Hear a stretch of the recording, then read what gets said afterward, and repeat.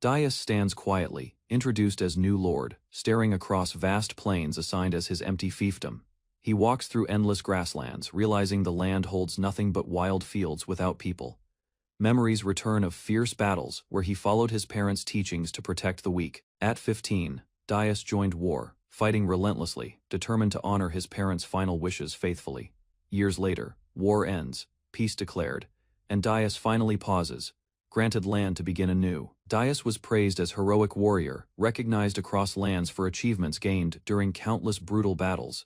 The king honored Daius, granting him land, praising his deeds far beyond what he believed deserved. Struggling to understand politics, Daius learned his role involved protecting subjects and managing responsibilities within territory.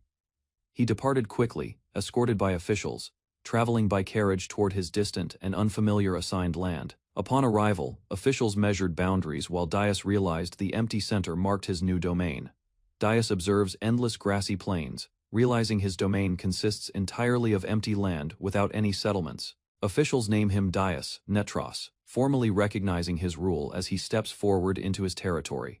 He explores further, finding water source, but notices absence of trees and resources across surroundings. Hungry and uncertain, Daius tests grass for food, questioning survival possibilities within this barren environment alone. Night falls, Daius rests in grass, planning survival, while hoping to endure harsh conditions ahead alone.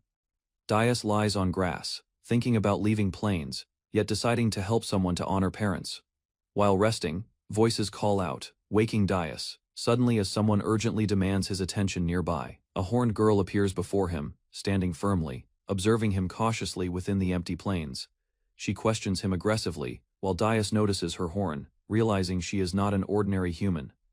Startled, Daius introduces himself, explaining situation, while she questions his presence within the strange empty land. The horned girl questions Daius harshly, while he calmly explains his simple goal to survive. She grows suspicious, warning him seriously, while Daius insists he speaks honestly without hidden intentions. Daius explains his purpose clearly, stating he wishes to protect others and help those around him. The girl demands clarity, asking if he is friend or enemy, while doubting his honest demeanor.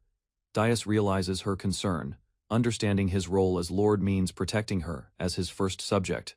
Daius firmly declares himself her protector, promising to stand as ally and defend her from danger. He continues his vow loudly, insisting he will remain by her side and ensure safety always. Suddenly bright light shines from her horn, startling both as energy bursts unexpectedly between them. The girl panics, confused by glowing radiance, while Daius reacts quickly to shield his vision. As light fades, she pulls away, suspicious and alarmed, while Daius tries stopping her sudden movement. The horned girl urges Daius to follow, revealing existence of hidden village within vast empty plains. Daius arrives at village, seeing people, homes, and life thriving unexpectedly within previously unseen grasslands area. She leads Daius toward village leader, while he reflects confusion about missing such settlement earlier alone. Inside, the elder acknowledges Daius's presence, questioning the girl about bringing an unknown outsider before them. The girl explains encounter, mentioning strange blue light, while elder considers meaning behind unusual reaction carefully. Daius introduces himself to elder while learning girl's name is Aruna and hearing strange remarks. Elder questions Daius' authority, while he explains simply that king assigned him responsibility over this land. Aruna suddenly attacks, testing him, while Daius reacts defensively, confused by her aggressive sudden behavior. Elder stops tension, asking Daius to explain how he received land and recount his past clearly. Daius begins telling story, starting from childhood, while unsure how much detail Elder truly expects. The Elder acknowledges Daius as lord, recognizing his resolve, while questioning his intentions toward their people. Daius answers honestly, saying he would still help them as neighbors, even without authority over them. Confused, Daius begins realizing something unusual, questioning why villagers are not considered his rightful subjects. The elder clarifies firmly that they are not his subjects, challenging Daius' assumption about ruling the land. Daius learns truth, understanding villagers belong to opposing nation, making them enemies of his king. The elder permits Daius to stay, acknowledging his nature while clarifying uncertain relationship between them. He invites Daius to listen, preparing to reveal history behind village and their hidden existence. Introduces himself as Moru. The elder explains long conflict, describing how his people were driven from plains. He explains their horns store magic, allowing abilities that ordinary humans cannot achieve or understand. Using special magic, they hid village completely, surviving secretly while avoiding detection from the ruling kingdom. Moru explains soul judgment, revealing Dais shows no hostility, proving his intentions are pure. They question his decision, wondering why he remains instead of choosing peaceful life far away. Moru explains their livelihood depends on livestock, sustained by grass, making leaving extremely difficult. They discuss former lord, revealing his death and warning Dais about responsibility of ruling properly. Agreement forms.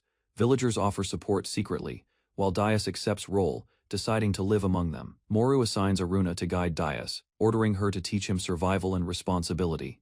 Dais begins his new life, living with Aruna, taking first steps toward becoming a proper lord. Dais learns about Mia livestock, discovering they are raised for wool instead of meat resources. Aruna explains wool can be traded for supplies, teaching Dais basics of sustaining life here. Dais responds weakly, causing Aruna frustration, as she demands he understand importance of her explanation. Aruna continues teaching, explaining village roles, while Dais listens carefully to learn survival within plains. Moru reveals plan to develop land, providing livestock to Dais, aiming to increase production gradually. Dais asks Aruna about increasing population, while she reacts nervously, unsure how to answer properly. Aruna explains Oni people are not his subjects, meaning his official population remains completely zero. She warns increasing population is difficult since outsiders may die quickly from harsh conditions here. Dais considers solutions seriously, while Aruna rejects risky ideas, emphasizing dangers and lack of resources. Aruna gives Dais supplies reluctantly while calling him foolish, yet still choosing to support him. Dais learns about matabi, food, made from grass, used to attract animals for hunting. Aruna explains hunting provides meat, skins, and horns, while extra goods can be traded later. Dais confidently accepts task, believing hunting suits him, and will help establish his livelihood. He heads into plains, following Aruna's advice carefully to avoid disturbing animals near village area. Unsure of amount, Dais uses all bait, committing fully to hunting despite lack of guidance. Dais waits patiently after setting bait, calculating needs, unaware of scale of animals approaching soon. Suddenly numerous beasts appear from distance, drawn by scent, surrounding area with overwhelming presence quickly. Dais witnesses massive herd charging forward, shocked by unexpected number of creatures rushing toward him. Instead of retreating, Dais prepares himself, believing he can accomplish his goal in single attempt. The herd stampedes violently across plains, creating chaos, as Dais faces dangerous situation head-on bravely. Dais raises his weapon, preparing simple tactic, focusing entirely on confronting the charging beasts directly. He charges forward alone, relying on instincts, swinging weapon powerfully to strike incoming enemies without hesitation. Dais admits lacking refined techniques, instead using straightforward attacks, targeting enemies without complex strategies during combat. With overwhelming strength, Dais cuts through enemies easily, treating every opponent the same regardless of defense. After battle, remaining beasts flee, while Dais calmly observes results, noting many enemies already defeated. After battle, Dais stands among many defeated beasts, realizing transporting them all will be difficult. He carries one large beast, worrying about Aruna's reaction, while determined to bring results back. Returning to village, Dais arrives with prey, while Aruna observes silently alongside other villagers nearby. Aruna praises his success. Impressed, he hunted large beast alone during his very first attempt. Dais explains remaining beasts, estimating numbers, while Aruna reacts surprised at scale of his accomplishment. Aruna reacts with surprise and excitement, realizing Dais defeated many beasts, acknowledging his impressive strength. She praises Dais enthusiastically, impressed by his actions, while he remains confused by her reaction. Aruna decides to gather others, planning to retrieve remaining beasts, proudly referring to them as Dais's catch. Dais questions meaning of masculinity, while Moru explains his hunting achievement proves his strength clearly. Moru defines masculinity as reliability and effort, while Dais wonders about Aruna's changed attitude. Dais reflects on masculinity, wondering if it increases popularity, while observing Aruna's standing within tribe. Moru explains women value masculinity above all, dismissing other traits as less important in judgment. Examples show masculinity ensures survival, while lacking it leads to hardship, reinforcing strict cultural expectations. Dais learns about marriage customs, including bride price. Realizing Aruna's value would require significant offerings. Calculating his hunt, Dais realizes his catch could qualify, becoming shocked at unexpected marriage possibility. Dias reflects on marriage discussion, deciding to focus instead on increasing population and fulfilling his duties. The elder reassures him, explaining Oni and humans can coexist, easing Dias' concerns about future possibilities. Next morning, Aruna prepares breakfast, greeting Dias warmly, showing more relaxed attitude compared to earlier behavior. Dias enjoys the meal, expressing satisfaction, appreciating Aruna's effort and adjusting gradually to new lifestyle. Aruna responds shyly, slightly embarrassed, while Dias notices her reaction, marking change in their relationship. Aruna asks about hunting plans, preparing for another productive day ahead. Dias considers remaining needs. She explains need for materials, mentioning building structures requires more resources gathered through trading efforts, suggests hunting monsters instead, while Dias recalls experience and considers better approach for village needs. Dias explains monsters are dangerous creatures, spreading destruction, attacking everything, and leaving devastation wherever they appear. He adds monsters provide useful materials, though their flesh is poisonous, making them unsuitable for consumption. Aruna offers to guide Dias using magic, explaining monsters can be located quickly within nearby areas. Dias refuses her help, insisting hunting is dangerous work, preferring to handle it alone responsibly. Aruna jokes about joining, treating Hunt lightly, while Dias grows uneasy at her carefree attitude.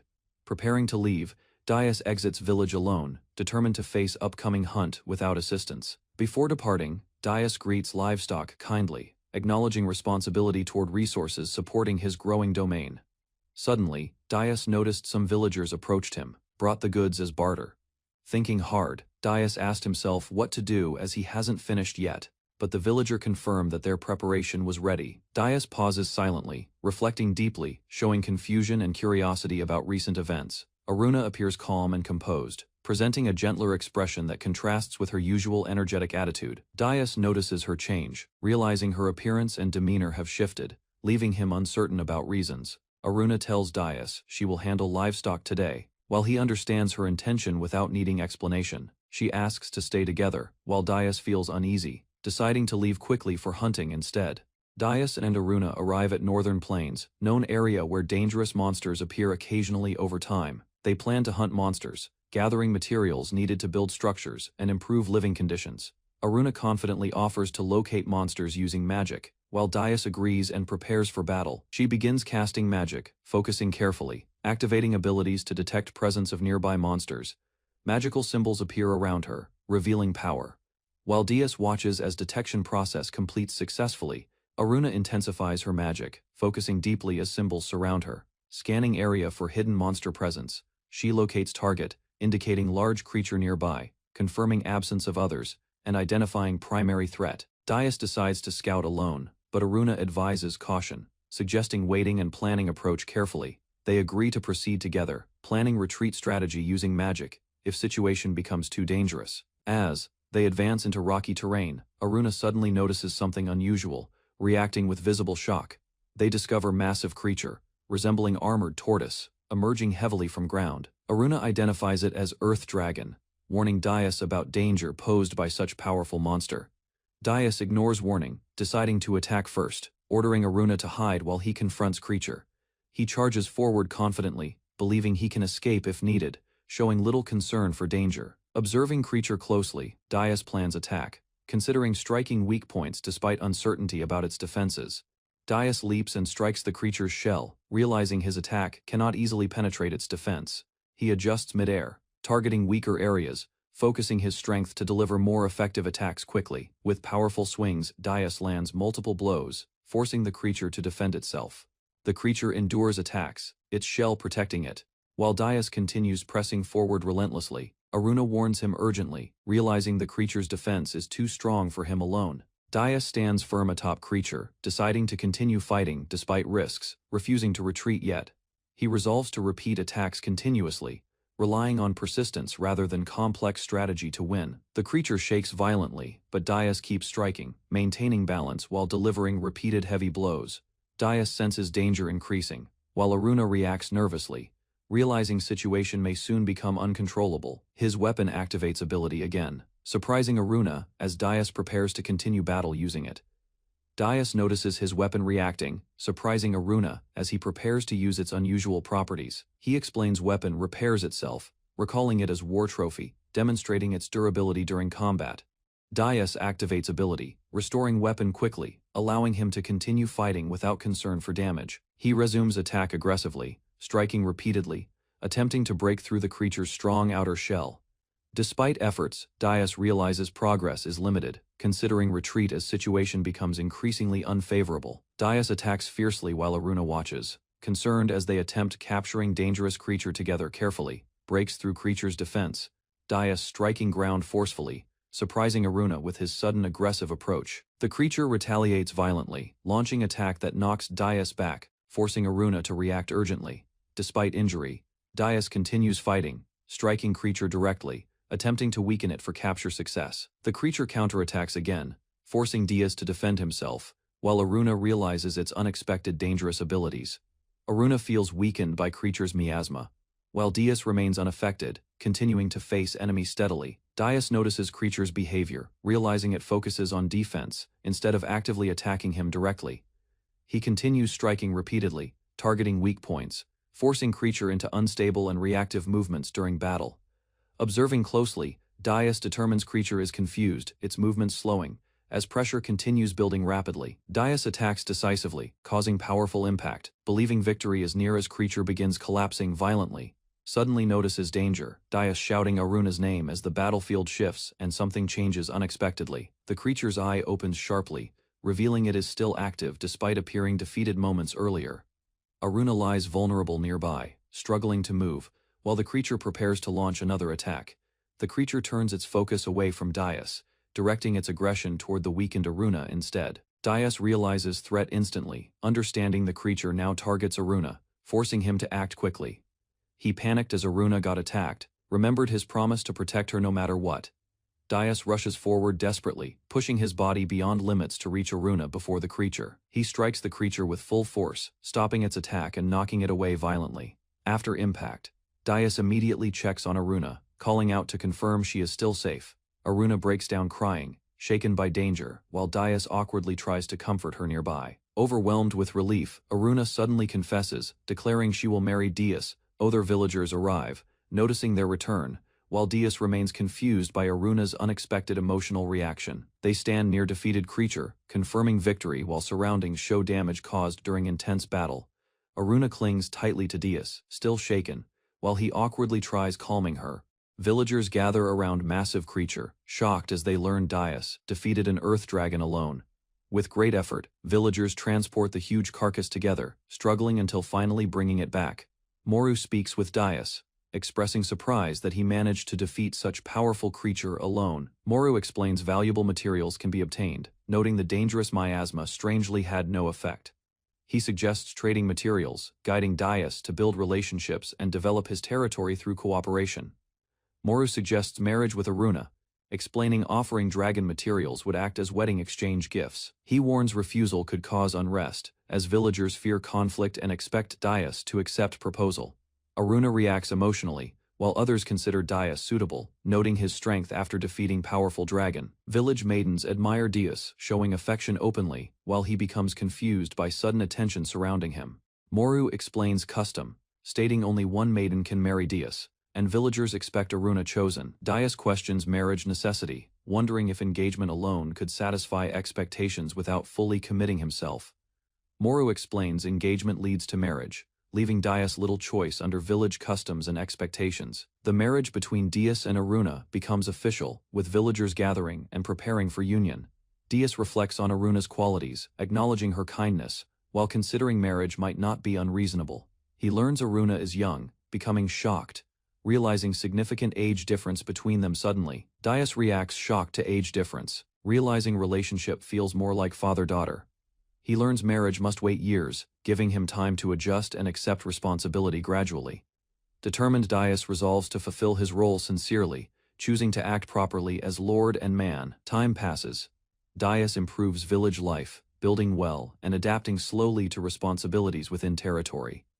Despite efforts, Dias realizes one problem remains unchanged, as his official number of subjects stays 0. Dias reflects alone, realizing Aruna feels closer like family, leaving him uncertain about calling her subject. Aruna excitedly announces pregnancy, surprising Dias completely, as she happily reveals they will have child. Dias confirms situation carefully, while Aruna confidently states they will soon have their first baby. Overwhelmed, Dias shouts loudly, reacting strongly to sudden news, struggling to process unexpected responsibility ahead. Later, Dias cares for livestock happily, joking about situation while beginning to accept new life. Dias spends time with Mih, calmly tending them while reflecting on Aruna's words about them. He learns Mihs are intelligent creatures, capable of understanding human speech and adapting to people. Even wild Mihs can learn quickly, showing surprising ability to comprehend and respond to humans. Dias observes that domestication comes naturally, as Mihs willingly choose to live alongside humans. They rely on humans for protection and care, forming mutual relationship that benefits both sides equally.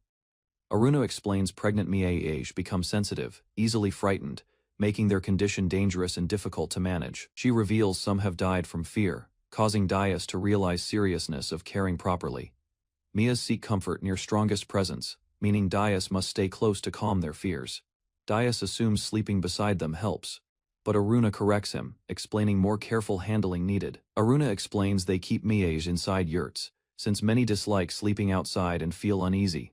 Aruna explains difficulties living with Mihs, noting their messiness and smell make care unpleasant sometimes. Dias responds calmly, showing he does not mind inconvenience, accepting responsibility without hesitation or complaint.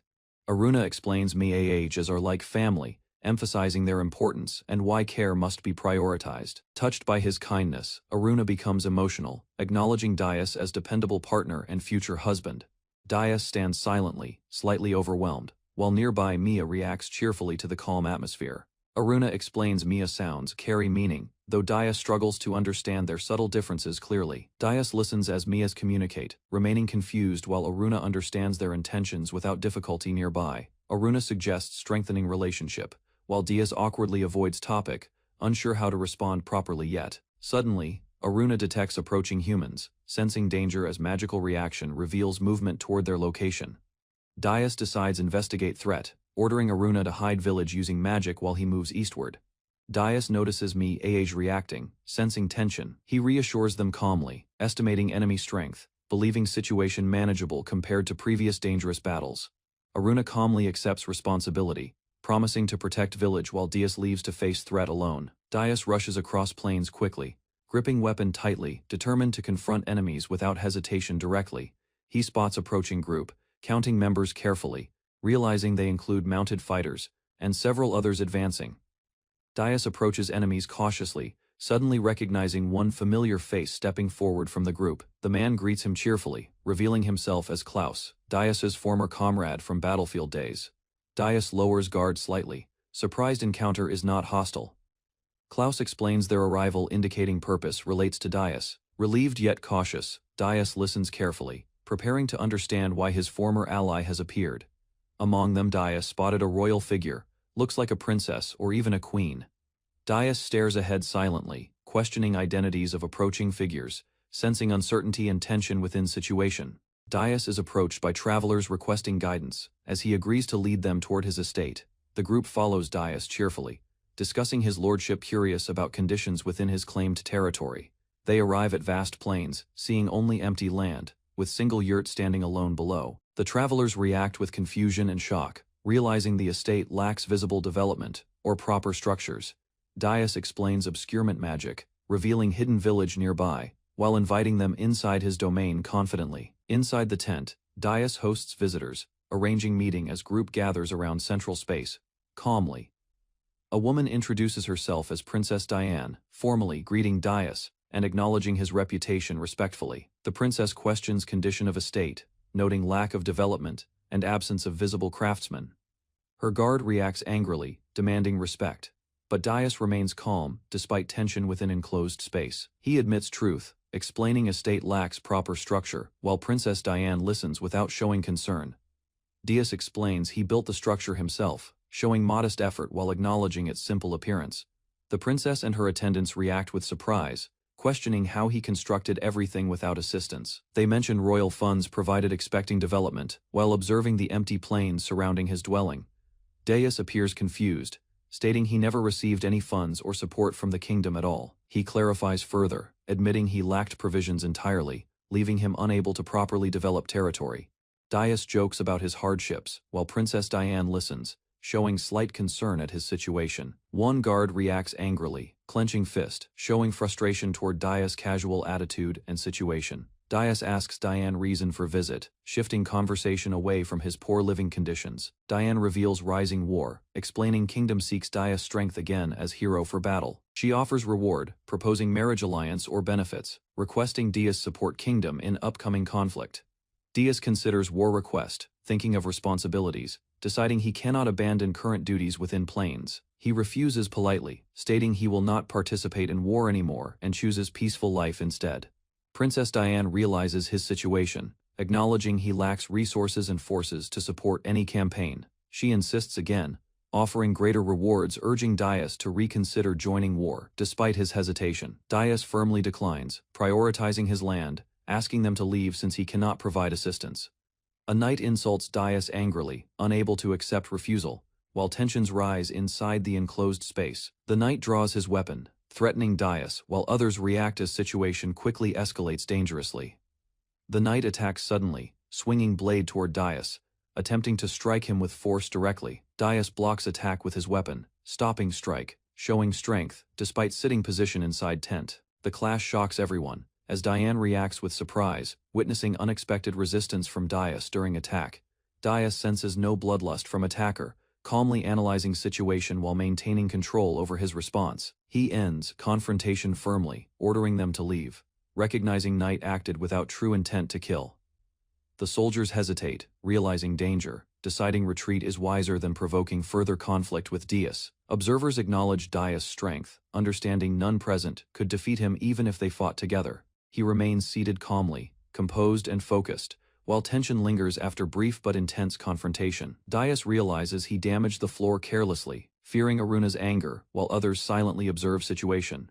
Princess Diane becomes furious, accusing Dias of incompetence, noting lack of resources, troops, and proper preparation. She declares punishment, sending soldiers after him, while Dias stands alone outside the village afterward.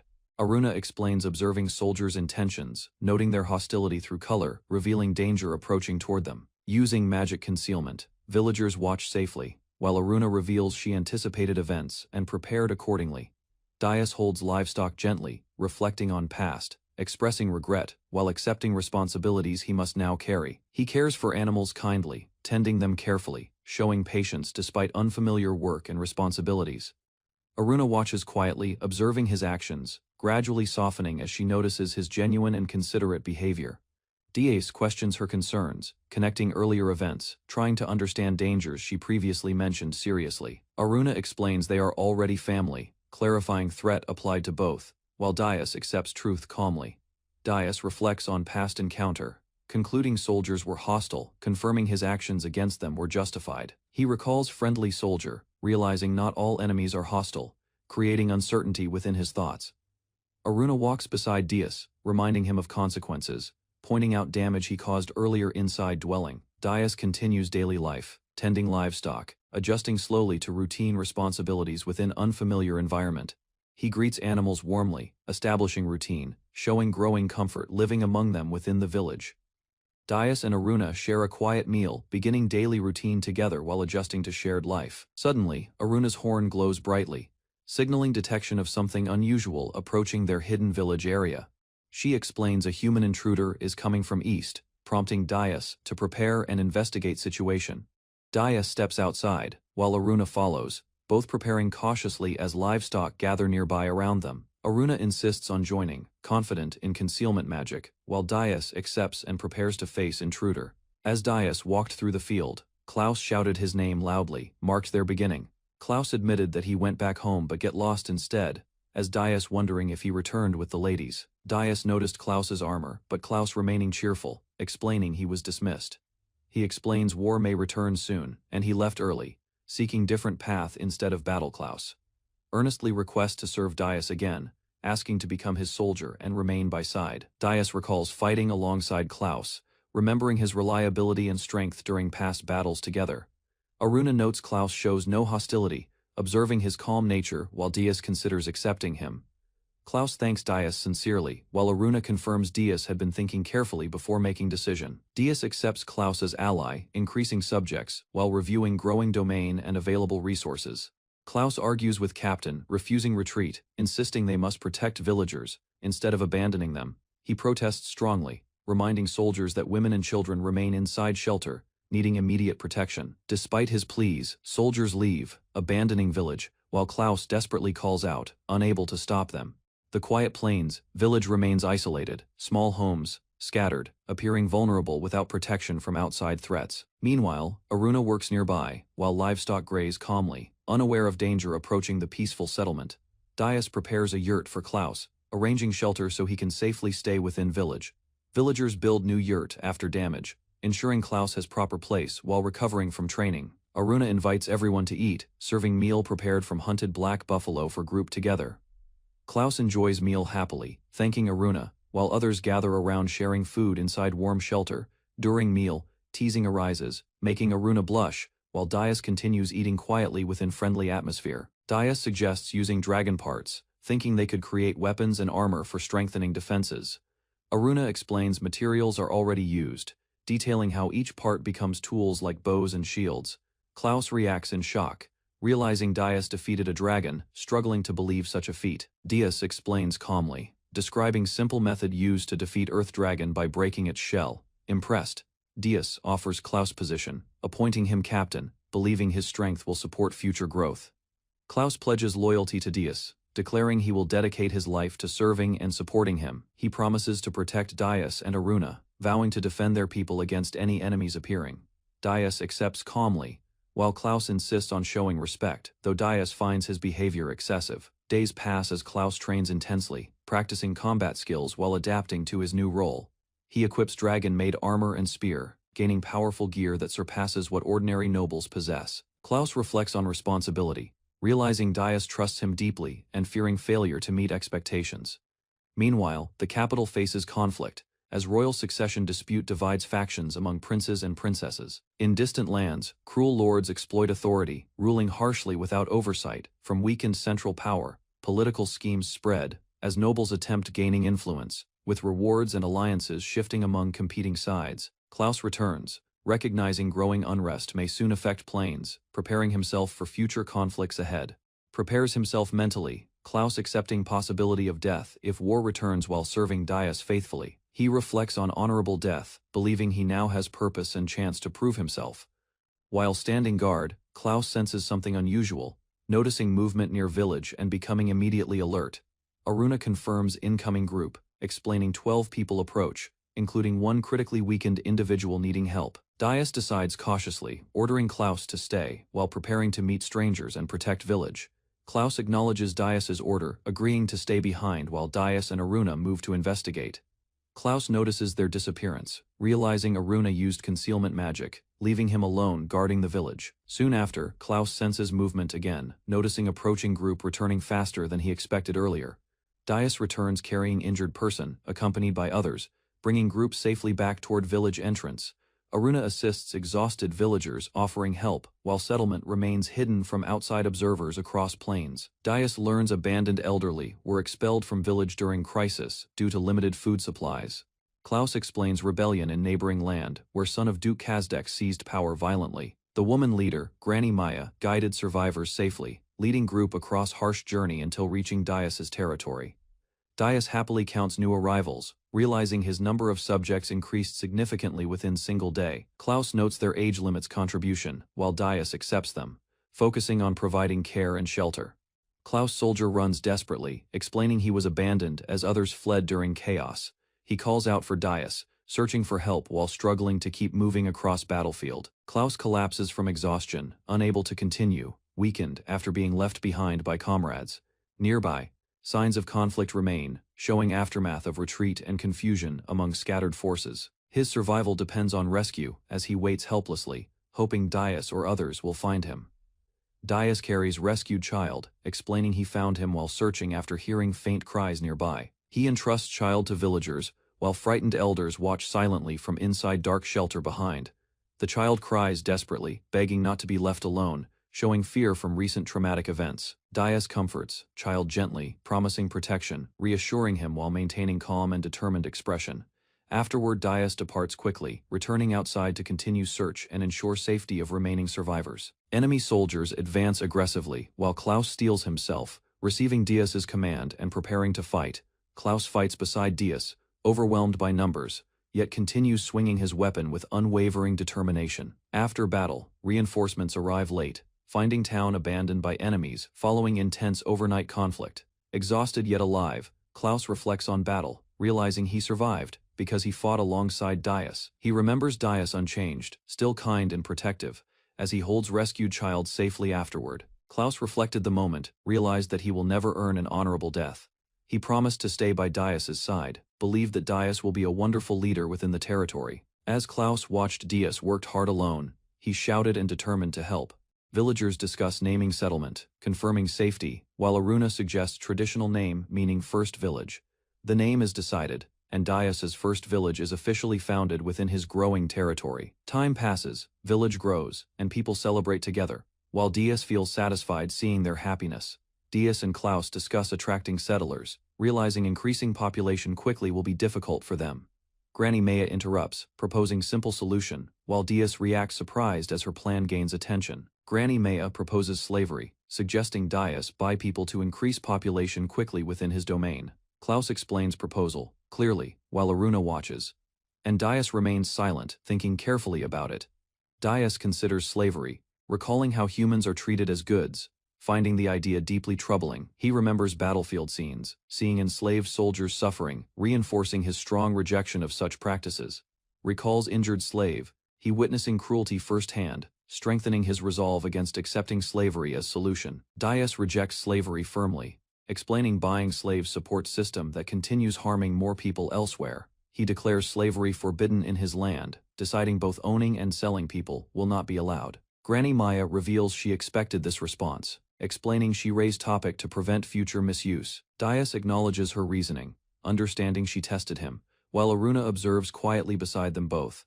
Maya apologizes softly, sharing past stories of suffering, showing emotional relief at Dias' decision today. Dias reassures them firmly, promising slavery will never happen, while Aruna questions his sudden determination. Klaus arrives suddenly, interrupting conversation, while awkwardly apologizing after realizing he walked into tense moment. Aruna reports traveling merchants approaching village, prompting Dias to react and prepare for meeting them. They gather outside, discussing expectations, while hoping traders bring opportunities for trade and future development plans. Merchants arrive unexpectedly, revealing unusual frog-like driver, surprising Dias, and others with strange appearance. The frogman merchant introduces himself as Peijin Du, expressing interest in trading and meeting Dias personally. Villagers react surprised to Frogman, while Peijin requests to see materials from defeated Earth Dragon, observing from distance.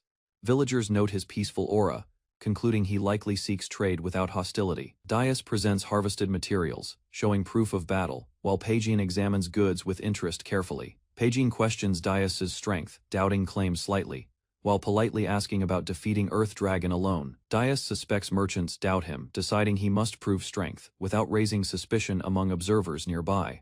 He prepares demonstration, instructing Klaus and others, while merchants watch carefully, unsure of his intentions. Dias strikes powerfully, smashing tough dragon material apart, displaying overwhelming strength before everyone present there. Aruna recognizes technique proudly, while Peijin reacts shocked, clearly surprised by Dias's unexpected display. Dias explains material difficulty, showing effort needed, while casually holding weapon after successful demonstration calmly. Dias helps Oni villagers, attempting work tasks, struggling at first while learning how to split shells. After practice, Dias develops method, successfully splitting shells with one strike, impressing nearby villagers greatly. Klaus praises Dias while jokingly naming his technique, highlighting his unusual but effective approach to work. Peijin eagerly requests shells, recognizing their value, while Dias asks if his method seems convincing. Klaus assigns task, telling others unload goods. As Peijin prepares payment using available coins carefully, Peijin examines goods confidently, preparing payment, assuring fair trade despite limited wealth and uncertain market. Dias explains situation, noting human lands may accept goods, while Peijin suggests bringing additional items. Two young girls appear beside cart, standing quietly, holding hands, showing timid expressions. The girls remain silent, their worn appearance suggesting hardship, while Dias observes them with growing concern. Paijin, Maya, Klaus, and Aruna react seriously. Understanding situation involves something unexpected beyond simple trade. Dias notices lifeless eyes of girls, realizing they are likely orphans being treated as trade goods. Aruna stops Dias from reacting violently, urging him to remain calm, despite growing anger inside him. Paijin explains situation, insisting children are not slaves, while Moru asks for patience and understanding. Paijin reveals he rescued them, explaining they would have died if left in their village. The truth emerges. Twins were condemned at birth, labeled cursed, and abandoned by their own people. Paijin recalls meeting family hiding in forest, where parents protected children from being discovered by others. Living harshly, both parents fell ill, unable to survive conditions while caring for children alone. Desperate parents begged Paijin to take children, knowing they would soon die from sickness. Paijin accepted reluctantly, taking children as goods, fulfilling parents' final request before their deaths. Afterward, the twins cried together, grieving loss of parents while beginning uncertain lives under Paijin. The twins cry silently, holding keepsake, remembering parents while struggling to endure painful separation alone. Paijin recalls promise, refusing money, deciding to protect children until finding safe place for them. The twins cry loudly, reaching out desperately, unable to accept losing everything they once had. Paijin explains situation, honestly, apologizing, revealing hardships of caring for children without support or buyers. Others confirm truth, recognizing Dias's strength, while twins stand quietly, awaiting uncertain decision about their fate. Suddenly, Dias accepted to barter the twins with Dragon's goods, made Paijin excited, while others hesitated. Dias reflected his decisions. He took the twins to become his family, not the slaves. Paijin happily leaves after trading, satisfied with profit, while Wagon travels across open plains road. He considers Dias harmless, believing simple nature makes him unlikely threat to Beast Kingdom plans. Paijin thinks about northern mountains, realizing Dias' expanding territory could bring unexpected opportunities for trade. He reflects on mountain riches, including monsters and minerals, imagining future profits through shared ventures. Paijin concludes journey calmly, expecting future cooperation, believing friendship with Dias will benefit him greatly. Dias reflects on progress, trade established, recruitment begun, yet notices Aruna concerned while observing two children. He approaches gently, lifting twin girls, offering reassurance, while noticing their fragile condition and timid behavior. The twins remain silent, exchanging uncertain glances, showing hesitation and lack of trust toward Dias. Aruna watches closely as Dias attempts communication, asking about preferences to make the children comfortable. Continues kindly, he asking names and interests, trying patiently to build trust with the twins. Dias realizes the twins lack names, reflecting that loving parents would have given them meaningful identities. The twins consider his words, while Dias decides he may need to choose suitable names carefully. Dias asks again gently, but the girls resist, showing fear and reluctance toward accepting new names. After hesitation, the twins quietly reveal their names, Ahan and Sanai, finally opening up to Dias. Dias smiles warmly, repeating their names, acknowledging them and expressing happiness at learning their identities. The elder explains orphaned children often suffer deeply, losing themselves emotionally and becoming unable to recover. He suggests focusing on memories of their parents may help gradually break their emotional isolation. Dias organizes tasks, assigning Aruna and Elder to guide twins, while he works with Klaus. Aruna gently leads twins away, offering care, while Dias watches, hoping they begin opening up. Klaus remarks on Dias's experience, learning he once cared for orphans before war shaped his life. Dias recalls caring for many orphans before leaving, wondering if they continued living safely without him.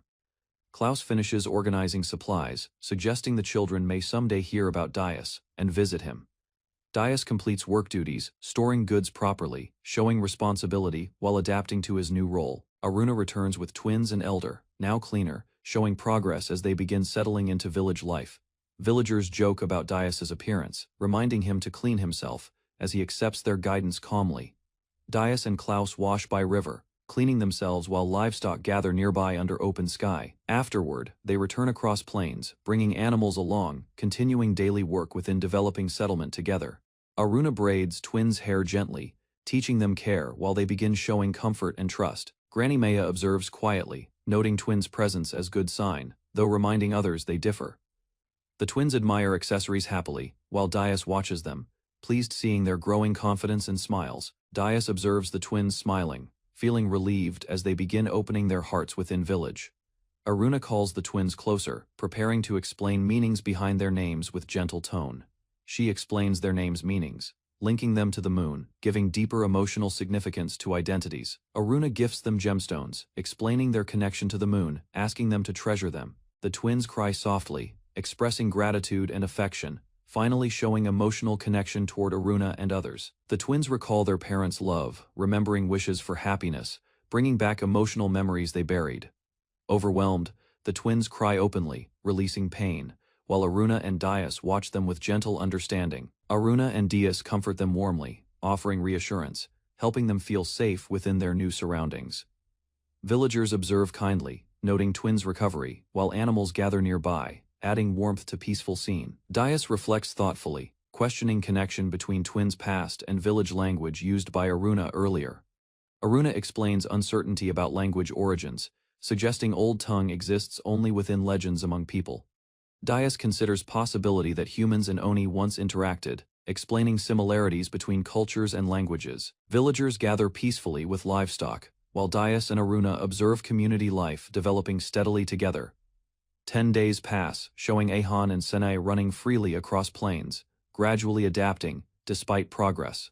The twins still carry sadness, though their smiles slowly return within village life. Dias and villagers begin treating twins as family, while the girls slowly respond to growing affection. During meal, Aruna alerts Dias that someone approaches, likely human traveler. Dias prepares quickly, deciding to meet visitor, recognizing possible risk as outsiders may discover hidden village. He reassures livestock and villagers, promising return, while noting twins now prefer staying close together safely.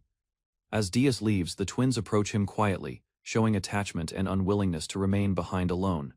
The twins warmly send Dias off, expressing concern, while he reassures them. Dias walks across plains, alert and cautious, spotting distant figure approaching slowly toward his territory.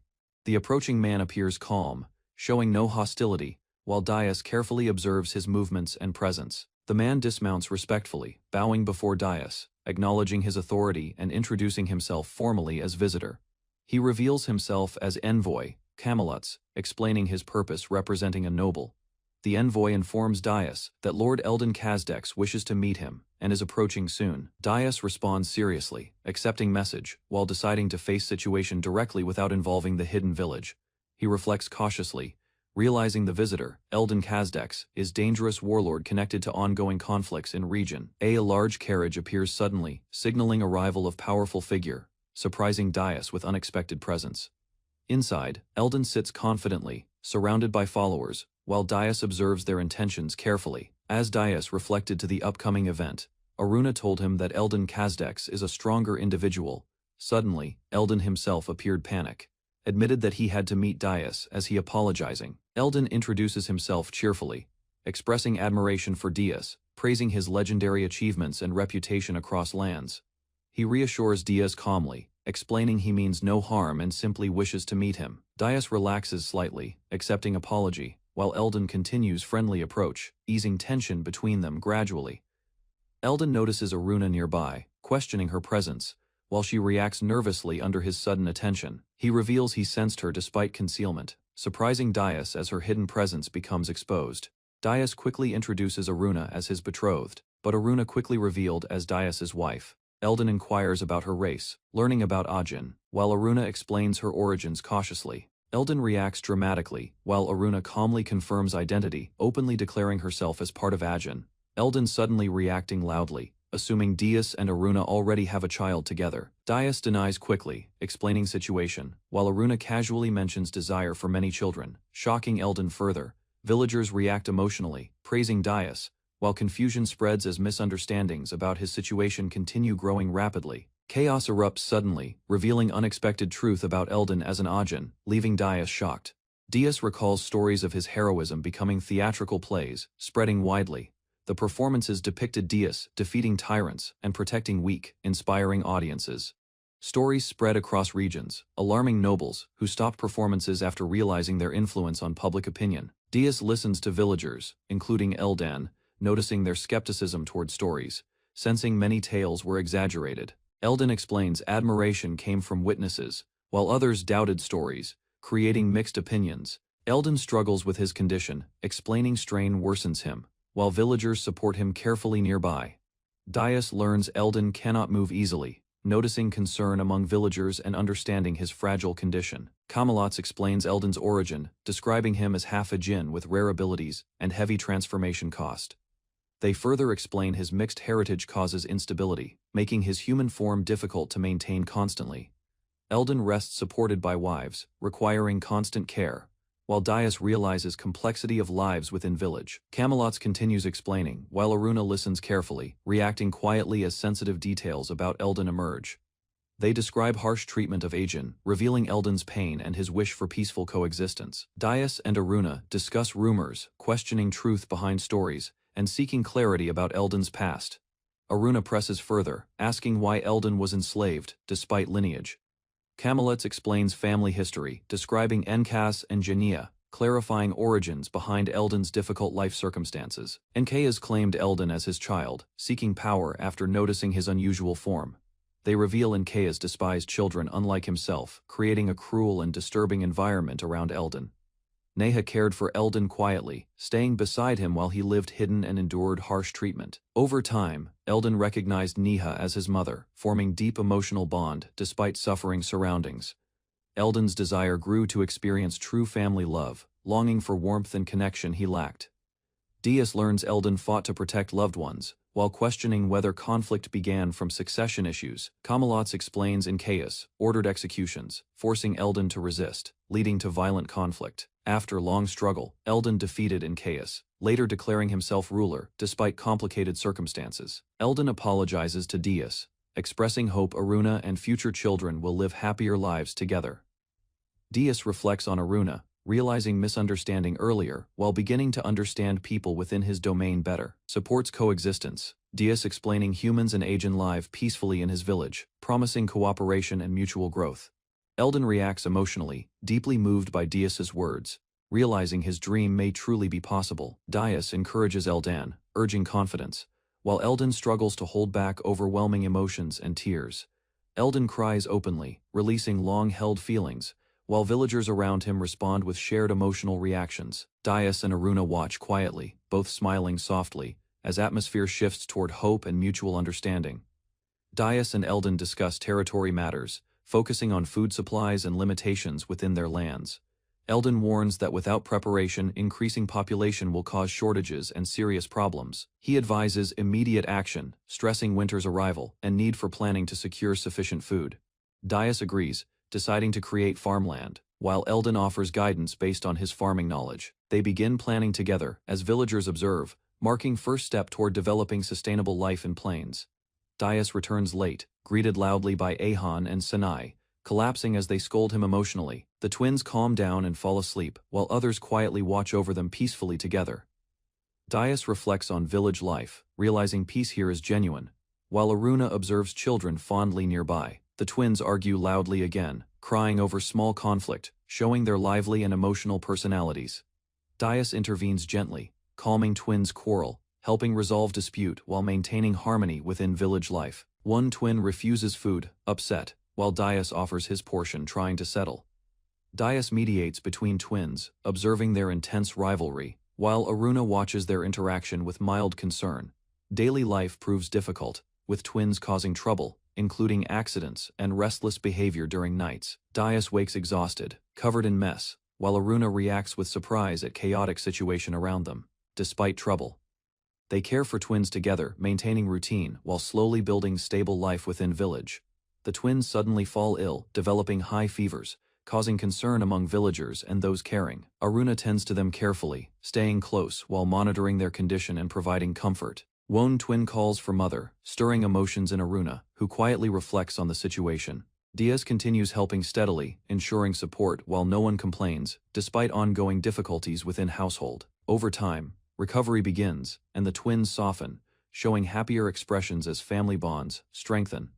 Aruna suggests disciplining twins, questioning if they should be scolded for their recent troublesome behavior. Dias disagrees gently, believing children should be understood, choosing kindness instead of punishment. They discuss parenting approach, agreeing balance is needed, while maintaining warmth. Suddenly, a strange light appears outside, breaking calm atmosphere, and drawing their immediate attention outward.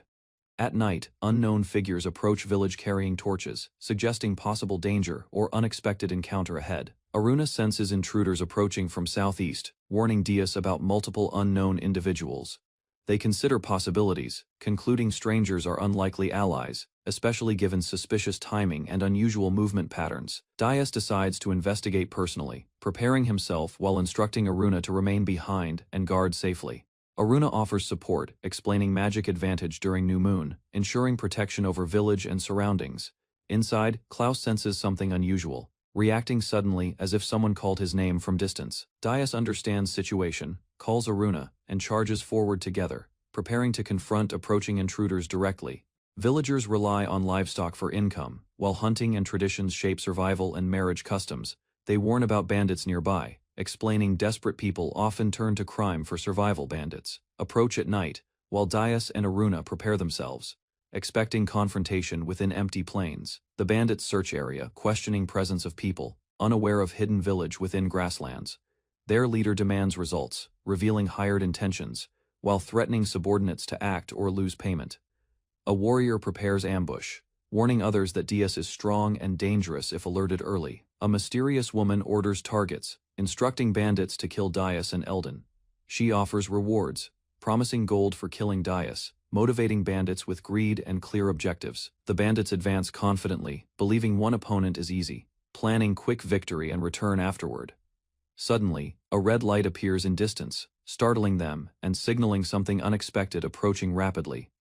Bandits react suddenly, startled as attack begins, realizing their ambush has been discovered. Arrows fly toward them, forcing realization that their enemies anticipated attack and prepared defenses beforehand carefully. One bandit points toward glowing light, confirming source of attack, while panic spreads among group members. Their leader orders return fire, commanding archers to aim carefully while extinguishing torches to avoid detection. Suddenly, strange light disappears completely, leaving bandits confused as they lose sight of their target. Bandits scream in pain as sudden strikes hit them, leaving confusion about unseen attackers' position. Their leader realizes danger, questioning how enemy tracks them perfectly, despite darkness covering entire battlefield. He orders relentless attack, demanding volleys of arrows, refusing to believe single opponent overwhelms them. Arrows rain wildly, yet fail hitting target, as enemy presence remains hidden within dark plains. Hearing a voice, bandits charge forward, attempting to surround target while opportunity to strike appears. Bandits spread quickly across plains, searching for enemy while maintaining distance. Some rush forward recklessly, confident in numbers, attempting to strike unseen enemy within darkness blindly. Suddenly, more bandits fall, causing panic as they realize enemy is eliminating them rapidly alone. Remaining bandits gather together, forming defensive line, hoping their numbers will protect them from attacks. Dias moves swiftly, striking enemies down, overwhelming them as arrows and attacks fail, stopping him. Bandit leader seeing strange green light, fearing unknown enemy while shouting for hidden attackers. Combat erupts suddenly as bandits swing weapons wildly, clashing against unseen force attacking them directly. Dias appears clearly, calm and focused, revealing himself as the one defeating enemies with overwhelming strength. A bandit recognizes Dias' appearance, noting his armor and weapon, realizing opponent is powerful warrior.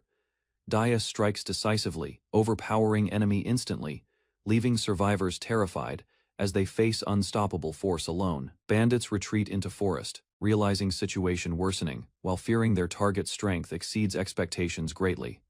One bandit hides nervously, fearing discovery, while leader remains tense, realizing mission is failing badly. Suddenly, the bandit glowing strangely, shocking bandits as unknown presence reveals itself before them.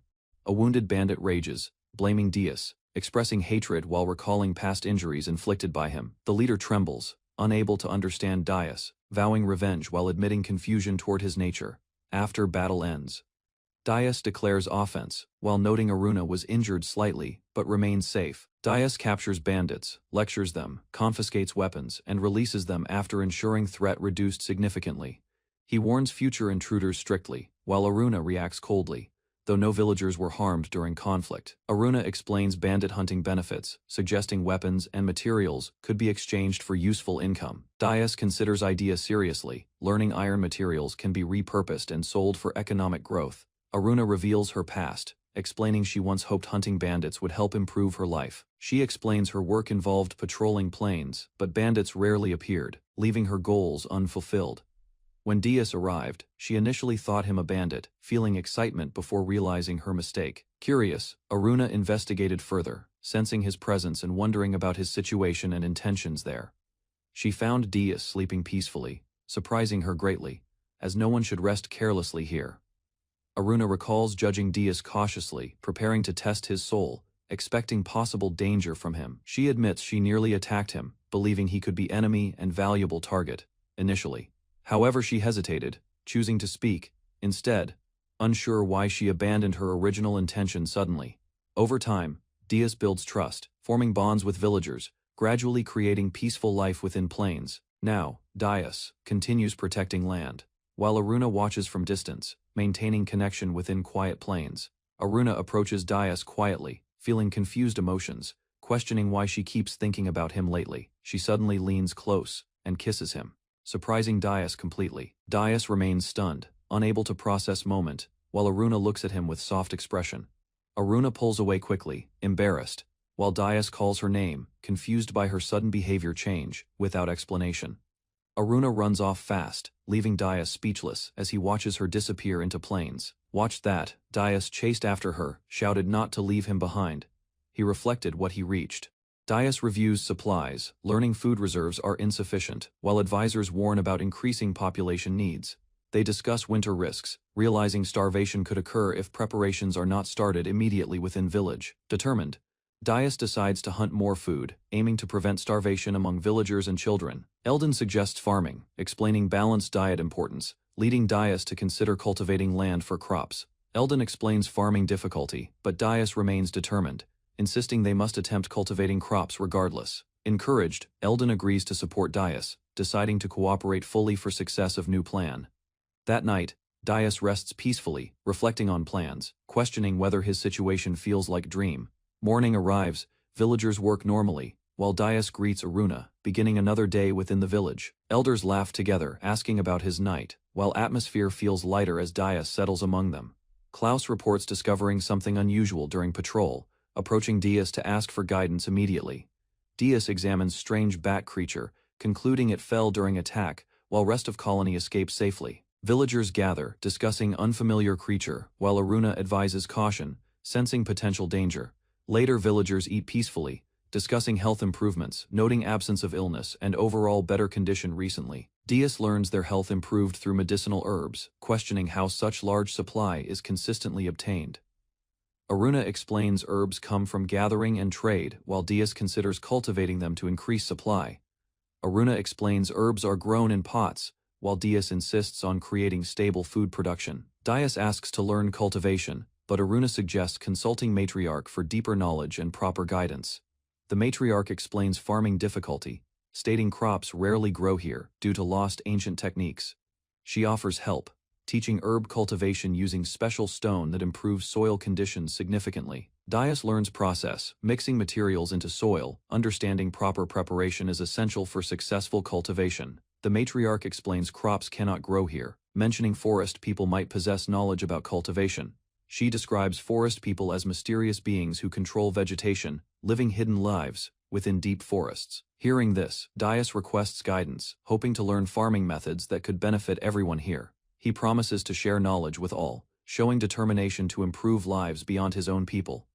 The matriarch agrees, acknowledging Dias' resolve, expressing hope and anticipation for his future success ahead. The elder advises Dias to give responsibility to Aruna, emphasizing importance of herbs and future expectations. He insists strongly, pressuring Dias to accept, while Dias feels confused by sudden intense insistence. Later, Dias returns outside, meeting Klaus, stepping back into daily life within the village area. Villagers welcome him warmly, especially Ahan and Senai, showing happiness as Dias returns. He shares what he brought, as the Win gather around curiously, eager to see his findings. Dias shows stones to twin girls, who examine them closely but find nothing special or valuable. The twins respond with boredom, rejecting stones, while Dias awkwardly realizes his misunderstanding about their worth. Soon, the twins happily play with sheep, enjoying themselves while Dias watches their carefree behavior quietly. Aruna explains stones lack magic, while Dias still sees beauty, showing difference in their understanding clearly. Dias admits he cannot sense magic, realizing his limitations while Aruna quietly observes him thoughtfully nearby. Aruna explains magical stones, stating only those with power can perceive energy hidden within them. Dias learns twins possess magical potential, while Aruna explains their abilities could surpass even strongest elders. Dias reflects on twins, realizing their talent remained unnoticed, despite their playful and carefree behavior earlier. Aruna believes twins have bright futures, imagining them becoming powerful magic users exploring world beyond planes. Suddenly, danger approaches. As they react with fear while Dias prepares himself immediately, a swarm of bats suddenly fills the sky, approaching rapidly. Dias commands villagers to take shelter, preparing for battle as massive bats descend toward settlement. Klaus realizes the bats are numerous, making close combat difficult, while suspecting connection to earlier encounter. Dias attacks fiercely, striking multiple bats at once, cutting through swarm despite overwhelming numbers surrounding him. Klaus watches in awe as Dias fights effectively, recognizing his strength far exceeds his own abilities. Dias spins his weapon fiercely, creating powerful force that sweeps through bats surrounding him in air. A giant bat suddenly appears behind Dias, opening its jaws wide immediately. Dias blocks the attack, gripping weapon tightly, pushing back massive creature despite its overwhelming strength. Realizing enemy leader nearby, Dias charges forward with ally, aiming directly toward controlling bat creature.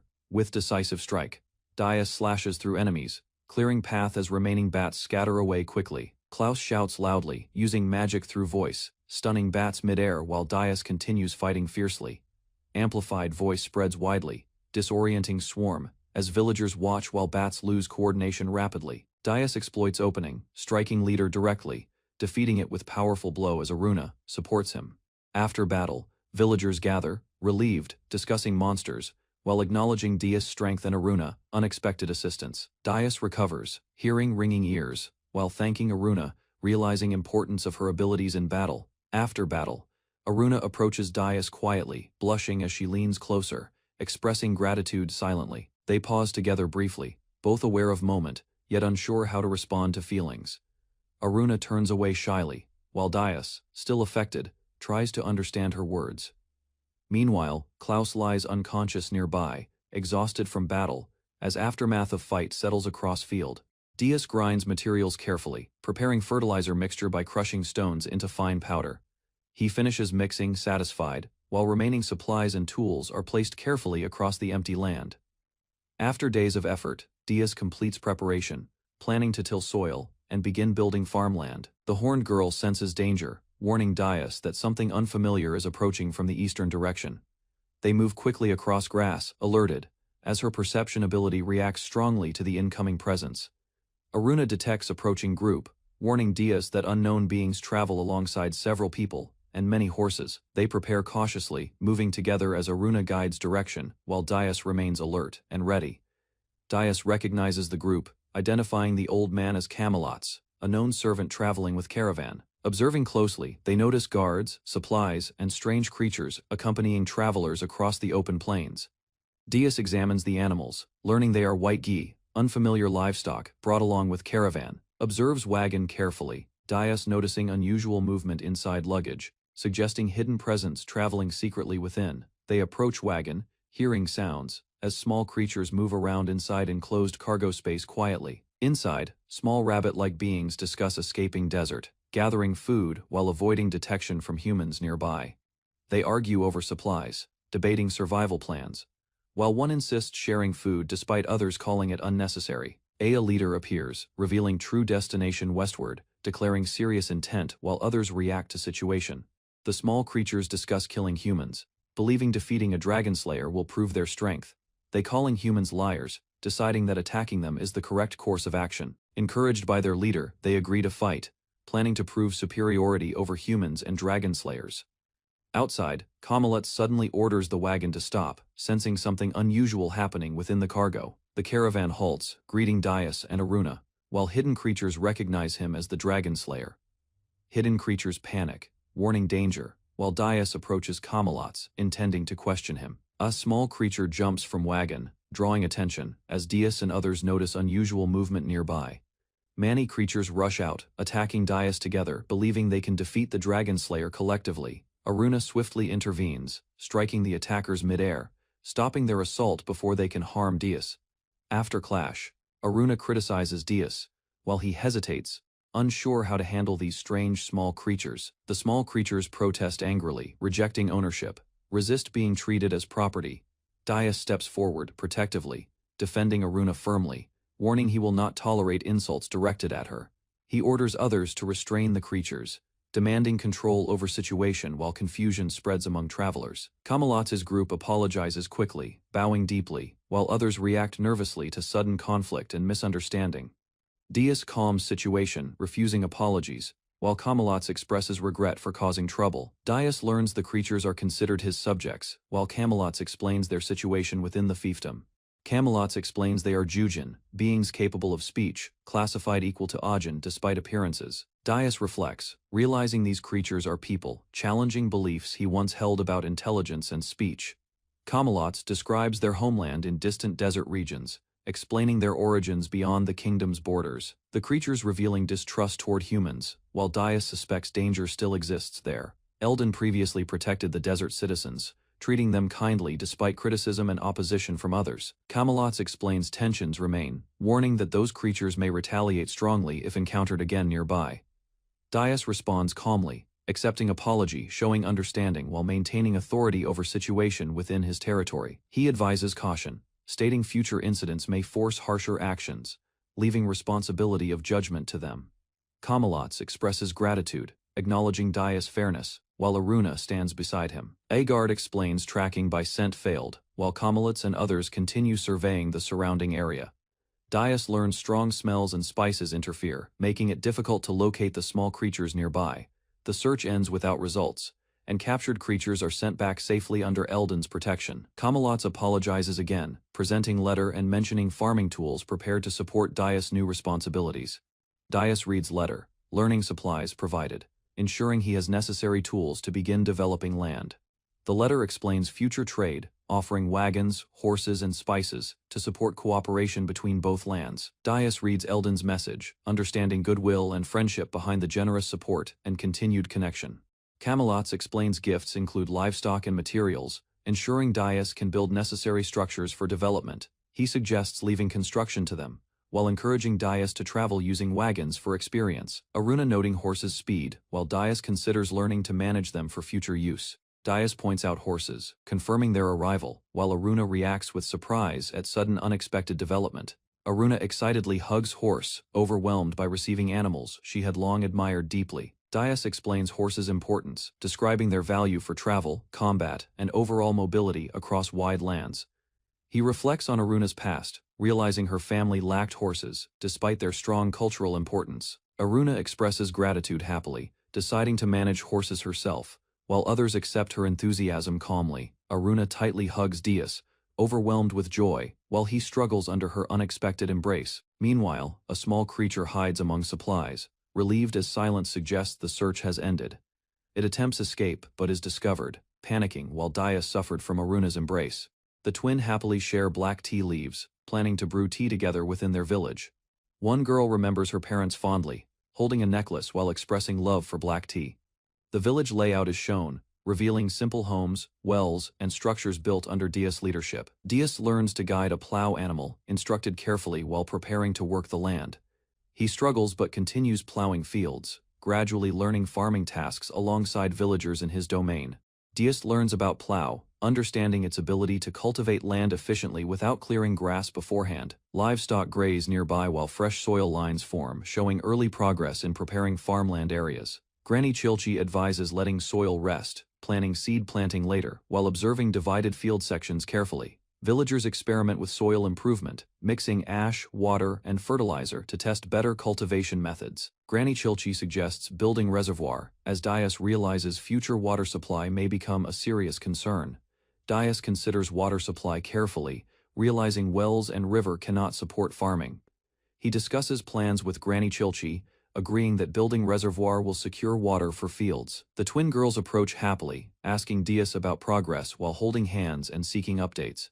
Dias explains work continues, needing more time, while girls listen quietly beside gathered villagers nearby.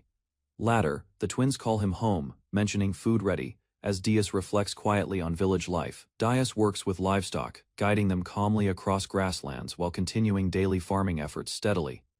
The twins watch him closely, concerned, asking about his condition and whether field work is difficult. Dias reassures them, explaining he is not tired and accepts outcomes regardless of harvest results. Won twin hesitates, nervously asking if he would feel sad if she hid something important. Dias smiles gently, saying secrets are natural, but harmful ones would bring him concern instead. The twins glance at each other, then happily cling to Dias while he feels confused. They suddenly run off together, calling someone, leaving Dias standing behind, unsure about their intentions. Dias reflects alone, questioning their strange behavior, while continuing daily routines without finding clear answers. Villagers also seem aware, yet avoid explaining, leaving Dias uncertain about the meaning behind events. The situation causes quiet concern, as Dias observes Camelot's and the twins' interactions. Dias watches the twins behaving cheerfully, continuing daily routines, as village life proceeds peacefully. Over time, Dias forgets earlier concerns, believing their behavior normal for their age and situation. Planting begins as Aruna explains seeds and methods, introducing fast-growing medicinal crops to fields. The crops sprout quickly, confirming success, while Dias expresses gratitude and anticipates further progress ahead. Klaus reports stable completed, showing steady development as Dias continues expanding and managing his growing domain. Dias is shocked seeing stable finished quickly, questioning how construction completed within only few days.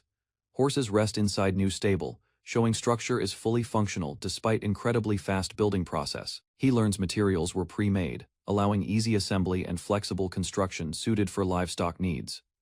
Workers explain they followed orders, while Camelots deliver assistance, contributing greatly to village. They offer materials freely, mentioning Earth Dragon, as Dias considers unusual support behind rapid village progress. Camelot's frightened as he plead.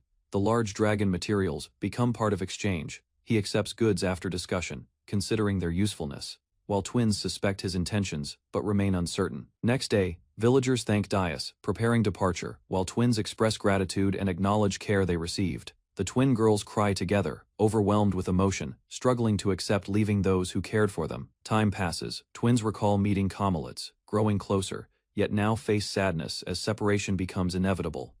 Aruna calms the twins, encouraging them to move forward and focus on their duties. The twins stop crying, reminded to care for horses, though they remain emotional and hesitant still. Dias watches them, wondering about progress, while the girls begin working together with renewed determination nearby. They observe fields, noticing planted soil and birds, examining whether their efforts might bring future growth. Next day, Dias reflects on results, deciding soil needs rest before replanting and evaluating outcomes carefully. Dias observes dry soil again, thinking carefully while Aruna calls him. He adds fertilizer repeatedly, believing more effort might improve soil conditions, despite limited available resources. Next day, crops remain unchanged, forcing Dias to admit fertilizer quantity is still insufficient for growth. He continues working tirelessly, spreading materials across fields, hoping persistence will eventually produce visible results. Another day passes, soil remains barren, leaving Dias exhausted while Aruna watches his struggle silently. Aruna urges Dias to rest, noting increasing fertilizer needs, while he continues pushing himself beyond limits. She explains, farming is impossible here, as excessive fertilizer also damages soil instead of helping crops. Dias accepts failure calmly, deciding to try other work despite losing seeds and wasting effort completely. The twins discuss helping Dias, unsure what to do, while watching him walk away with Aruna. Won twin holds a bottle, recalling mother, wondering what to do. The twins notice something unusual near buildings, hearing faint sounds that draw their attention forward. They hear a stranger's voice calling for help, realizing someone nearby may be in serious trouble. They approach tents cautiously, spotting movement, while the voice continues pleading weakly from inside repeatedly. Inside the shelter, the voice begs for release, indicating someone trapped and unable to escape alone. They discover the little creature weakened over days, struggling without water, nearing limits of endurance. Dias carries the goods carefully, wondering where to place it while the creature remained inside. The creature confirms something trapped, as twins realize the cries were coming from within. It explains being stuck under luggage, unable to escape from heavy objects covering crate lid. The twins attempt helping, struggling to lift weight, while the creature remains trapped and growing increasingly weak. The creature suggests calling adults, but twins explain everyone is busy, forcing them to handle situation. The twins struggle lifting heavy luggage, while the trapped creature endures patiently inside. They finally remove obstruction, freeing the creature, who expresses deep gratitude after enduring difficult confinement alone. The twins introduce themselves warmly, greeting the creature and beginning friendly conversation after successful rescue together. The creature happily responds, showing handmade items, explaining its skills. It introduces itself as Aimer Jeriboa, a female Jujin, calmly explaining identity and background to twins. Dias is stopped by Aruna, who mistake his labor for slavery and question his actions immediately. Twin girls observe captured creature, Aimer, questioning his past actions, while he stands confined nearby. Aimer explains fearfully, claiming misunderstanding led to punishment, insisting he never intended harm toward others. The twins discuss quietly, realizing Aimer never spoke with Dias, questioning his relationship and true intentions.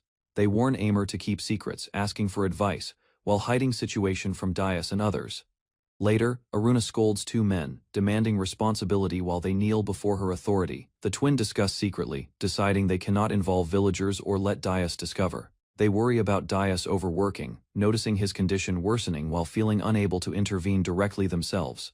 Aimer explains problem, stating land lacks power, causing Dias efforts to fail and resources drain quickly. The twins recall parents warning them never reveal their power, fearing humans would misuse such abilities. Trusting Aimer, they explain situation partially, asking his guidance while hoping to find way help Dias.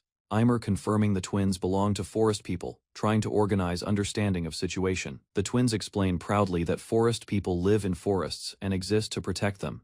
They describe their power, explaining knowledge and energy are stored within seeds for future growth. They explain seeds grow into trees, forming forests, entrusted to others to protect and nurture. Reveal deeper meaning. They saying trees hold memories, knowledge, and emotions, connecting generations through living forest. Aimer summarizes their abilities, explaining twins possess powers to grow plants and create protective barriers. He notes humans must not know, while twins can nurture trees quickly and form small defenses. Aimer suggests hiding powers carefully, asking how they managed living safely. The twins recall meeting Dias, remembering his kindness, comparing him to their parents and trusting him. They explain villagers, including Klaus, treated them kindly, convincing them to stay, despite small concerns. Aimer understands problem, explaining land loses energy, while twins want to help Dias. They discuss solution, deciding barriers could prevent draining, while magic use must remain limited carefully. Despite uncertainty, twins prioritize saving food supplies, trusting Aimer's reasoning, and focusing on immediate needs. Aimer theorizes unknown phenomenon blocks land vitality, causing vegetation failure and turning toward conditions. They plan secretly using powers when unnoticed, ensuring Dias remains unaware while they attempt protecting fields. Aimer suggests nighttime action, but twins explain they cannot wake, making secret plan difficult to execute. Despite confusion, twins feel relieved, trusting Aimer guidance and believing solution will eventually appear clearly. They grow excited, ready to act, while Aimer urges calm thinking before proceeding with plan. Though uncertain, twins decide to attempt plan, preparing quietly while night approaches and village sleeps. At night, Aimer moves outside, discovering entry, while twins remain inside, waiting for next step. Aimer sneaks carefully inside, avoiding Dias, but accidentally makes noise from sneezing. He confirms Dias' presence, noting stronger scent, realizing his caution must increase while moving quietly nearby. Aimer wakes twins gently, urging them to act quickly before morning arrives and opportunity disappears completely. They awaken slowly, leaving shelter, while Aimer guides them outside, through hidden opening toward the fields. Outside in darkness, twins feel fear, hesitating together while questioning situation. The twins explain they feel safer when holding hands, often staying close to Aruna or Dias. Aimer asks awkwardly about their habits, causing twins to hesitate and avoid answering his strange question. They reveal special seeds inherited from parents, explaining each carries one as important keepsake. Holding seeds brings comfort, reminding them of parents, and strengthening their bond through shared memories. Aimer understands their connection, realizing seeds hold emotional power that supports twins' courage and unity. The twins arrive at field, preparing carefully while Aimer observes, ensuring surroundings remain safe and undisturbed. They face each other calmly, holding hands focusing together. A bright light emerges, spreading across field as their combined energy. Their seeds glow intensely, releasing energy, while Aimer watches in awe at the beautiful phenomenon unfolding. The light fades slowly into ground, leaving behind renewed land as twins smile, satisfied with success. The twins finish their ritual, softly speaking, maintaining focus. Exhausted, they confirm barrier success, then begin returning slowly, while Aimer acknowledges their effort quietly. They walk back tiredly, as Aimer confirmed his role had finished. Back inside, twins fall asleep quickly, worrying briefly about discovery, but exhaustion overtakes their concerns entirely. Elsewhere, scene shifts, introducing another location, hinting at events beyond Dia's territory beginning elsewhere. Townspeople discuss rumors about Eldon as Dragon Killer, mentioning he returned with rare stones. They speculate about Eldon's relationship with Ajin, noting such close bonds between humans and Ajin remain unusual. Aruna sleeps peacefully, while rumors spread that Dragon Killer has Ajin wife seen publicly before. More discussions reveal confusion about her race, mentioning her horn and unusual connection with Dragon Killer. Rumors exaggerate further, claiming strange relationships, while others misunderstand details about Dragon Killer and Ajin woman. Dogfolk read recruitment sign, noting rules forbidding criminals, while offering food and lodging. Rumors spread about ape tribe causing unrest, while mysterious figure Kuromaku is mentioned. People discuss tribe claims, suspecting deception, noting no clear allies support those proclaiming belonging to group. Observers notice a tall cloaked man nearby, matching suspicious descriptions connected to rumors spreading across town. The cloaked man walks away, dismissing others as fools, revealing hidden intent. A masked woman declares hostility toward Dias, revealing failed plans and expressing intent to kill him. Soldiers discuss political tensions, mentioning factions, power struggles, and uncertain outcomes affecting the kingdom's stability. Dias rests unaware, while information about royal succession and alliances spreads. Nearby others discuss shifting loyalties, noting connections between nobles and how Dias may influence future events. Rumors conclude Dias became lord quickly, linking his land near Eldon Kazdex, raising suspicion. Soldiers describing Dias as harmless, while noting his connection may influence political directions ahead. Reports arrive that Diane leads many troops outside capital, raising concern among guards. Large convoy advances with soldiers and supplies, suggesting preparation for conflict rather than simple travel nearby. Meanwhile, Dias sleeps peacefully, unaware danger, as Diane ominously hints his safety will not last. Aruna wakes inside hut, noticing something strange, sensing unusual disturbance after events that occurred overnight. She greets morning awkwardly, then suddenly reacts as Aimer startles her. A sudden noise erupts outside, causing alarm as something crashes down, drawing Dias's attention. Aruna explains incidents, describing strange events, including Ahan sleeping with Mouse, leading to confusion among villagers. Others investigate situation, connecting events, while Observer concludes cause behind scream, heard earlier that morning. Dias recalls past threat, but Aruna reassures him calmly, explaining Aimer was strong enough previously. Villagers report unusual events, noting seeds planted yesterday suddenly sprouted, confusing everyone observing the unexpected growth. They examine field closely, discovering crops formed perfectly in a circle, creating strange pattern across land.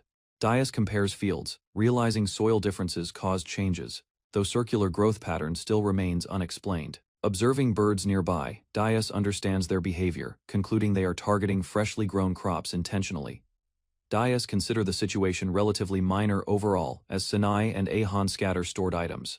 Attempting rescue, Grant inspects soybeans, debating whether to keep or discard them, while finishing cleaning the storage area. Dias becomes central figure, as villagers gather, making his presence the most significant event happening today. Introduces himself as Grant, he revealing identity as messenger pigeon leader, surprising Dias with unexpected explanation. Grant continues questioning unusual events, while Dias answers everything though, worried about unfinished important task. Grant delivers message from Eldon, prompting Dias to open it and confirm urgent contents immediately.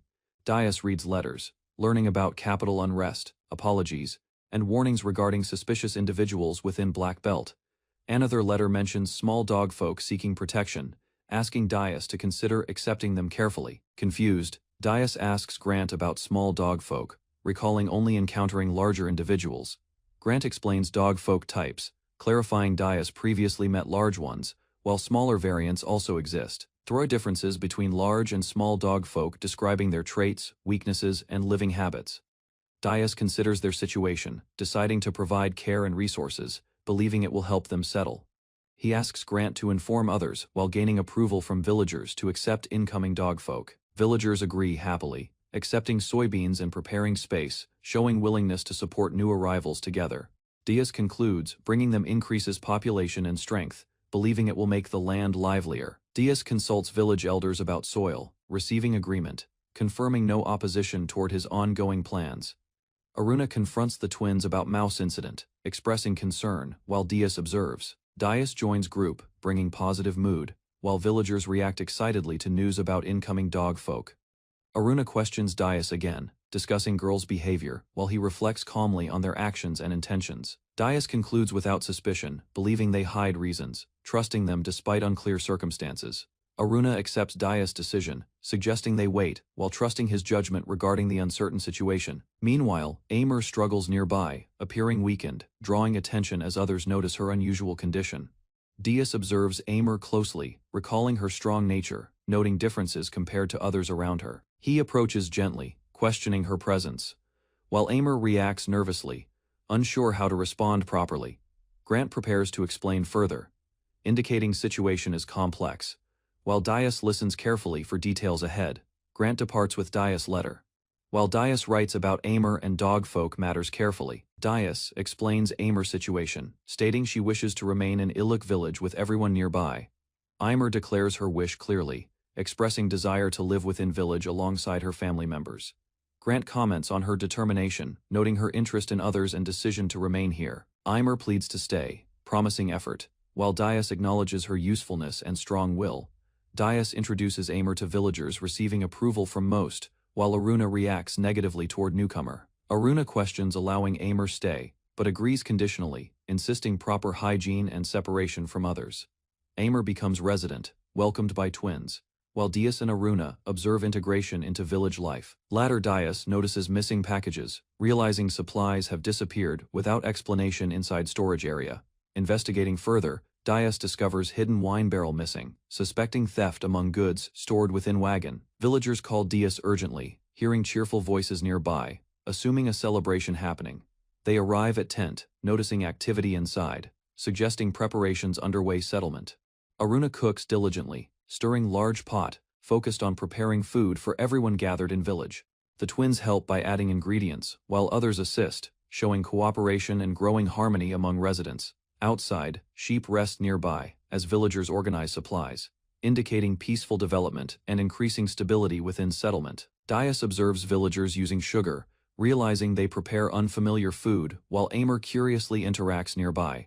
He feels surprised, noticing preparations continue secretly, while Aruna watches him with calm confidence beside. Aruna explains banquet idea, mentioning good events recently, while asking Dias about his reaction toward preparations. She admits starting preparations herself while Dias was busy, confidently managing decisions without informing him beforehand. Dias accepts situation calmly, while Aruna remarks, they are even after he secretly stored alcohol earlier. Dias reflects on alcohol rules, understanding responsibility comes with adulthood. He worries about Aruna drinking, recalling he hid alcohol earlier, uncertain about customs within this land. Aruna responds calmly, explaining she was not angry, showing understanding toward Dias' earlier cautious decision. Dias asks for more advice, while Aruna admits banquet preparation was partly done as playful retaliation. Aruna boldly declares they are married, leaving Dias surprised by her sudden and unexpected statement. Dias stunned at Aruna's sudden words, his expression became soft. Aruna speaks openly, mentioning past issues, while appearing embarrassed yet sincere. She suggests discussing matters further, reminding Dias they are husband and wife within this situation.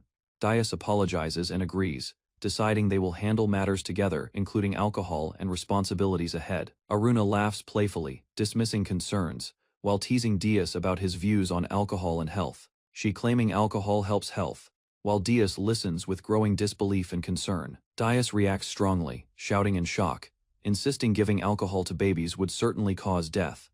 Aruna argues back firmly, explaining her family's struggles, claiming denying alcohol could worsen illness risks. Aunt Elder interrupts calmly, advising them to stop arguing and continue discussion after upcoming banquet instead. The elder suggesting celebration soon, while Dias realizes preparations have already progressed further. Dias reflects quietly, realizing forcing rules on Aruna would fail and might only cause confusion. He accepts cultural differences, deciding to avoid conflict, acknowledging Aruna's honesty and his own misunderstandings. Dias considers new cultures will require careful decisions and thoughtful adaptation over time. During gathering, Dias observes villagers, reminding himself of his duty as lord guiding diverse community. he resolves firmly to protect village, gaining awareness while people celebrate together in growing harmony. Dais reviews fiefdom report, listing villagers, animals, and facilities, while resolving to face any challenge ahead. After the feast ended, Aruna told Dias about white drink served at breakfast, while villagers gathered quietly around the table. Aruna introduced the drink as kumis and encouraged Dias to try it, while he questioned drinking alcohol early morning. Dias tasted the drink carefully and felt surprised, questioning if it was truly alcohol, while others calmly continued drinking together. Dias examined the bowl closely as he learned the alcohol content was weak, making it safe even for children occasionally. Aruna explained kumi's benefits, stating it strengthens the body, improves health, and helps villagers maintain good condition through daily consumption. Dias reflected on the kumi's discussion, realizing his understanding of alcohol differed from Aruna, causing confusion between their perspectives earlier. After the misunderstanding, Dias and Aruna sat together again, discussing their habits and taking time to understand each other's viewpoints.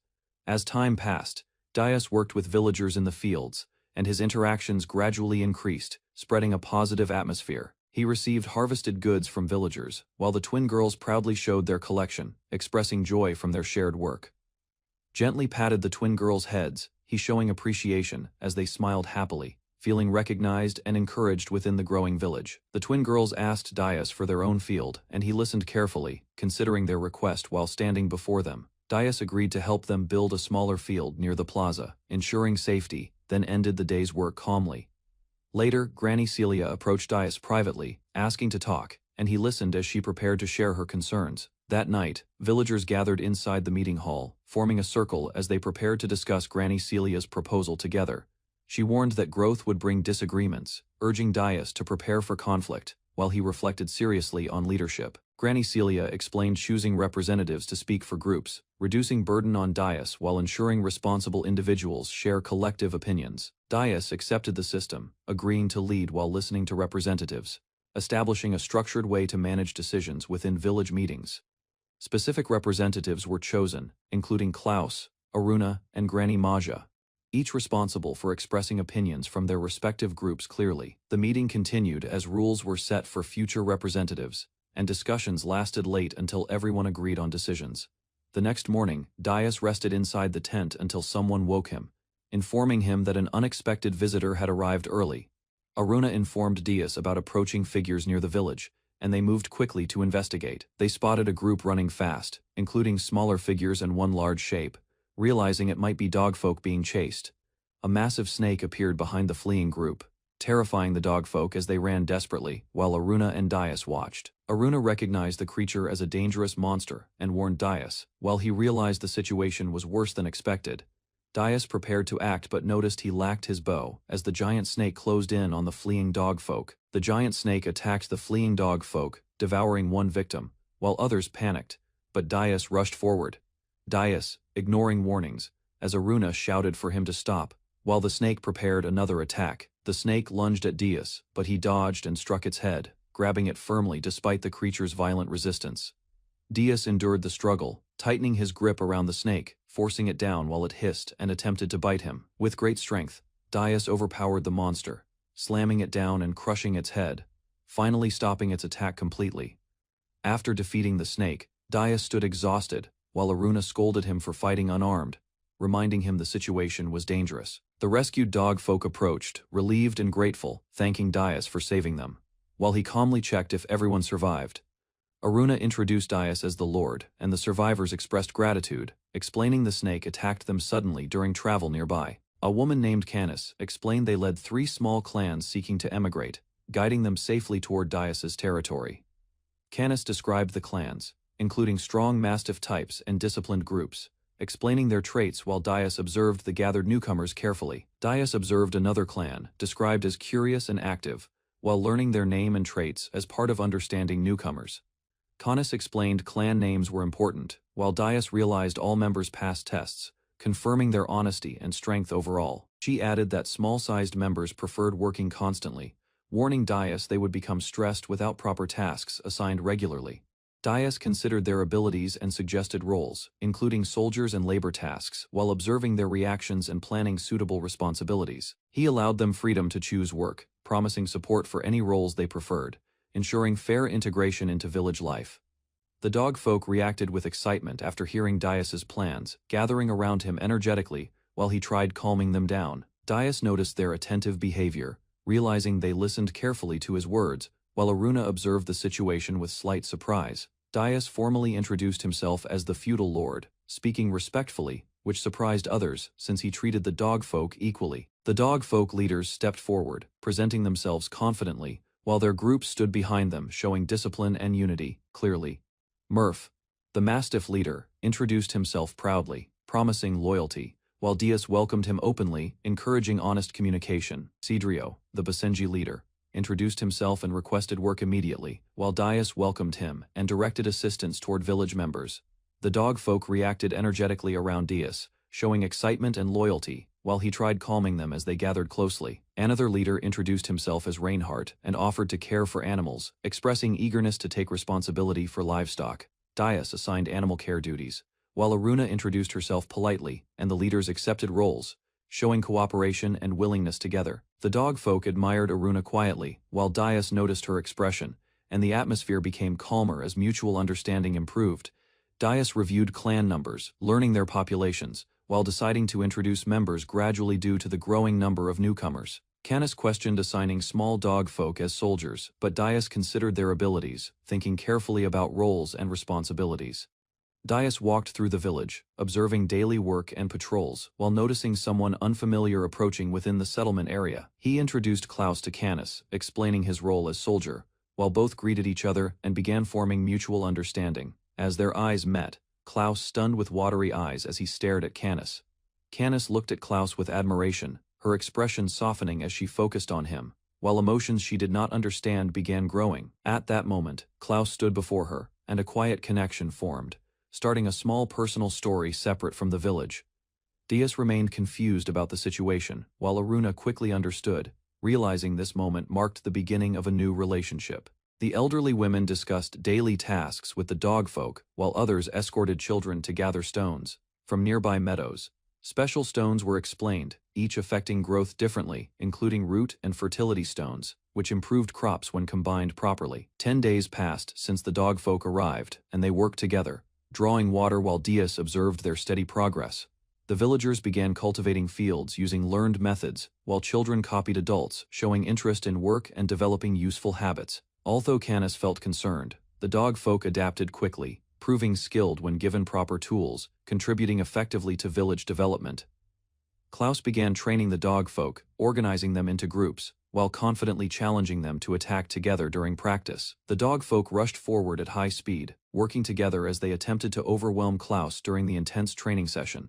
Dias reacted quickly, dodging attacks and countering, showing his experience while maintaining control over the fast-moving situation around him. Despite being surrounded, Klaus handled them calmly, letting them get close while observing their movements and noting their steady improvement. The training showed results, as even strong opponents struggled against Klaus, revealing his past as a skilled and fearless warrior. Canis worried about appointing dog folk as soldiers, while Dias chose not to explain immediately, believing she should understand through observation. Dias reflected that experienced dog folk could handle tasks well, reducing concerns, while considering potential threats and overall village safety conditions. Meanwhile, far away, a hidden tomb within the Sans Serif kingdom was revealed, showing a separate place connected to future events. Inside the tomb, Third Princess Diane commanded others to collect treasures carefully, warning them not to disturb sacred objects nearby. The group gathered treasure while statues stood silently, suggesting deeper secrets, as their actions hinted at consequences affecting future developments. Princess Diane held a powerful scepter, smiling with ambition, as she prepared to use its power within the hidden tomb. She revealed the scepter's history, explaining it once destroyed many enemies. While declaring her intent to become a legendary ruler, Diane outlined her plan to kill Dias, gather resources, build an army, and take control of the kingdom through force. She showed a royal seal, explaining its importance, while revealing additional plans connected to Dias and her broader ambitions.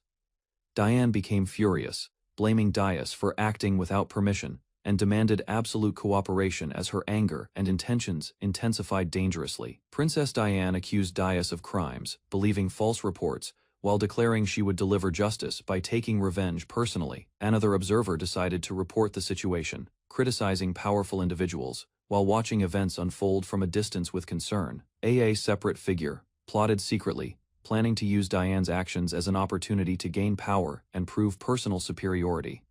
Inside the royal palace, officials gathered, discussing matters quietly, as tension built within the structured environment of the kingdom. A group of nobles entered the palace decisively, moving with purpose, suggesting upcoming actions that could influence the kingdom's situation.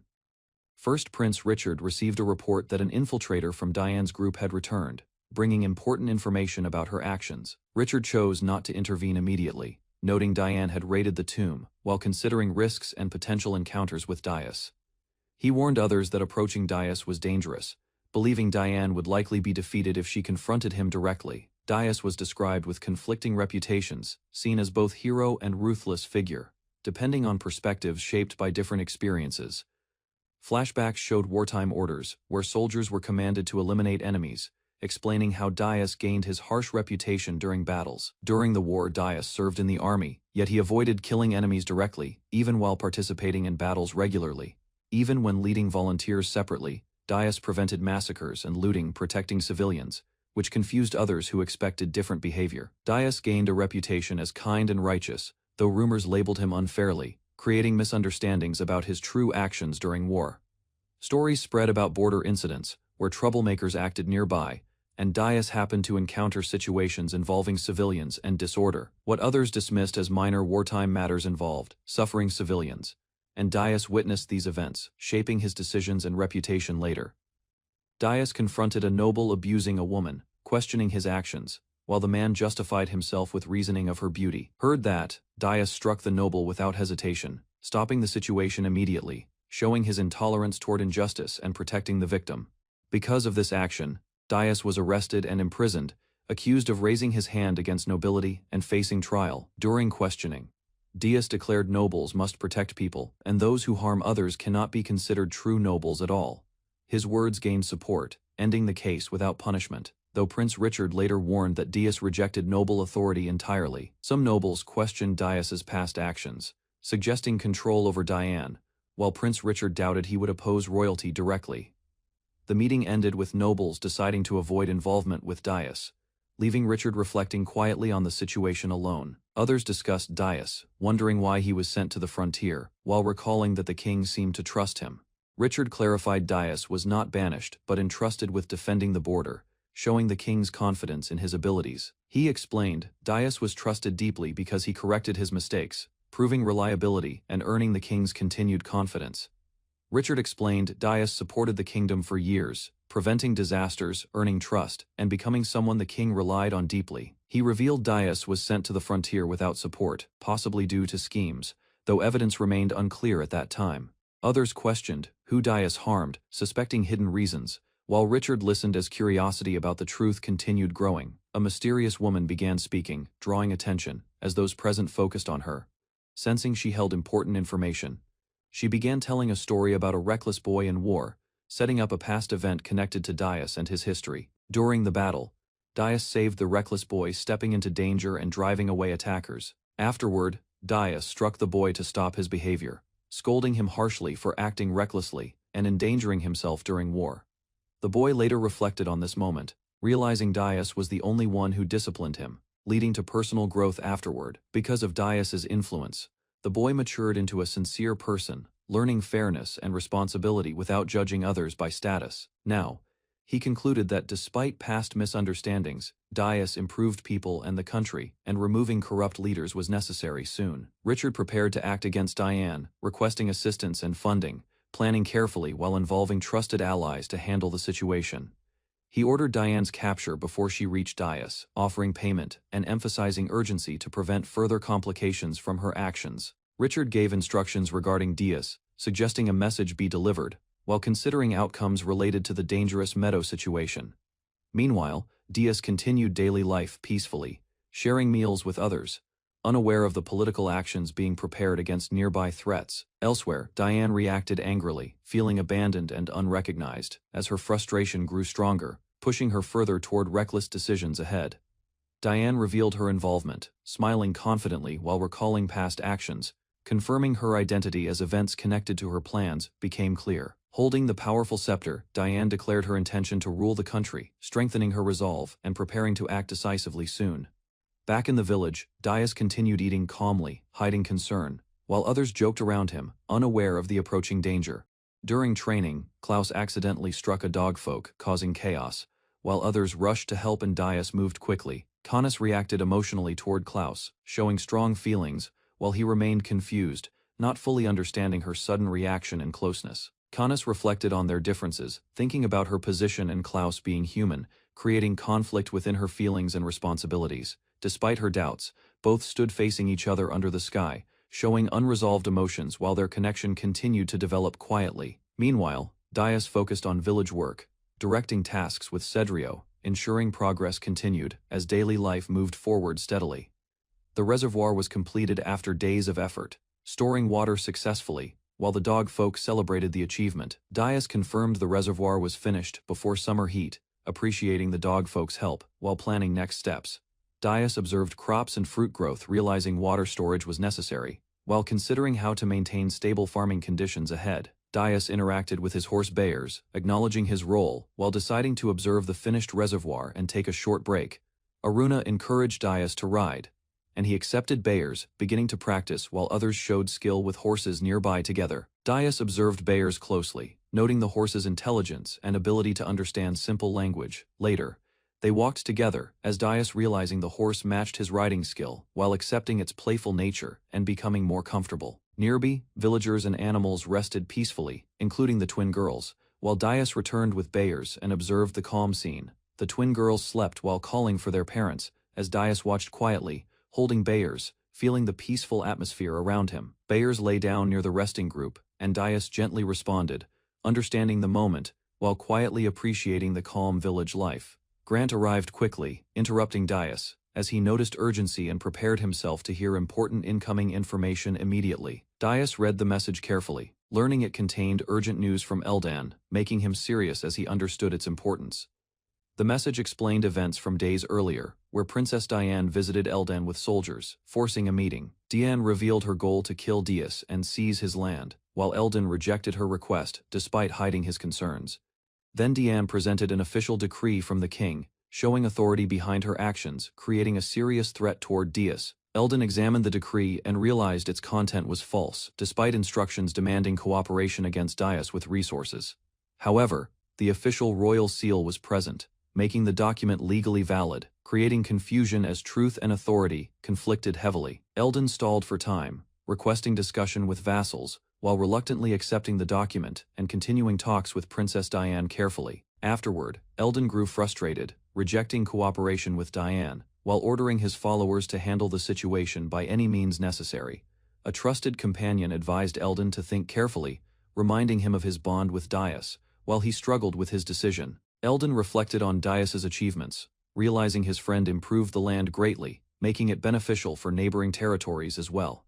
Gathered opinions from his people, Eldan seeking agreement, but disagreements arose, preventing a clear conclusion about handling Diane's demands. Eldan sent a message to Dias through Grant, deciding to wait for his response before making any final decision. The discussion paused as they awaited Dias's answer, while Grant returned quickly, delivering the message with urgency inside the hall. Eldan received the reply calmly, preparing to read Dias's response, as the situation reached a decisive moment for future actions. Eldan and others examined a letter seriously, reacting with confusion and concern as its contents created tension. The message instructed cooperation with Diane, the king's representative, causing unease as Grant discussed its meaning and possible consequences. A distant building was shown as reactions spread, while the group grew anxious, realizing the situation might affect their future greatly. Later, Canis approached Klaus privately, asking to talk, as he listened quietly, sensing the seriousness behind her sudden request. Canis revealed her plan to leave soon, expressing urgency, while trying to share her feelings before departing despite the risks ahead. Klaus suddenly confessed his feelings loudly to Canis, surprising everyone nearby as his emotions became clear. Canis responded with her own feelings, admitting she cared deeply but explained she only wanted him to understand before leaving. Despite objections about tribe differences, Klaus remained firm, while Canis cried, insisting her feelings would not change regardless of opinions. Klaus embraced Canis, accepting her feelings, while others watched silently, unsure how to react to the sudden emotional moment unfolding. Canis promised to return alive, while others reassured themselves, and the scene ended with hope as their bond strengthened further. Canis promised to wait for Klaus in the village, expressing her feelings with tears as they embraced tightly.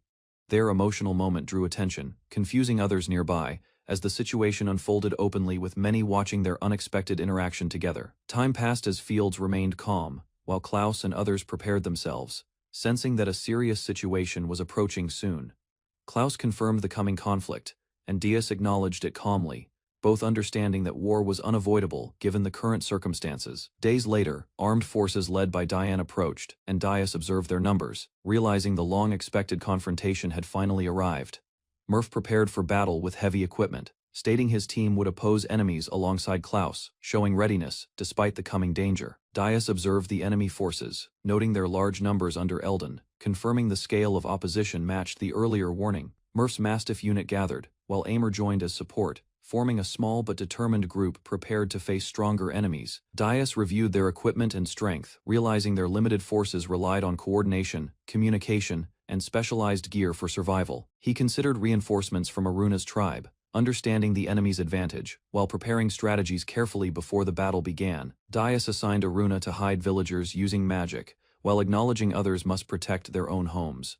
He reflected on Eldon's actions, suspecting hidden intentions behind the letter, while analyzing the enemy army's purpose and movements carefully, confirmed his strategy focused on safety, he ensuring protection of villagers first, while questioning whether his interpretation of the situation was correct. Dias planned to separate Diane from the army, using traps and movement tactics, aiming to eliminate her through a focused attack. Despite uncertainty, Dias committed to the plan, relying on marked trap locations, accepting risks as he prepared for the battle ahead. Dias planned a risky move, deciding to charge alone secretly, preparing a final option in case the main strategy failed. They considered retreating across the meadow, but abandoning the fields would mean losing something important built with effort and care. The field held emotional value, helping the twins grow stronger, giving them purpose, and supporting their recovery from past loss. They realized losing the field would harm more than resources, affecting morale and stability, making retreat an unacceptable choice. Dias resolved to protect everything, seeing villagers as family, strengthening his determination to defend them despite the danger approaching. The enemy army formed ranks around a large bell, standing ready as soldiers prepared to begin coordinated movement.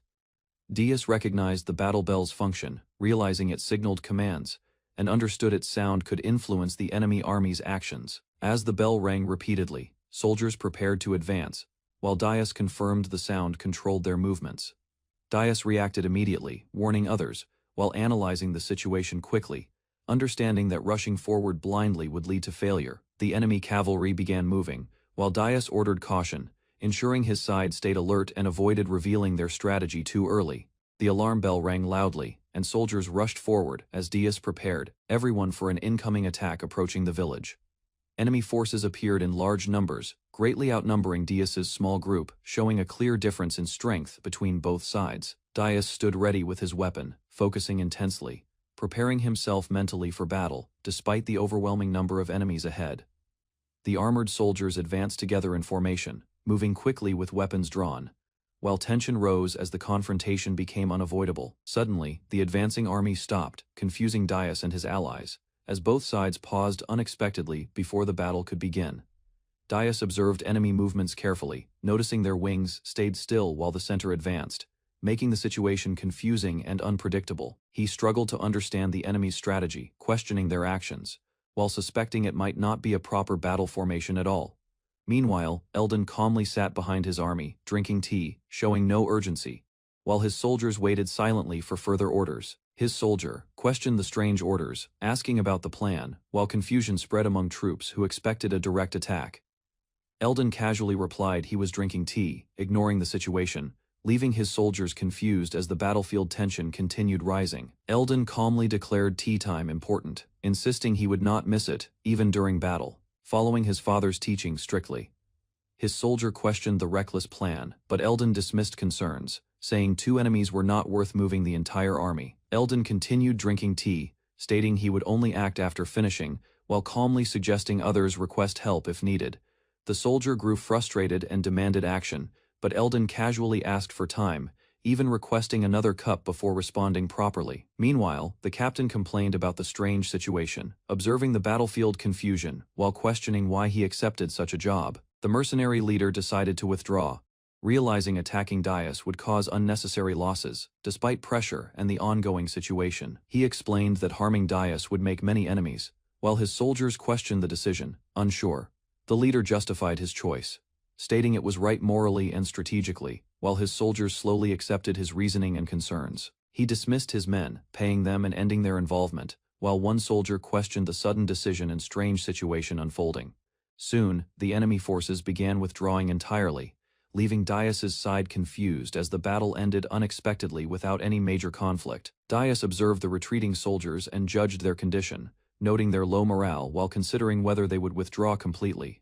He decided to change strategy, planning to intercept remaining enemies, aiming to disarm them and prevent further conflict without unnecessary killing. Preparing himself, Dias remained calm and focused, instructing Aimer to protect herself while he got ready to confront the approaching soldiers.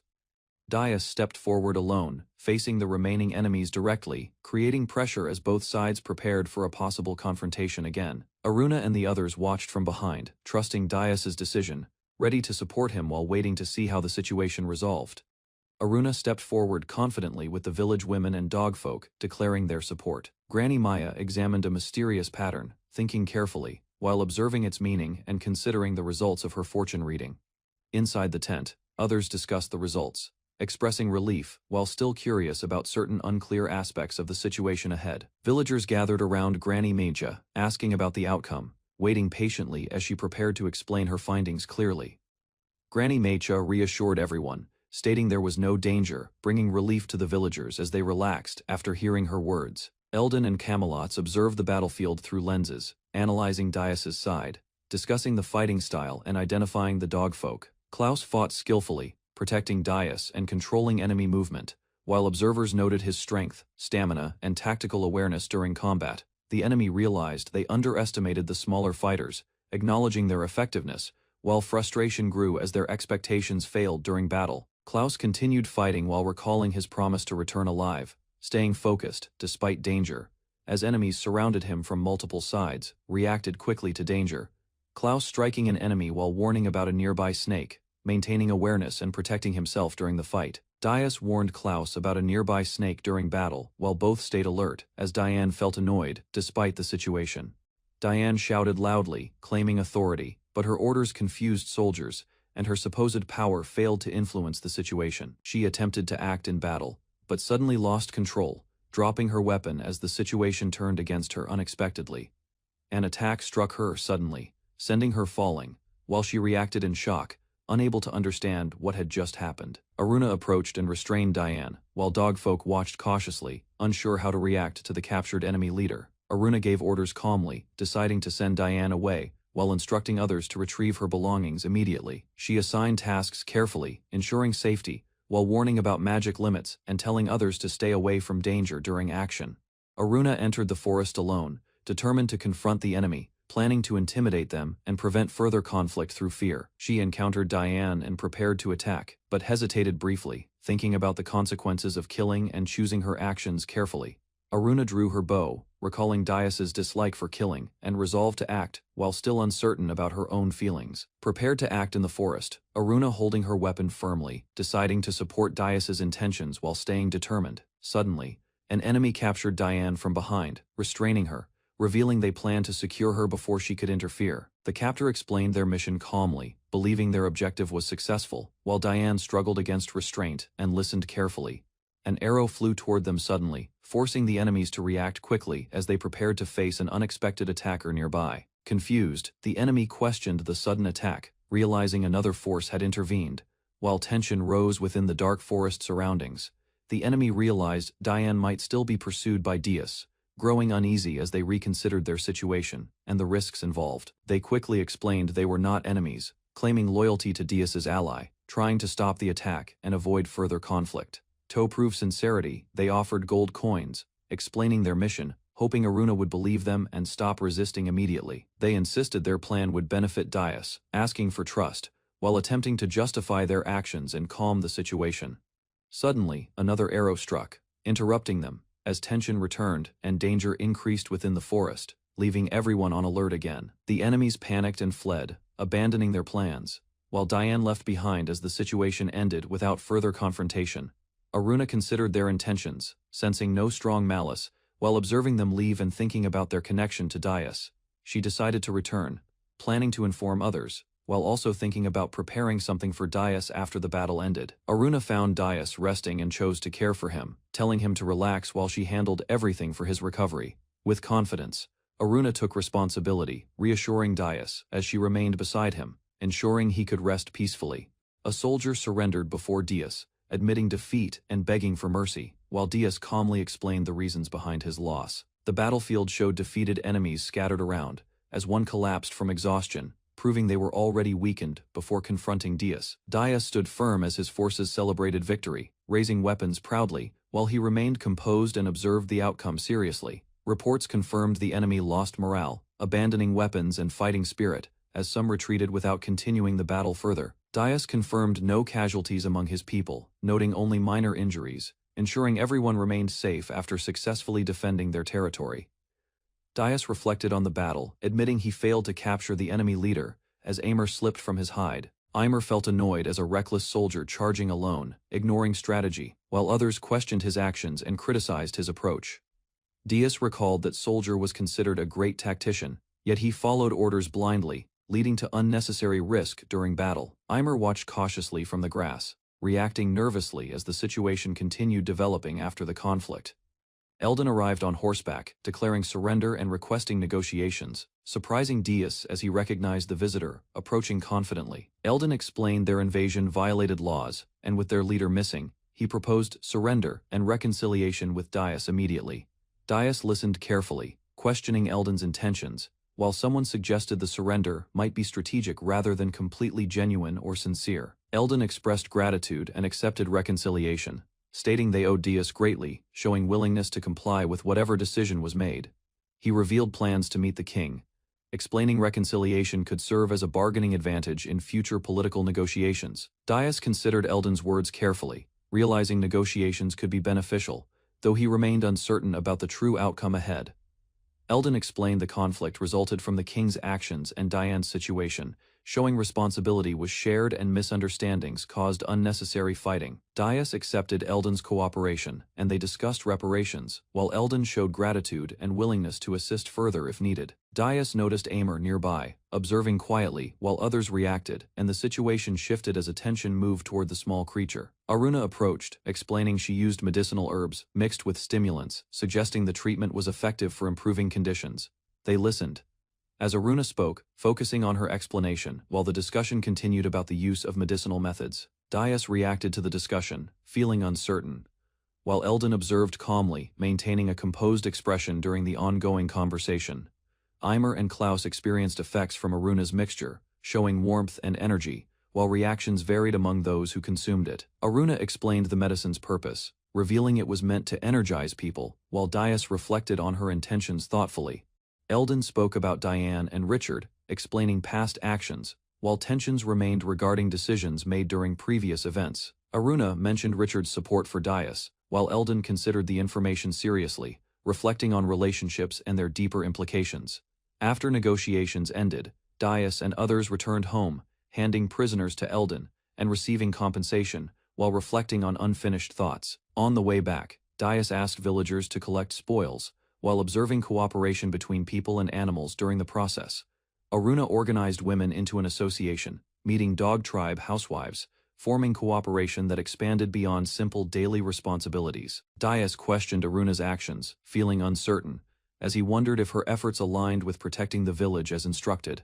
Aruna responded firmly, reminding Dias he ignored her earlier advice, while continuing her plans confidently without hesitation toward her goals. Dias noticed a strange staff carried by a dog, observing its design carefully while feeling curious about its unusual appearance. Aruna examined the staff and sensed magical traces, suggesting testing it by adding magic, while Dias watched closely with interest. She activated the staff using magic, but nothing changed visibly, leaving her slightly confused as the object showed no reaction. Dias concluded the staff was ordinary, holding it casually, while both considered the possibility that it held no special power. Suddenly, Dias felt a strange sensation from the staff, similar to battle instincts, realizing the object possessed hidden magical properties. The staff released a massive burst of fire into the sky, forming a towering column that shocked everyone watching nearby. Dias, Aruna, and others reacted with surprise, staring at the sudden explosion of power, unable to understand what just occurred. Aruna questioned Dias while observing the staff, realizing the weapon possessed strength similar to his battle axe. Aruna decided to keep the staff for now, noting Dias could control it, while remaining cautious about its unpredictable power. Later, the group relaxed together, as Dias interacted warmly with others, while the atmosphere returned to normal after the incident. The conflict with Diane ended, and daily life returned, as Klaus and Cannies get back together. Afterward, Dias and the others studied the staff together, researching its power and trying to understand how it functioned properly. Aruna discovered that Dias alone could use the staff effectively, confirming his unique connection with the magical object. Dias explained the feeling of using the staff, comparing it to his axe, while others struggled to understand his experience. Eventually, the staff became useful for daily life, as villagers used it to light fires easily, improving their routine activities. A month later, summer approached, and the royal capital became busy with people gathering. Prince Richard quickly identified Diane as a criminal, accusing her of stealing the king's seal and planning rebellion. Eldon's testimony revealed rewards were stolen, placing the second Prince Misa in danger, while political tension increased within the kingdom. Diane was stripped of status and imprisoned, spared execution but confined, as her actions were judged as betrayal against the king. Richard gained trust from the king and united factions, strengthening his position while consolidating power and stabilizing the kingdom's situation further. Eldon appeared before the king, presenting information and offerings, gaining trust and permission to inherit territory and establish his new position. He became Duke of Kazdex, receiving special treatment including a 3-year tax exemption as part of his negotiated outcome. Meanwhile, Richard reacted strongly in the capital, showing visible frustration despite being recognized publicly as the victor of the situation. Observers questioned Richard's behavior, wondering why he seemed troubled even after success, while discussions about the outcome continued quietly. Others realized Eldon's victory affected taxation and trade, creating concerns about long-term impacts despite Richard's official decision supporting him.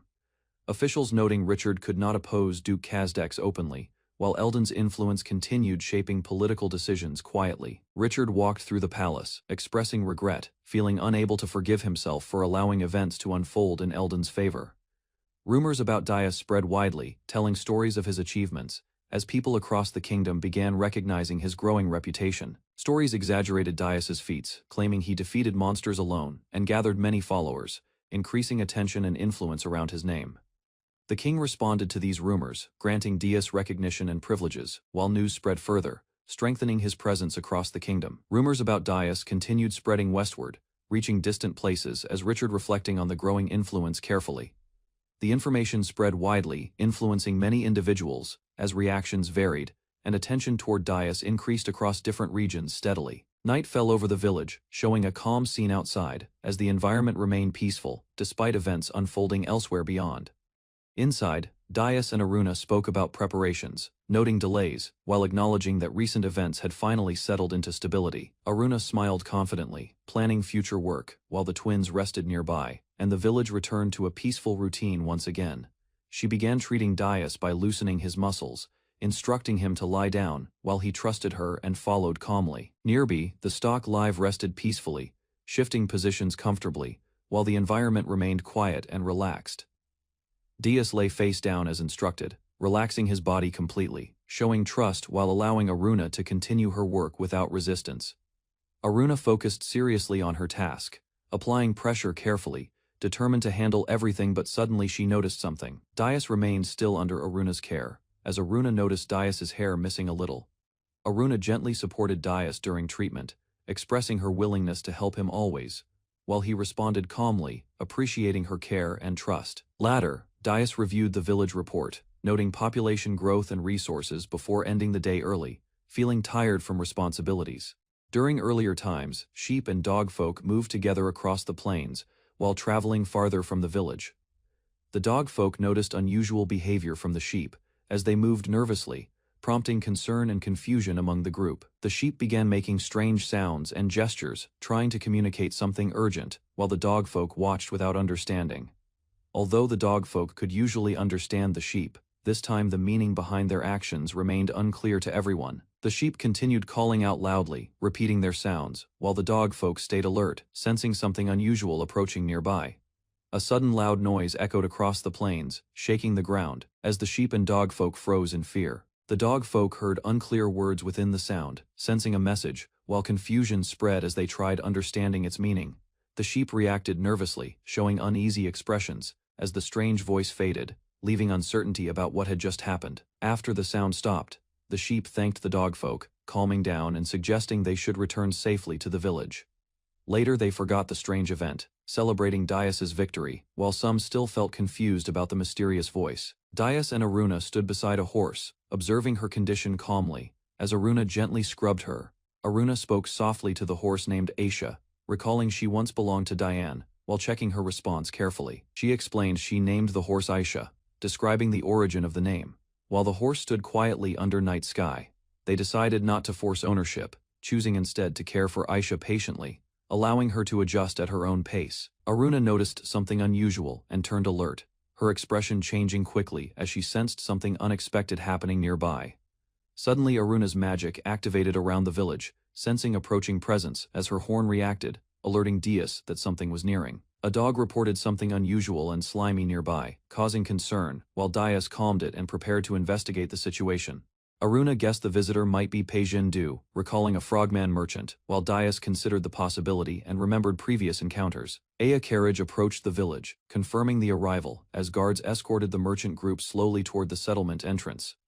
Daius watched the approaching group carefully, wondering if the merchant succeeded in bringing new people interested in migrating to the village. A frogman arrived at the village, announcing the delivery of ordered goods, while recognizing Daius and mentioning rumors about him spreading widely. The visitor introduced himself as Peijin Rei, explaining he came on behalf of his brother and delivered the requested items. Peijin Rei described his merchant family background, explaining their trading success, while Daius questioned what had happened to Peijin Du. Peijin Rei explained his brother overworked himself while trading, so he came instead, handling responsibilities in place of him now. He then brought up Daius's earlier request about attracting migrants, suggesting they discuss it further due to recent unexpected developments. Peijin explained a group called Bloodless sought migration, clarifying Daius opposed slavery and stated none would come. He described their background, explaining they lost beastman traits over generations, faced discrimination, and often escaped harsh treatment within their kingdom. Daius considered the situation carefully, realizing accepting them seemed right, while Peijin clarified he first wanted confirmation before bringing them. Discussed possibilities, Daius comparing conditions elsewhere, while learning another lord also protected similar people, raising questions about the best outcome.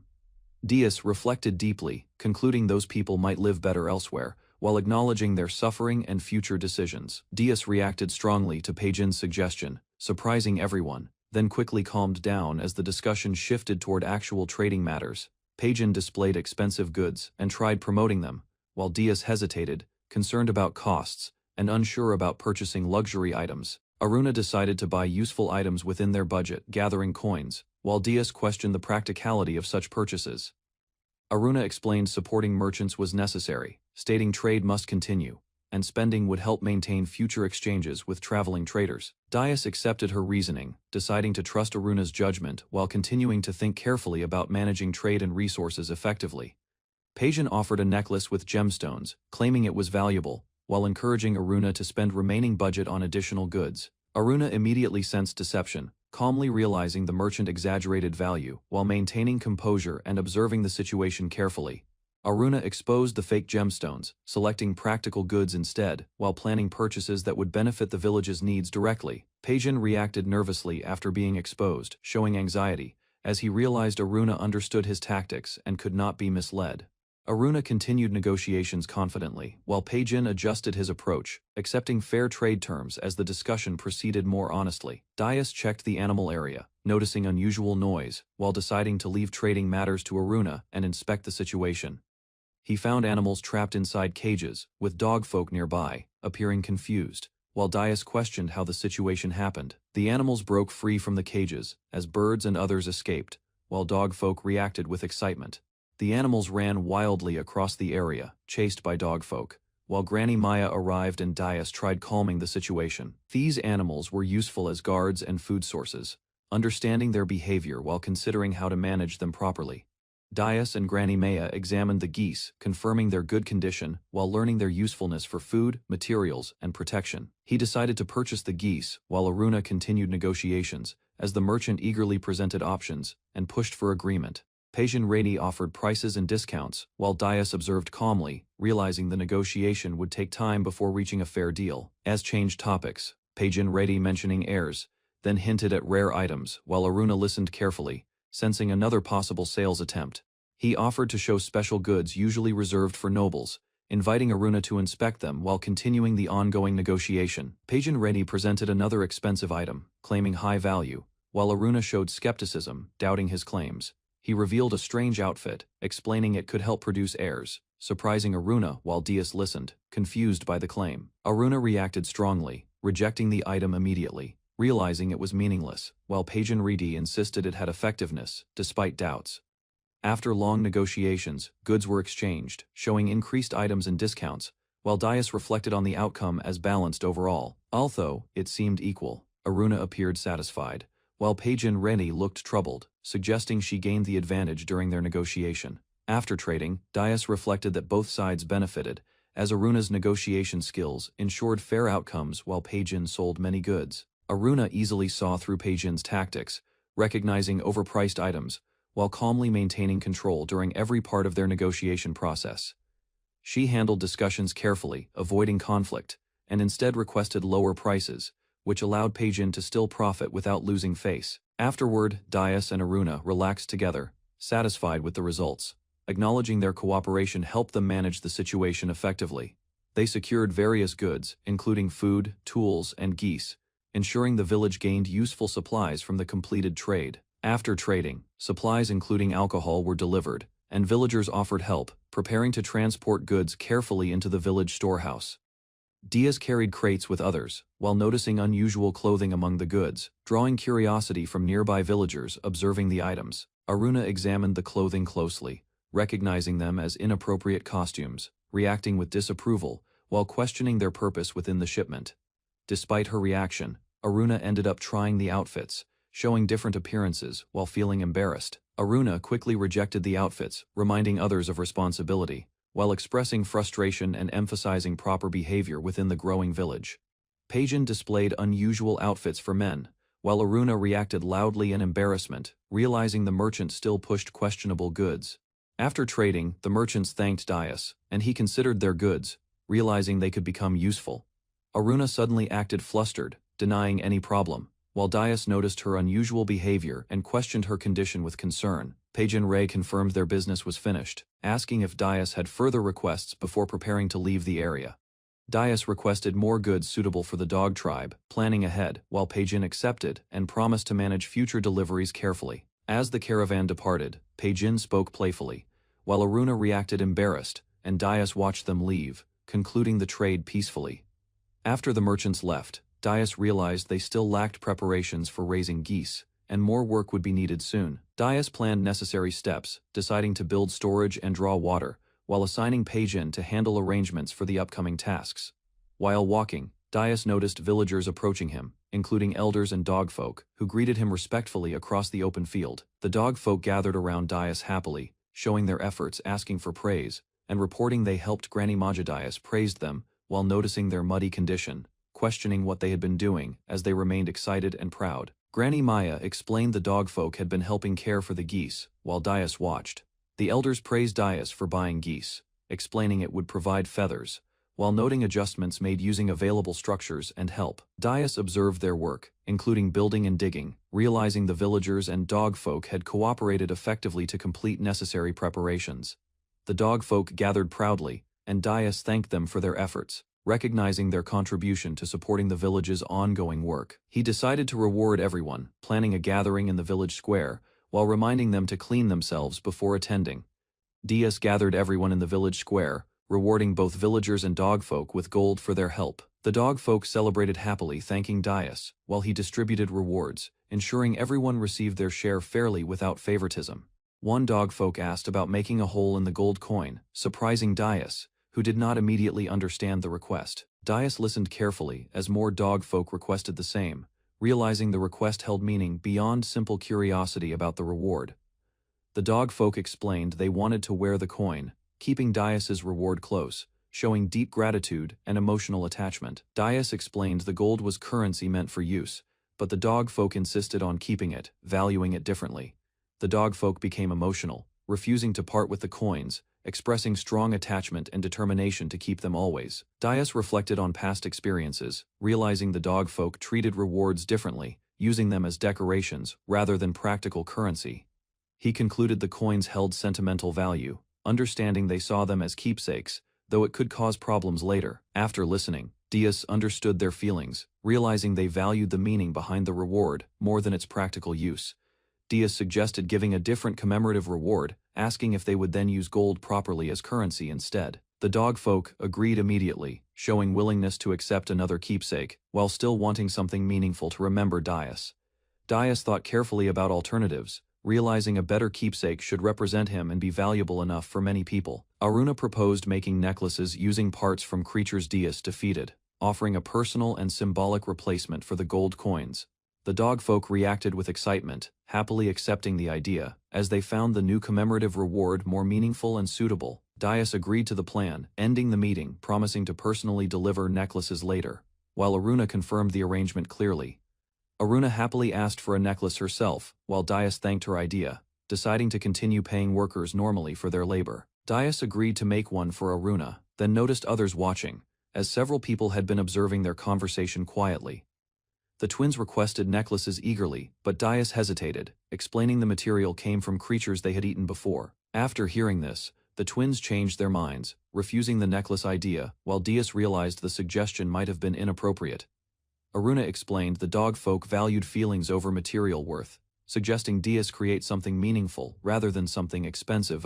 Dias considered her advice, thinking about crafting items with care, possibly using gemstones, focusing on effort and meaning.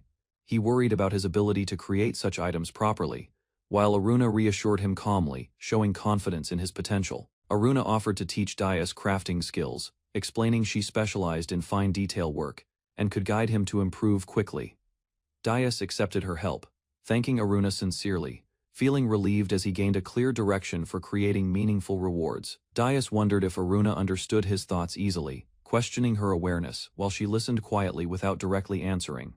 Aruna laughed lightly at his concern, showing relaxed confidence, while another girl giggled beside her, easing the tension between them. Dias reflected quietly, realizing he was becoming better at understanding others, gradually adapting to the people around him in the village. He began crafting the necklace carefully, carving materials by hand, focusing on each detail while working alone near his residence. After finishing, Dias examined the necklace, feeling satisfied with the result, realizing his effort had produced something meaningful and well-made. Aruna visited Dias and asked about the necklace, while he showed her the finished piece and requested her opinion. She praised the necklace, saying the dogfolk would be pleased, while Dias realized the work required too much time. Aruna encouraged him to continue steadily, explaining experience would improve his speed, while Dias accepted and planned to keep practicing. Brought up another topic, she's asking Dias to teach her something useful, explaining she wanted to help while he worked. She asked about building a kamadoba, and Dias explained it was a stone oven setup, used for cooking multiple pots. Aruna explained plans for a kamadoba kitchen, including ovens and water systems, while Dias considered the growing needs of villagers, with adding a roof and improving cooking efficiency, believing the new kitchen would allow preparation of many dishes quickly. Dias agreed with the idea but questioned materials, while also showing interest in the food that could be made there. They discussed using stable materials and possibly asking the Kamalots, while Dias planned to contact them through Granny Kamsi soon. Dias learned Canis had returned home, concluding her people adapted well, while planning to send requests through her later. Aruna planned further preparations, including building a larger yurt for Klaus, while considering upcoming tasks before Canis returned again soon. She mentioned Canis might return, while Dias questioned Klaus's situation, sensing something unusual but not yet understanding the situation clearly. Aruna explained calmly that Klaus and Canis had feelings for each other, surprising Dias, who had completely failed to notice earlier.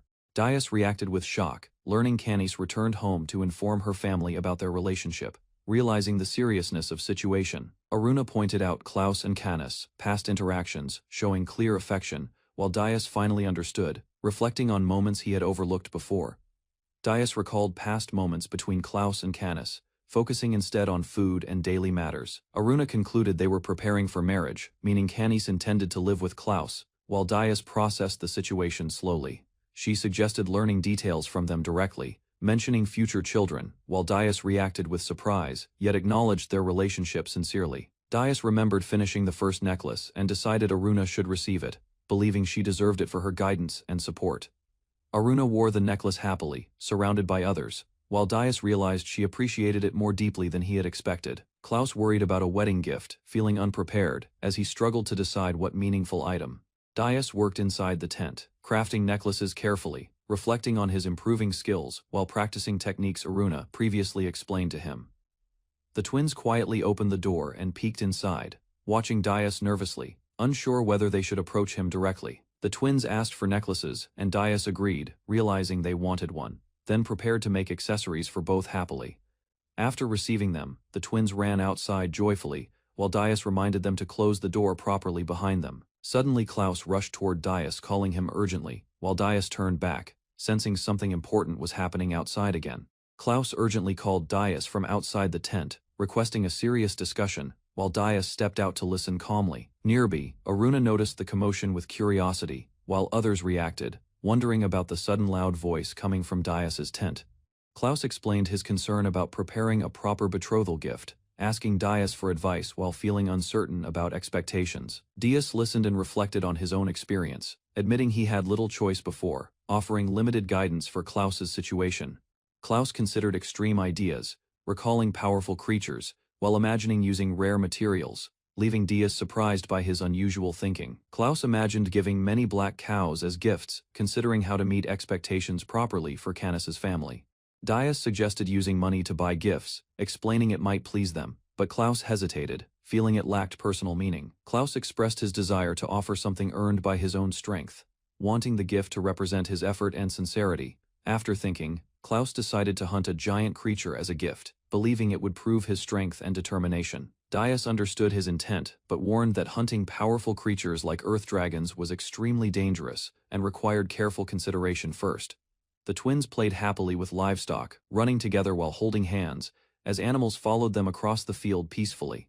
Klaus noticed the animal's wool and realized its value, considering it as a meaningful gift solution for his situation. Imagining the idea, Klaus pictured presenting soft wool as a gift, believing it would be appreciated and suitable for Canis.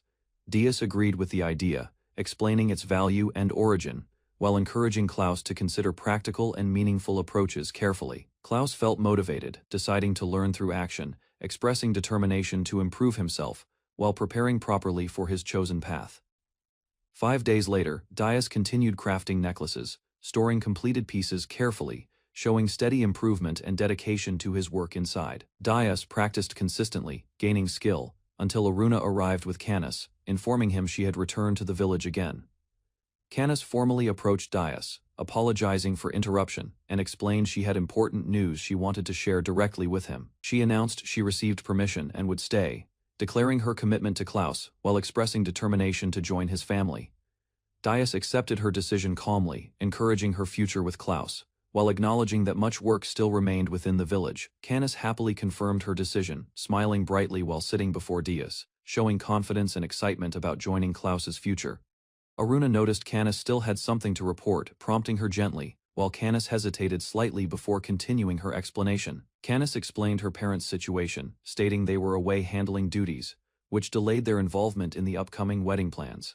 She added that due to circumstances only her mother could attend, while other preparations and construction tasks would continue separately. Dias understood the situation, noting Klaus's tasks and hunting plans might delay the ceremony, while accepting the uncertain schedule calmly. Canis happily finished her report, while Dias felt something was missing, pausing as he sensed an important detail overlooked. Canis expressed her intention to leave soon, while Dias quickly asked about Klaus, realizing his absence. Aruna confirmed Klaus was away on assignment, and Dias understood, connecting it to the earlier discussion about preparing a gift. Dias explained Klaus had been hunting Black G for days, but progress was slow, with only limited success, despite effort. Klaus refused help and chose to hunt alone, determined to prove himself, while others worried about his stubborn and risky approach. Canis worried about Klaus hunting alone, while Dias explained his efforts, showing concern about his dangerous and stubborn approach, practiced a technique. Canis preparing to confront Klaus, intending to make him understand by force if necessary for his safety. She admitted she felt flattered but feared losing him, realizing his reckless actions could lead to serious consequences if continued. Aruna listened quietly, recalling similar methods, understanding Canis's feelings while considering how such actions affected relationships between partners. Canis demonstrated her technique outside, preparing seriously, while Dias and Aruna watched, realizing she was determined to act soon. Aruna practiced techniques seriously, explaining her intention as a wife, while Dias watched, slightly confused by her sudden determination. Dias asked her to hold back, while Aruna calmly responded, stating she never intended to actually use such techniques. Reassured Aruna, Dias said he would understand her intentions, and the moment softened as both shared a quiet mutual understanding. Dias mentioned preparing a celebration, while Aruna reminded him about giving a gift to Klaus and Canis for their union. He admitted uncertainty about the gift, while Aruna insisted on preparing something soon, showing urgency as the ceremony approached quickly. Canis practiced her striking technique intensely, while Dias worried about the outcome, fearing it might affect the preparation of Klaus's gift. Klaus decided to accept help after Canis insisted, standing with others as he prepared to continue his efforts seriously. With support from Dogfolk and Canis, Klaus improved, successfully hunting Black G while using better methods and teamwork. Within a few days, their results increased greatly and Klaus gained enough resources, feeling confident about completing the gift preparation. Soon after, Klaus and Canis departed together to meet her parents, while Dias and Aruna watched them leave the village. Dias worried about preparing a proper gift, reflecting on unfinished necklaces, while feeling pressure as the celebration for Klaus approached soon. He decided to seek advice, thinking carefully, as he considered discussing the matter with someone more experienced in such situations.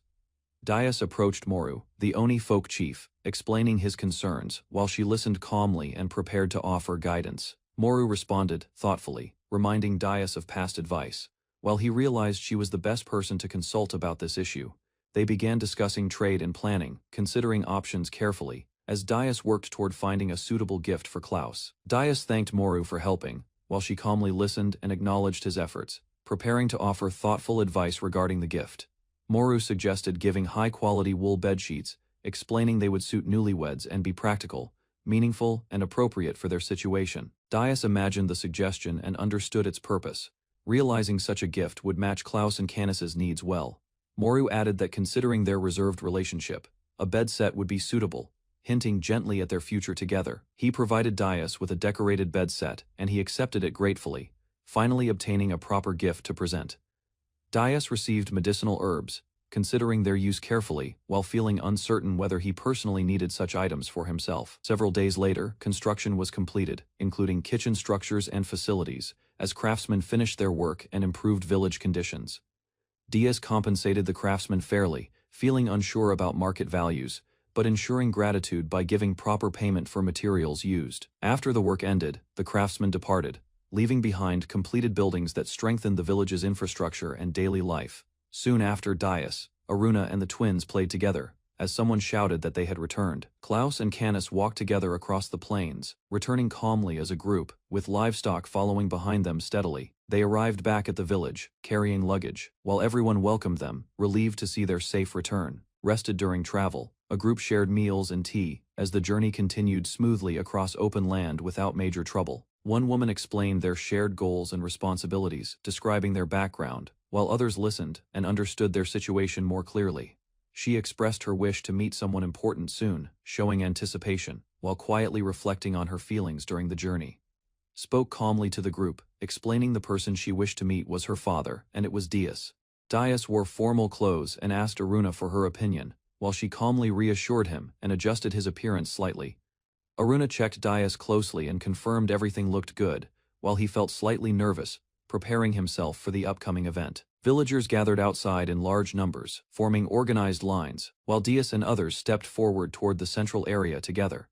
Klaus stood beside Canis in formal attire, as it was revealed that today marked the beginning of their wedding ceremony. Dias prepared to oversee the ceremony, while traditions combined village and dog folk customs, creating a new shared cultural event. The wedding began with families gathered, including Canis's mother, as traditions from both village and dog folk were included. Dias spoke before everyone, explaining the meaning of family, emphasizing that people cannot live alone and must support each other. He continued the ceremony, reciting blessings carefully, ensuring the event honored the couple and marked the start of their new life. Dias recalled past experiences, comparing life and death, realizing this ceremony celebrated life, unlike the battlefield memories he carried. Klaus listened seriously to Dias's words, understanding their importance, while the gathered people witnessed the ceremony with quiet attention together. Dias stood before the gathered villagers, explaining that Saint Dias' teachings were simple, while everyone listened quietly during the ceremony. He described basic values like kindness, respect, and equality, reminding everyone these simple rules were important for maintaining harmony together. Dias reflected on Saint Dias' life and teachings, explaining his legacy, while recalling how those ideas shaped the kingdom's foundation.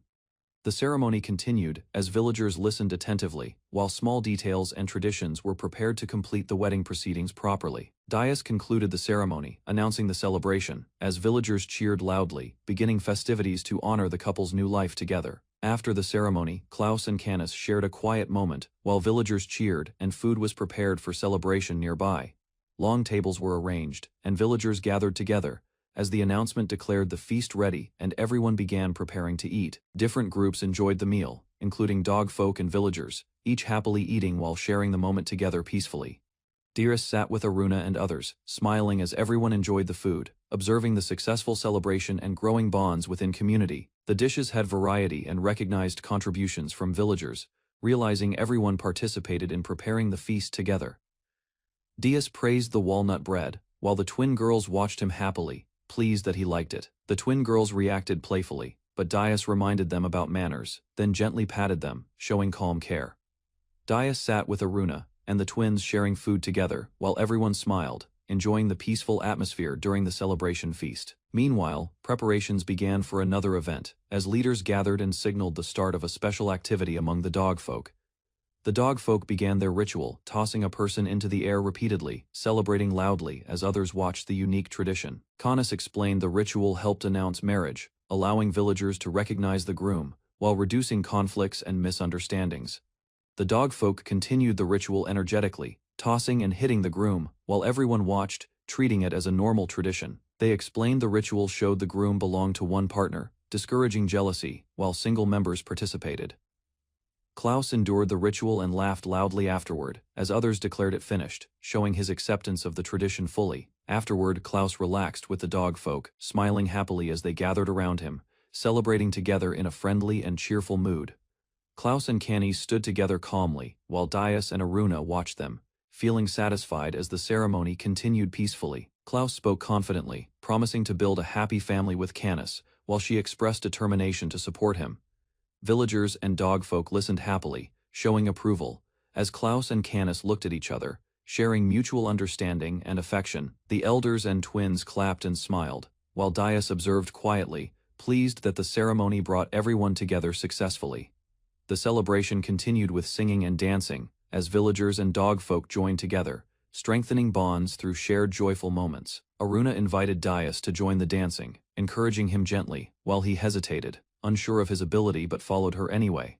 Explained the custom and insisted he participate, she reminding him others learned before, so he should try despite his uncertainty. Dias awkwardly held Aruna as they began dancing together, feeling unfamiliar but slowly adjusting, while she guided him calmly forward.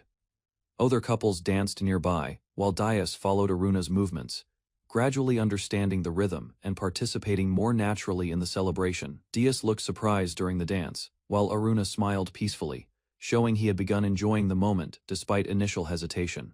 After time passed, the celebration slowed and dancing ended as villagers gradually stopped activities, and the once lively area became quiet. Dias returned inside as it grew late, noticing others resting. While the long day of celebration left everyone feeling tired, he gathered everyone again, announcing rewards, explaining he would distribute necklaces to recognize their efforts during recent difficult battles. Dias organized the distribution carefully, asking everyone to line up, while reflecting that he should have given them earlier. The dog folk received the necklaces happily, expressing gratitude, proudly showing them, and feeling recognized for their contributions to the village. Dais distributed necklaces to everyone, including elders and small creatures, as they received them happily and expressed gratitude. Also, he gave Canis a necklace, explaining it marked her as part of the village, while she reacted with surprise. The twin girls presented handmade gifts to the couple, celebrating them warmly, while others watched and shared the joyful moment together. More gifts were introduced, including poems, horn fragments, and stones, showing contributions from different groups within the growing community. Klaus examined a rare stone gift closely, expressing amazement, while Dais listened, realizing the importance of such valuable resources discovered nearby. Dais prepared another gift after seeing others present theirs, deciding to contribute something meaningful for Klaus and Canis as well. He presented a large bundle, asking them to accept it, while calling their names, and offering the gift respectfully. Klaus and Canis received the item, realizing it was a bedsheet, expressing gratitude while understanding its practical use. Aruna explained the embroidered sheet symbolized blessings for childbirth and family, while elders approved Dais's thoughtful decision warmly. Dais decided to carry the gift himself, heading toward their home, showing responsibility and care for the newly married couple. They stepped back, leaving younger people to continue, while Dais reacted with surprise at the sudden shift. People rested after the event, while discussions caused delays earlier, and Dais reflected on how the day extended longer than expected. The ceremony concluded quietly, earlier than planned, as participants felt tired, and the atmosphere gradually settled after the busy celebration. Dais prepared to help clean up, despite being the host, while others reminded him he should not be doing such tasks. Elsewhere, armed dog folk reported to their leader, bringing news from the village, suggesting a new development outside Dais's territory. They discussed a wagon heading toward the village, considering intercepting it, while noting wealthy people had recently purchased goods nearby. A masked man declared that strength justified domination, revealing a harsh belief system, as others agreed. Hugis appeared as their leader, commanding presence with armed followers, while elsewhere Dais remained unaware, continuing his peaceful life after celebrations. A wagon moved across the plains as two young travelers questioned their direction, uncertain if they followed the correct path forward. A guard dog noticed their presence and alerted others, preparing to react cautiously. While observing the unfamiliar visitors approaching the area, the village appeared in the distance, showing several yurts and buildings, marking a new chapter as the season changed into summer. Inside the village, Dais spent time calmly working and eating, while others rested nearby, showing a peaceful daily routine continuing. Francois stayed inside due to pregnancy, while Dais explained her condition, noting she preferred helping, despite needing rest during this time. Francois running between meadow and village repeatedly, feeding grass to animals, despite others questioning her unusual behavior. Dias noticed Francois's efforts and began spending evenings beside her, while Eli also expressed his wish to support her.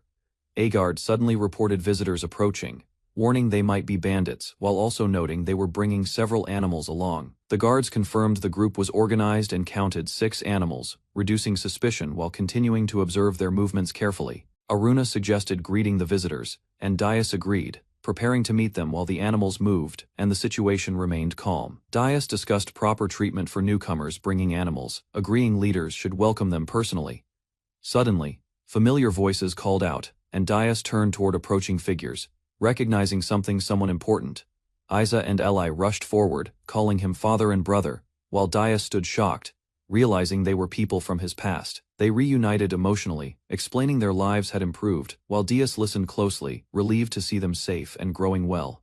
Another woman cried out loudly, calling for her father as the reunion expanded, bringing more emotional connections into Dias's present life. Dias saw Eric arriving suddenly, feeling relieved and happy, while recognizing another familiar figure approaching quickly from the distance nearby.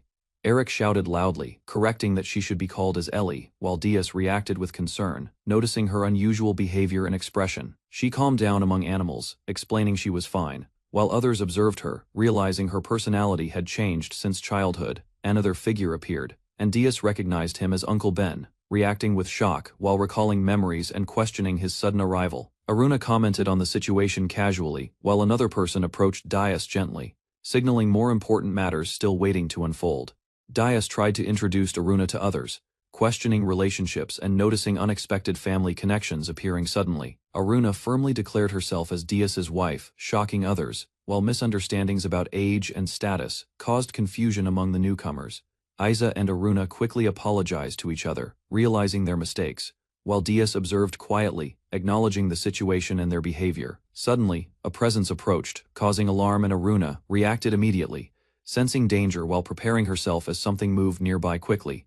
Isa revealed she detected approaching individuals from downwind, assuring others calmly while multiple figures appeared in the distance behind her. A man named Hugus appeared, demanding wealth and surrender, claiming strength over others, while threatening violence if they refused. Dias faced Hugus calmly, stating he did not understand his demands, while the group remained steady, despite the sudden confrontation. Suddenly, the group vanished from sight, confusing Hugus and his followers, who looked around desperately, unable to locate them anywhere. Isa revealed she used concealing magic, explaining Hugus's past, warning Dias about his dangerous nature and twisted beliefs. Aruna considered a plan while hidden, as Hugus grew frustrated, ordering retreat, believing his enemies were avoiding direct confrontation deliberately. Dias stepped forward and challenged Hugus directly, declaring himself Lord, demanding a one-on-one duel. Hugus reacted with shock upon hearing Dias's name, recognizing him as a famous hero, while his followers watched the situation nervously.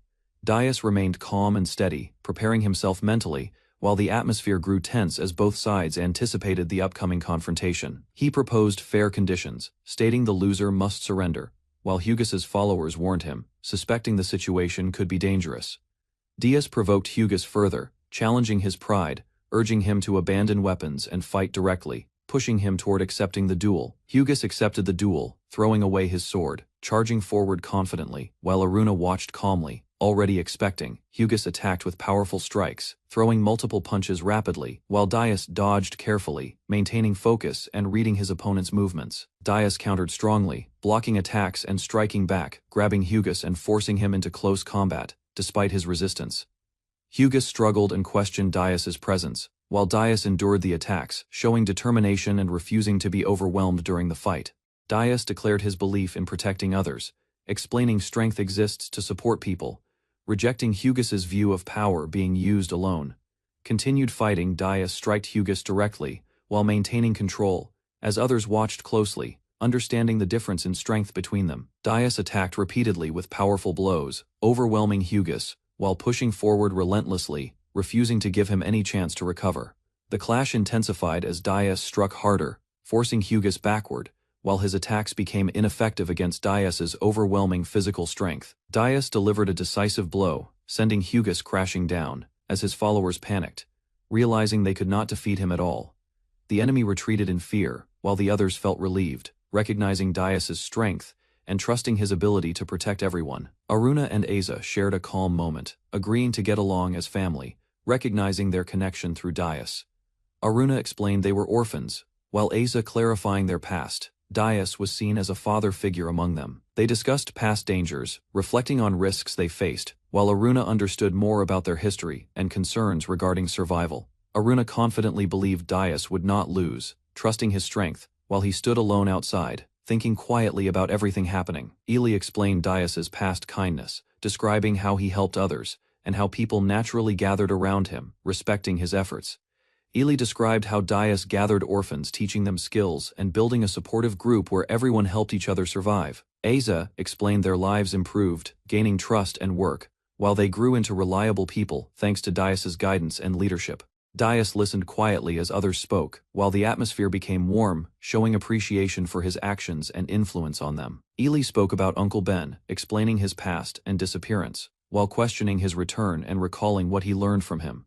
The twin girls curiously asked about Dias's parents, showing interest in his past, while others listened as the conversation continued. Dias described his parents simply as kind people who lived modestly, without revealing their true status initially. As Uncle Ben sighed, Uncle Ben revealed the truth, explaining Dias's parents were high-ranking priests, urging him to properly explain their background to others.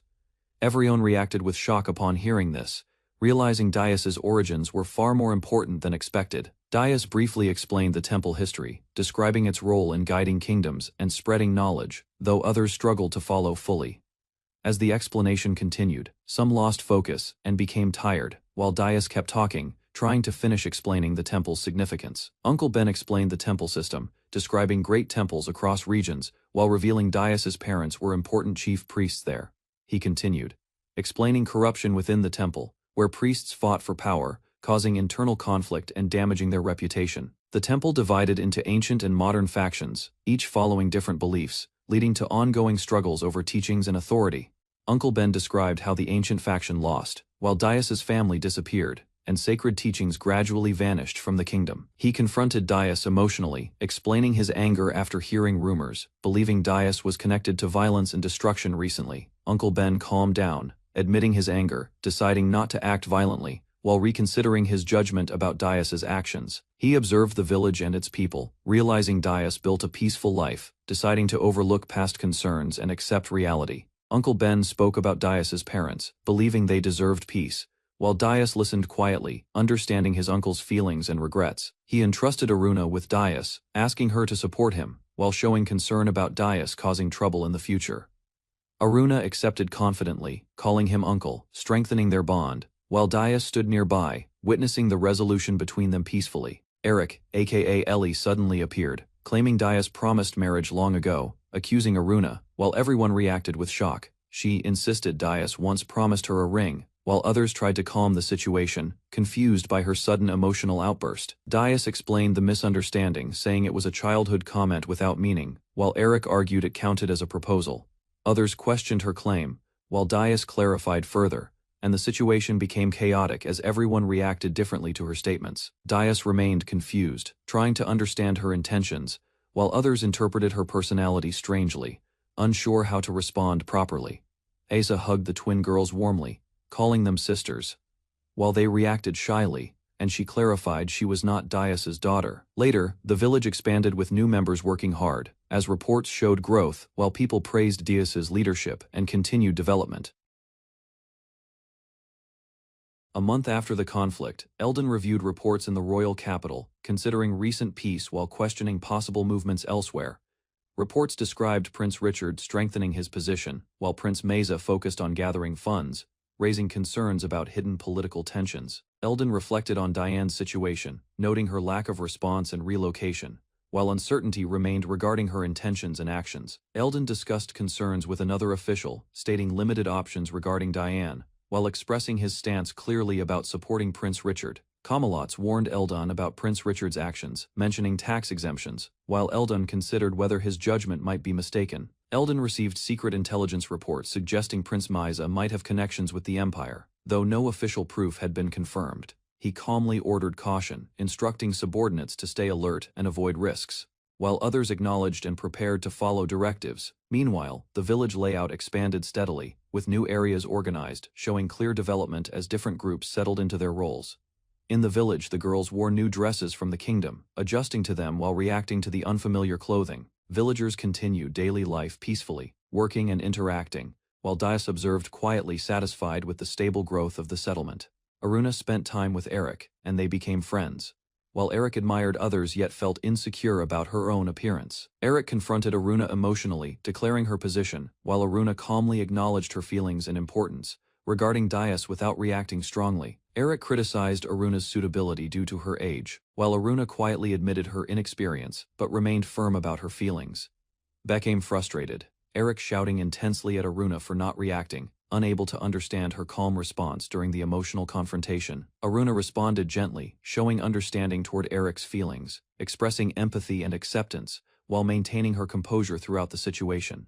Eric released her emotions, realizing her feelings came from care for Daius, and accepted Aruna as part of his family. Afterward, Eric and Aruna worked together, helping each other with chores while building a supportive and understanding relationship within the village. Elsewhere, Eli returned, explaining plans to leave soon, while expressing gratitude for the support received during their stay. Daius listened calmly as Eli prepared to leave, acknowledging their independence and encouraging them to return to their responsibilities. Daius spoke firmly yet kindly, reminding them they were adults, giving them the choice to stay or leave responsibly. Daius spoke firmly to Eli, telling him to prepare himself, while declaring he would always act as his father. He comforted Eli briefly, while Eli accepted his words quietly, understanding his brother's role, despite feeling emotional conflict inside. His duty as father required fairness, stating he could not prioritize Eli's feelings over others within responsibilities. He calmly concluded his decision, refusing to change his stance, while Eli began crying, unable to accept the painful answer. Eli broke down completely, shouting for his father as emotions overwhelmed him, while the man held him firmly during the moment. Dias expressing hope Eli would find someone special, while reassuring him that support would remain whenever needed. The twin girls arrived excitedly, misunderstanding the situation, while Asa observed, realizing Eli was simply overwhelmed emotionally at that moment. Villagers gathered around Eli, taking turns comforting him, while Dias managed the situation, ensuring everyone remained calm and supportive. Uncle Ben asked about departures, while others noticed the lively scene, and the atmosphere shifted as the topic became serious. The twins cried at the thought of separation, while Uncle Ben reassured them gently, explaining that they would meet again later. Uncle Ben decided to stay in the village, refusing to return to the temple, choosing instead to care for sheep. Eric declared she would remain as well, taking responsibility for negotiations, offering her skills to support the growing community. Villagers reacted positively, learning Eric would also stay, while others gathered happily, showing relief as more people chose to remain. The new residents, including several Mies, while the village expanded and became livelier with increasing population. The newcomers explained their past hardships, fleeing danger and seeking safety, finally reaching Dias's land with hope for a better life. Dias learned there was an issue regarding leadership among the Mia, as they needed to decide who would become their chief. The Mia explained each group must choose a leader, as their traditions required a clear head to guide the herd. Dias considered the situation carefully, realizing their customs differed, and he could not simply impose a single leader over them. Villagers gathered to observe, while Dias focused on the process, concerned about how the Mia would decide their leadership. The Mia began their method, confronting each other directly, while Dias watched closely, trying to understand their unusual selection process.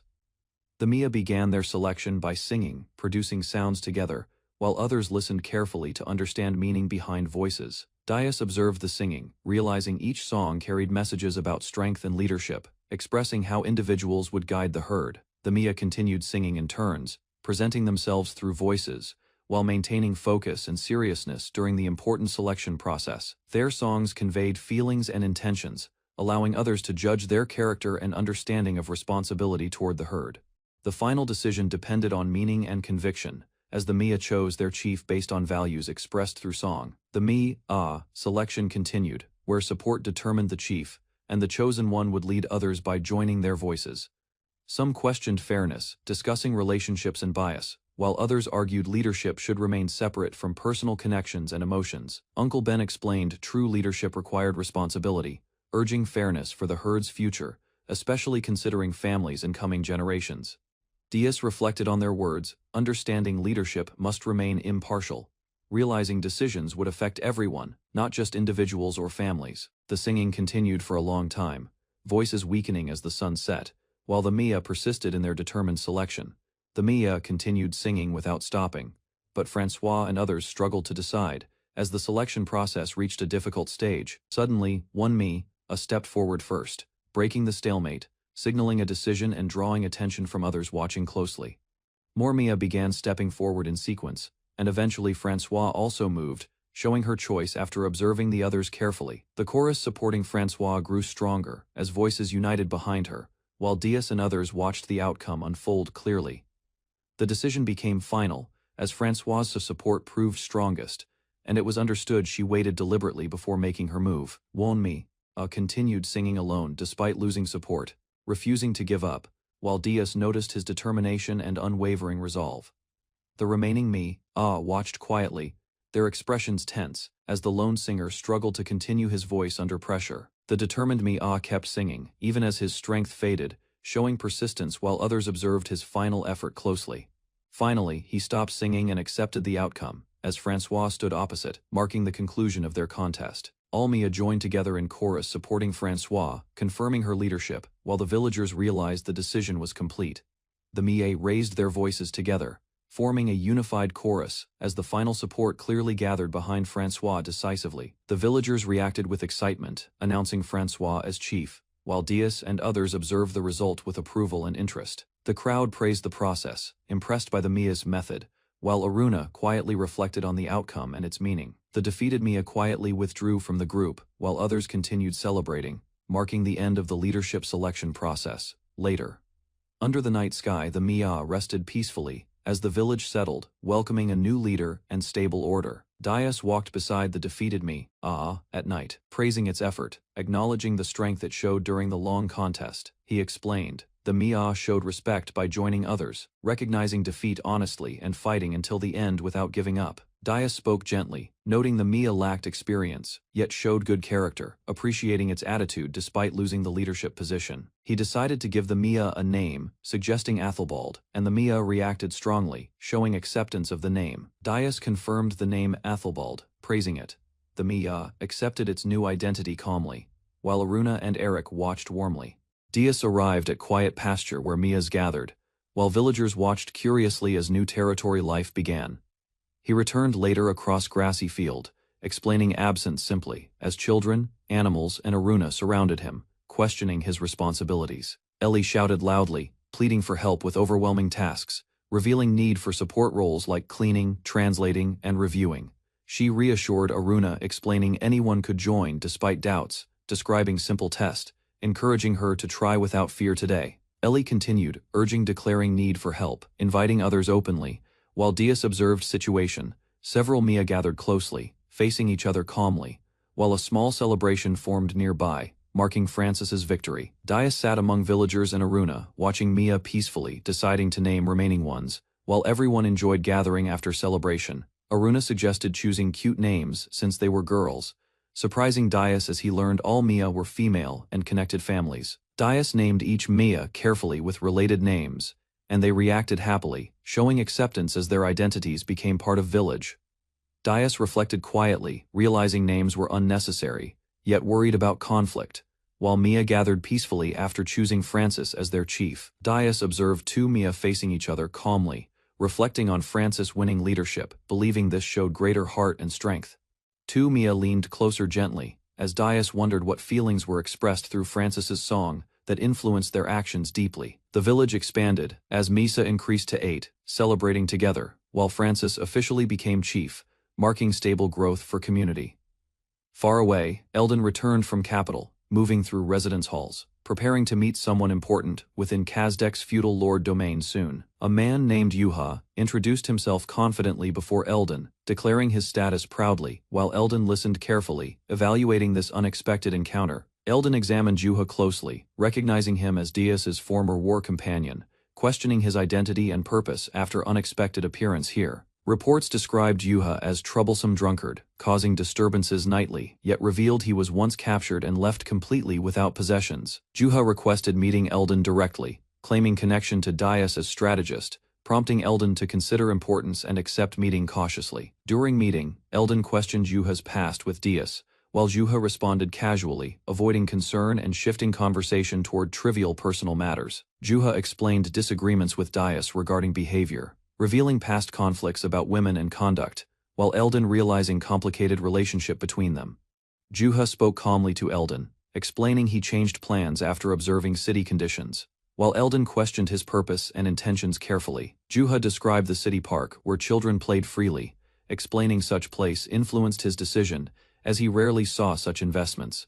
He concluded that environment showed culture growing through leisure, convincing him that supporting the land's lord would be meaningful and worthwhile. Yuha admitted taking drastic actions to secure meeting, acknowledging risks, while Eldon reflected that situation ultimately led them to speak directly. Eldon warned Yuha his actions were dangerous, suggesting safer paths existed, while evaluating whether connection to Dias justified this risky decision. Yuha spoke casually, suggesting Dias's kindness inspired the park idea, while claiming someone like him would rarely be welcomed personally. He mocked Dias while asking Eldon his value, testing reaction, as Eldon considering whether Yuha remained trustworthy or manipulative. After thinking carefully, Eldon decided to hire Yuha at high cost, setting temporary condition, showing cautious acceptance despite uncertain intentions ahead. Elsewhere, Ellie and Isa had already departed village, traveling onward, while situation expanded beyond territory, suggesting wider developments approaching soon outside. Reports mentioned bloodless beasts appearing, as warnings spread, indicating potential danger that could soon affect entire region. Ellie considered expanding guild operations into Kazdek's, worrying about restrictions, while planning new branch to support business activities within controlled kingdom. She explained system using guild intermediaries across regions, ensuring non-discriminatory access, allowing smoother trade connections between Sans Serif, Kazdek's, and TLK village. Ellie and Isa traveled onward confidently, expecting rapid movement from involved parties, believing their plan would benefit both guild and surrounding regions. Back home, Aruna prepared eggs happily, explaining their nature. While others questioned situation, noticing unusual behavior and wondering what recently happened, Aruna analyzed eggs carefully, realizing magic allowed identifying souls within, increasing hatching success. Aruna checked the eggs carefully, confirming 2 chicks hatched, while Ellie asked about those containing souls inside them. Nearby, Dias chased chicks energetically, as children and others watched happily, noting how lively they were while following their mother. Aruna explained Dias worked constantly, saying his behavior showed responsibility, while observed him playing. Ellie questioned whether Aruna's hardworking nature could be considered manly, reflecting on differences between effort, gender, roles, and personal values. She excitedly asked Aruna about past moments being called manly, while she reflected calmly, considering labels like hardworking more appropriate. Aruna explained her past, simply, describing poverty, working early as eldest daughter, and doing difficult patrols. Ellie asked gently about her family situation, while Aruna responded positively, saying meeting Dias made her life better. Aruna continued calmly, explaining her family struggles were caused by one irresponsible member, though she insisted it no longer troubled her now. She described her father as ordinary and hard-working, earning little, explaining poverty was not due to him but circumstances surrounding family. Finally, Aruna revealed her brother caused most problems, her calm tone hiding anger, while listeners sensed deeper resentment behind her composed expression. Her brother wasted earnings on women, even using family savings, despite having a stable expedition job away often. She continued describing how he ignored responsibilities, leaving family struggling, while she endured hardship quietly, unable to rely on him at all. Ellie advised expressing feelings rather than suppressing them, while Aruna admitted situation improved since children grew, reducing worries about survival daily. Aruna mentioned Moru, explaining how Dias and Moru supported her greatly, expressing gratitude while recalling how their help changed her life. She revealed Moru connected her with Dias, noting Moru's role as village chief, appreciating his care, and believing he truly understood her. Aruna reflected quietly, thinking Dias entrusted her with precious Mia, believing perhaps she was chosen because her past resembled his. She remembered her childhood hardships, comparing them to Aruna's, realizing shared struggles prevented resentment, allowing her to understand Aruna deeply. Ellie explained destiny playfully, suggesting Dias was like a savior figure for Aruna, appearing suddenly to change her difficult life path. They imagined Dias as heroic prince, creating romantic vision, while Aruna accepted idea lightly, describing him as reliable and admirable person. Conversation ended as Aruna forgot boiling eggs, while Ellie reacted emotionally, realizing closeness of story made judging her completely impossible. Ellie reacted strongly, insisting on teaching Aruna properly, while Aruna showing unfamiliarity with simple cooking tasks like boiling eggs. Aruna decided to remain in village, choosing to support Dias and her father, showing commitment to responsibilities. Latter, preparations finished, Aruna gained free time, while observing surroundings calmly, indicating balance between duties and personal. She announced practice session, asking others to keep distance, then prepared her bow carefully, focusing on improving her combat abilities steadily. Aruna trained consistently, firing arrows accurately across field, while observers noted her dedication, recognizing her effort to improve. Ellie approached Aruna during practice, watching her arrow strike powerfully. They called her. She asked if that a short bow. Aruna explained her bow differed from standard ones, using unique materials, which made it stronger. Ellie examined the weapon closely, realizing different materials were combined carefully, showing interest in how its structure improved performance significantly. Aruna detailed construction process, explaining flexible and rigid parts balance tension, creating efficiency, while reinforcing bow to withstand strong pulling force. Ellie tested the bow herself, noticing its strength, while Aruna explained each bow varied based on user, making every weapon unique. Ellie tried drawing Aruna's bow but struggled heavily, unable to pull string. Aruna explained the bow used earth dragon materials, noting only Dias could draw it properly, making such difficulty completely understandable situation. Ellie reacted with shock, learning materials came from rare creature, understanding why weapon was extraordinary and difficult for ordinary users handle.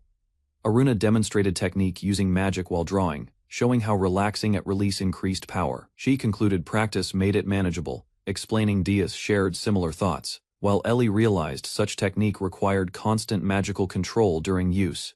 Aruna observed skilled riders training, noting Sene and Ahon mastered horseback combat, even managing to shoot flying targets effectively. She explained their techniques required controlling arrows mid-air, using wind, impressing Ellie, while suddenly distant shouting interrupted their calm discussion. Aruna heard unfamiliar voice calling her, sensing danger, while another voice expressed hostility, suggesting attacker wished harm upon someone nearby immediately. A man charged forward aggressively, declaring intent to rescue Aruna, accusing others loudly, creating sudden conflict. Ellie shouted desperately, asking for help, explaining overwhelming workload and urgent need for staff like cleaners, translators, and proofreaders. Immediately, she reassured Aruna gently, encouraging participation, despite doubts, explaining simple test, while emphasizing everyone could join team, regardless of experience. Ellie continued recruitment passionately, promoting guild access, explaining shortages, urging others to stop worrying and contribute. Elsewhere, Dias observed Oni tribe traditions, noting younger son inheritance, while older siblings formed alliances through marriage, strengthening family influence gradually. Dias reflected on Aruna's family quietly, recalling meeting them earlier, realizing she avoided discussing them, suggesting deeper personal reasons. Dias called out happily under open sky, noticing familiar figures approaching, unaware that situation would soon change into unexpected urgent trouble. Children rushed toward Dias calling urgently, while others mentioned dinner time. They explained, Aruna was attacked by strange horned man appearing suddenly, causing Dias to become serious and immediately focus on situation. Ellie and others reacted with concern, gathering quickly, while Dias moved towards scene, as tension spread across field where disturbance occurred.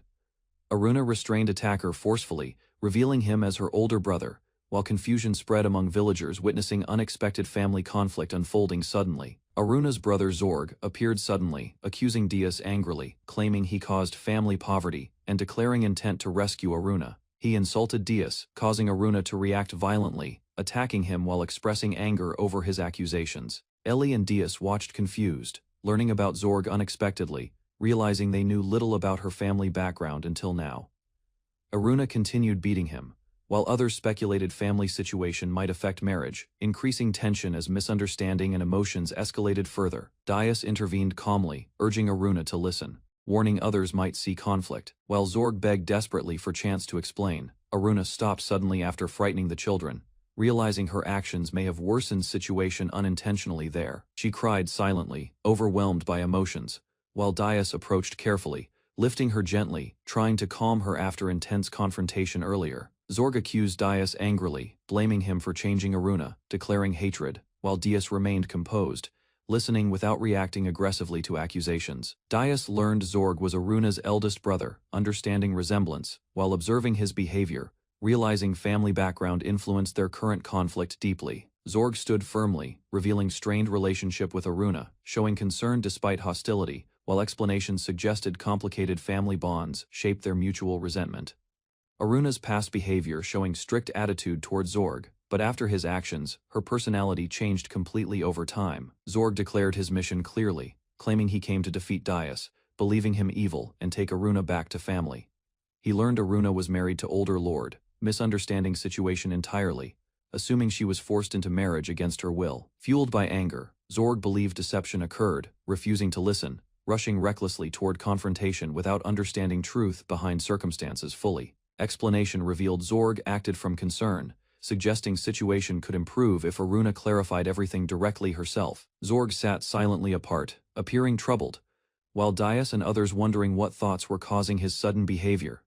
Dias questioned him calmly, suggesting jealousy, but Zorg reacted defensively, denying accusation while Aruna remained close, listening with visible concern. Zorg admitted honestly he struggled accepting Aruna's relationship, revealing he once planned her future. Unable to understand her independent decision fully, Ellie confronted him directly, criticizing his selfish reasoning, pointing out family suffering, forcing Zorg to face consequences of his past actions. Overwhelmed, Zorg apologized sincerely to Aruna, acknowledging mistakes, expressing regret despite believing it was too late to repair their relationship. Aruna shouted angrily at Zorg, reminding him family tried stopping him before, questioning why he ignored warnings. Zorg insisted he was deceived, believing false claims about illness and money, trusting soul appraisal result. Dias questioned validity of soul appraisal, suggesting deception possible, while Aruna explained magic limitations, noting such abilities could be concealed or manipulated. Zorg realized his limited magic made him vulnerable. Understanding stronger individuals could deceive appraisal, causing him to misjudge situation completely earlier. Aruna recalled Aza's strong magical presence, explaining powerful individuals could resist control, reinforcing idea that previous assumptions were unreliable and flawed. Dias and Ellie realized Aza could use magic, questioning how many understood Oni techniques.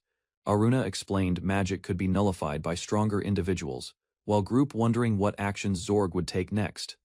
Zorg accepted misunderstanding silently, realizing his mistakes, while Aruna beginning to clarify truth behind situation and past events. After discussion, group prepared to leave, but tension remained, as Zorg followed behind, unsure of place while others continued moving forward. Dias invited Zorg to stay overnight, offering support despite conflict, while others reacted with surprise at his calm and welcoming decision. Aruna worried about dangers at night, while others discussed where Zorg should stay, debating safety, space, and his place within group. She remained uneasy, showing conflicted expression, while Dias observed quietly, understanding tension. Next morning arrived calmly, as Dias reflected on previous events, feeling uncertain, while deciding to personally see Zorg before he departed. Dias approached Zorg, but Zorg reacted harshly, telling him to leave, showing frustration and desire to distance himself from situation. Dias responded calmly, stating he could not abandon Zorg since he was Aruna's family, showing responsibility despite ongoing tension between them. Aruna threw 2 packages toward Zorg before departure, containing equipment she prepared, showing concern. Zorg received items, noticing careful wrapping and proper fit, though Aruna dismissed effort, hiding feelings. Seeing his name carved, Zorg realized her care remained, understanding family bonds still existed, causing him to reflect emotionally. Zorg questioned Dias about lacking magic, expressing frustration over appraisal incident, while struggling with confusion about how events unfolded around him. Dias answered calmly about his condition, while Zorg asked further, beginning to understand different perspective regarding strength, weakness, and personal acceptance. Dias recalled childhood, unable to use magic, while others played happily, feeling isolated. He explained anger and confusion during youth, but support from family helped him accept himself. Gradually finding direction, Dias described choosing effort over envy, focusing on physical strength, building himself steadily, eventually becoming capable and confident. Zorg listened silently, realizing different path Dias took. Understanding lack of magic did not prevent growth, changing his perception slowly. Zorg admitted his pain openly, revealing lifelong ridicule and failure, expressing frustration, while Dias listened carefully. Zorg admitted only Aruna and another woman respected him, while Dias listened quietly, understanding emotional. Suddenly, multiple flying creatures appeared rapidly, surprising them, as Zorg identified them as wind dragons. Dias prepared to fight, but Zorg insisted he return, warning village needed protection, while tension rose as threat drew closer. Zorg explained enemy behavior quickly, describing how dragons targeted senses first, preparing Dias mentally for encounter while drawing his weapon. As dragons approached, Zorg noted their weakness, firing arrows carefully, while Dias struggled, seeing targets clearly, preparing himself for battle ahead. Zorg aimed carefully and fired arrows toward approaching wind dragons, instructing Dias to observe closely. The creatures swarmed rapidly, surrounding them from multiple directions, showing speed and numbers, forcing both men to react quickly. Dias noticed unusual enemy, identifying giant dragonfly-like form, realizing normal arrows were ineffective, questioning materials used in weapon Aruna provided earlier. Zorg explained arrows were crafted from earth dragon materials, making them effective, revealing Aruna's preparation helped counter otherwise dangerous aerial enemies. Understanding situation, Zorg prepared next attack, focusing carefully, while Dias adjusted strategy, recognizing importance of specialized equipment during unexpected battle conditions. Zorg fired precise arrow, successfully striking one wind dragon, gaining confidence, while Dias observed closely. Remaining dragons reacted aggressively, increasing speed and coordination, forcing Zorg to adjust quickly as their attacks became sharper and more dangerous. One dragon charged directly toward Dias, closing distance rapidly, creating immediate threat as he prepared himself to defend against sudden impact. Dias braced and swung weapon forcefully, clashing with incoming attack, enduring pressure while maintaining stance. A dragon struck Dias unexpectedly, cutting across his body, causing injury, while Zorg reacted in shock, realizing battle had turned more dangerous. Dias feels sudden impact as his clothes tear open from a strike, shocking him while Zorg watches airborne attackers. clutches his torn clothing tightly, Dias shouting in anger and pain, realizing the clothes made by Aruna are damaged badly. Zorg notices incoming enemies rushing forward, calling out while Dias prepares himself as multiple horned attackers charge across the open field. Dias braces firmly and withstands a heavy downward strike, his body enduring the force as the ground beneath him cracks violently. He regains composure, observing enemy movements calmly, while Zorg reacts loudly, surprised by Dias adjusting quickly and challenging opponents confidently. Dias leaps forward decisively, striking a flying enemy mid-air while Zorg urges action, realizing the enemies are strong but manageable. Swings his weapon powerfully, cutting through multiple airborne attackers while others scatter above, avoiding his attacks and circling carefully. Dias observes enemies maintaining distance, concluding they learned caution after earlier attacks, while Zorg questions their strange restrained behavior during battle. Zorg explains enemies lowered guard before, but now avoid close range, prompting Dias to question why they do not attack using fire. The wind dragons specialize in flight, using claws and wings for attacks, while their fire remains weak unless striking closely. Dias and Zorg realizing creatures are attracted to blood scent, preventing escape while keeping their distance. They discuss danger, concluding encountering enemies here is fortunate, since an attack on village would cause unpredictable destruction they cannot control. Zorg suggests enemies should leave, but Dias notes they cannot counterattack if enemies refuse approaching, leaving them unable to act effectively. Dias thinking throwing his weapon might provoke enemies into lowering guard, while Zorg questions his unusual and risky plan seriously. Prepares to throw his axe upward, Dias testing theory, while Zorg worries weapon cannot reach enemies and questions the plan's practicality. Dias grips his axe firmly, stepping forward alone, declaring control of situation. Dias spins rapidly, generating strong winds around him, building momentum as his movements create a powerful rotating force. With full strength, Dias throws his axe upward, sending it spinning fast toward airborne enemies while Zorg shock below. The spinning axe strikes flying creatures, cutting through them mid-air as multiple enemies fall, while Dias continues shouting with rising excitement. Remaining enemies rush downward aggressively, drawn into close range as Dias prepares himself while Zorg signals incoming attack. Dias blocks a close attack, gripping the enemy tightly while another strikes, enduring impact and maintaining stance against continuous aggressive assaults. He counters forcefully, grabbing and smashing enemies aside, striking repeatedly as attackers fall, unable to overcome his strength in close combat. Enemy prepares fire attack at close range, but Dias holds firm, resisting pressure while Zorg watches closely, analyzing situation carefully. Battle ends as enemies fall silent, while both stand recovering and reflecting on sudden intense encounter. Zorg reflects on victory quietly, realizing defeating Dragon could change his future, hoping village acceptance. He criticizes the chaotic fight, feeling it was improper, while Dias continues acting freely, ignoring concerns about the reckless hunting method. Zorg scolds Dias angrily, questioning his carelessness, while Dias remains cheerful, casually handling aftermath as if situation posed little danger. Dias declares his identity proudly as Aruna's husband and lord, while Zorg reacts in disbelief, still trying to understand his attitude. After battle, they gather remains and weapons, returning together, while Zorg considers how achievements might improve Aruna's opinion of Dias. He reflects quietly, while Dias worries about damaged clothes, realizing Aruna will likely scold him again after seeing his condition. Zorg questions Dias's concern for Aruna, while Dias confused, as Zorg finds his behavior strange. Dias explains sincerely that Aruna supports him daily, expressing gratitude and believing her presence helped him survive. Zorg listens quietly, unsure how to respond, while Dias recalls Aruna's effort making clothes, showing deep appreciation. Zorg admits Dias seems unusual, observing his thoughts and behavior, while Dias smiles calmly, unconcerned about being judged by others around him. Aruna arrives suddenly, calling out loudly, noticing Dias injured and demanding explanation, showing concern. Aruna inspects Dias's wound calmly, assuring him she will disinfect it, while also mentioning extra clothes he can change into. Dias proudly explains defeating a dragon using her tools, but Aruna criticizes his recklessness, stating his damaged clothes reflect poor judgment. Aruna acknowledges shared effort, offering Dias half materials, appreciating his help, while Zorg listens and reacts emotionally to their interaction. Zorg becomes nervous as Aruna questions further, while Dragon remains nearby, and tension rises as he hesitates to respond clearly. Later, they rest together. While someone explains Dias's actions aim to impress Aruna and advises Zorg to be kinder toward him, Aruna states firmly that Zorg has no reason to prove himself here, affirming her place within village and Dias's family. Zorg reflects on family expectations, suggesting Dias should seek recognition from Oni tribe instead, rather than relying on him. They carry Dragon Remains home, while Zorg questions Dias's thinking, considering the danger despite knowing even smaller dragons remain powerful threats.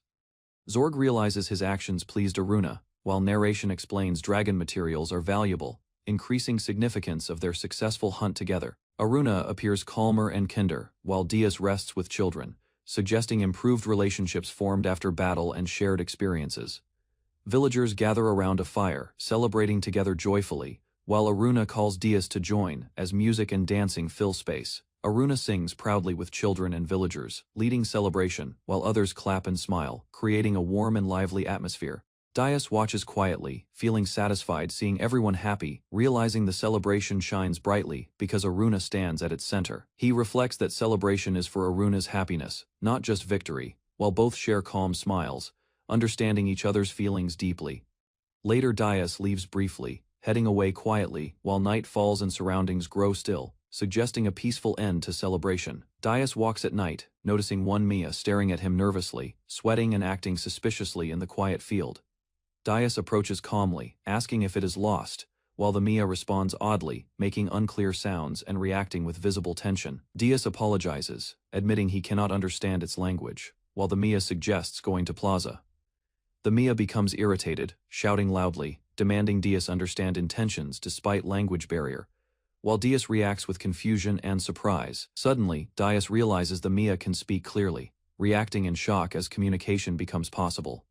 The Mia pulls out a small pouch and drops it near Dias, who watches carefully. It speaks respectfully, praising Dias's strength and asking him to continue protecting them, offering special leaves and seeds as reward. The Mia warns Dias not to misuse the gift, explaining the leaves will wither if used selfishly, while also acknowledging his efforts. Aruna arrives concerned, seeing Dias dizzy, while he examines the item closely, questioning the strange leaves he received. Dias looks around, realizing the Mia disappeared, telling Aruna about it, leaving confusion as no sign remains.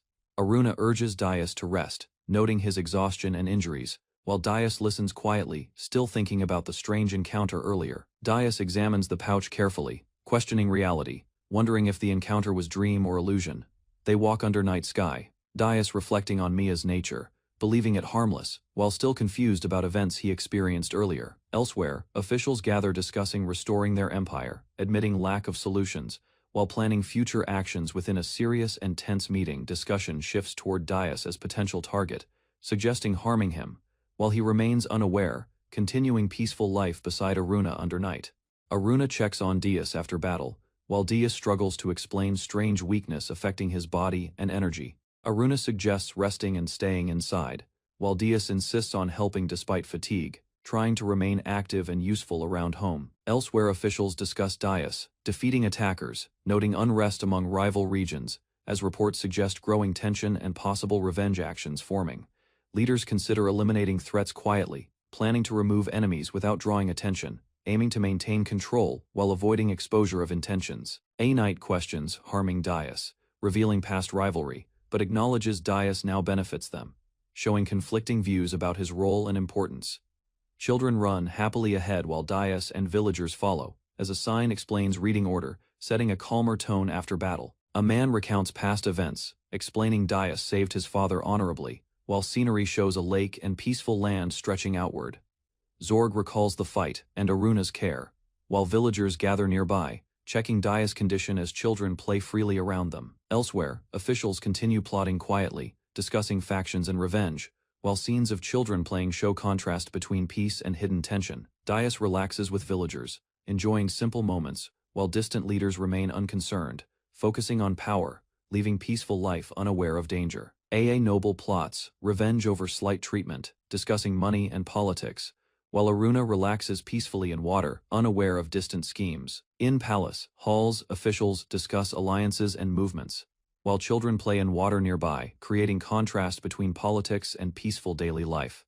Eldon finishes paperwork, exhausted, while villagers train and work outside, showing normal life continuing as responsibilities and labor fill their days. Eldon prepares to visit Dias, receiving instructions, while Dias struggles fishing, learning patiently from villagers who guide him through simple tasks. Eldon decides to visit village soon, feeling proud of achievements, while Aruna and others enjoy calm moments, unaware of approaching changes. Camelot's worries about Eldon's condition, mentioning a legendary healing plant, while Aruna accepts orders, feeling powerless as his master suffers.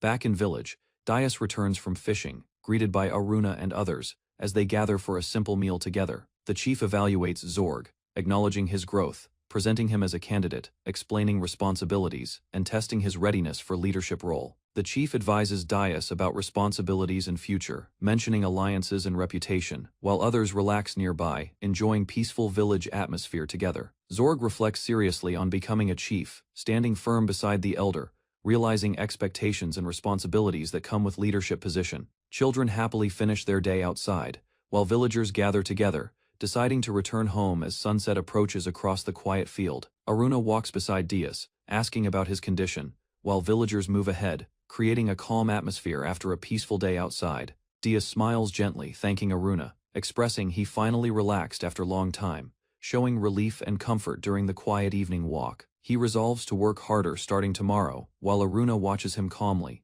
noticing subtle changes in his condition as they continue walking. Suddenly, Dias feels strange weakness, questioning his condition, while Aruna notices concern, sensing something unusual affecting him despite earlier rest today. Dias suddenly collapses forward onto the ground, shocking Aruna and nearby villagers, as his body loses strength without warning. Aruna rushes to Dias' side, calling out urgently, while a report mentions new developments, including a mysterious medicinal plant recently discovered. Aruna anxiously leans over Dias, who lies unconscious on a bed, while villagers gather around inside a large tent. Dias regains consciousness, confused and weak, as Aruna explains he collapsed from a sudden fever during their journey earlier. Aruna reveals Dias was wounded by a dragon, possibly poisoned, causing the delayed fever, now threatening his recovering condition. Despite his strong body resisting earlier symptoms, Dias struggles as Aruna carefully feeds him, explaining the illness progressed slower. Dias thanks everyone weakly, realizing his condition is serious, while Aruna worries the fever may continue and endanger his life.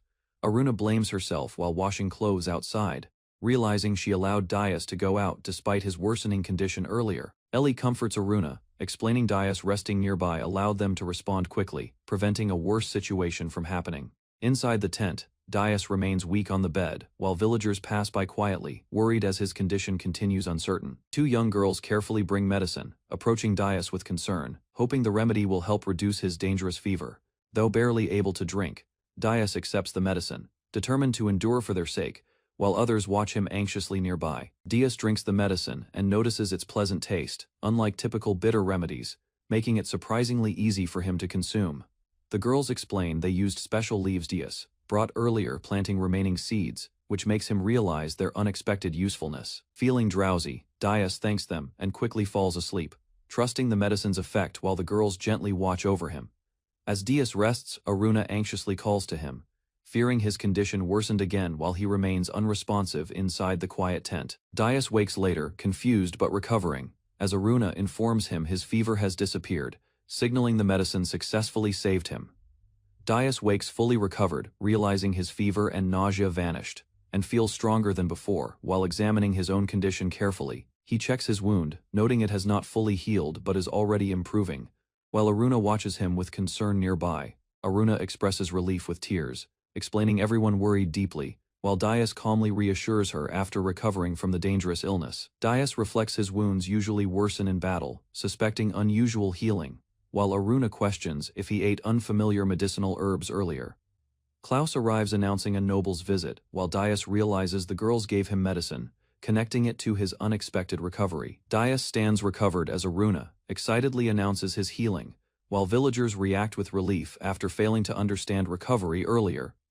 Dias prepares to greet a visitor despite recent illness, explaining his obligation while Aruna follows, still concerned about his condition. A carriage arrives carrying Eldon, who apologizes loudly for being late, as his group halts before Dias' settlement entrance. Dias and Aruna welcome Eldon and his people warmly, while Eldon explains communication issues caused the unexpected and sudden arrival. Eldon awkwardly explains his mother insisted on visiting Dias, while Dias listens calmly, amused by the unusual personal situation described.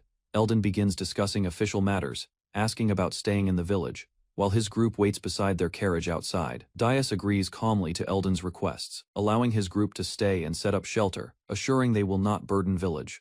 Eldon reveals his main request dramatically, asking for a full tour of Dias's village, showing great excitement and curiosity. Dias immediately agrees, though surprised by Eldon's enthusiasm, as Eldon reacts loudly, causing a strong and exaggerated emotional response. Overjoyed, Eldon thanks Dias repeatedly, expressing desire to see everything, while others react awkwardly to his overly dramatic behavior. Dias guides Eldon through the village, explaining they should start with the fields, while others notice something unusual about them.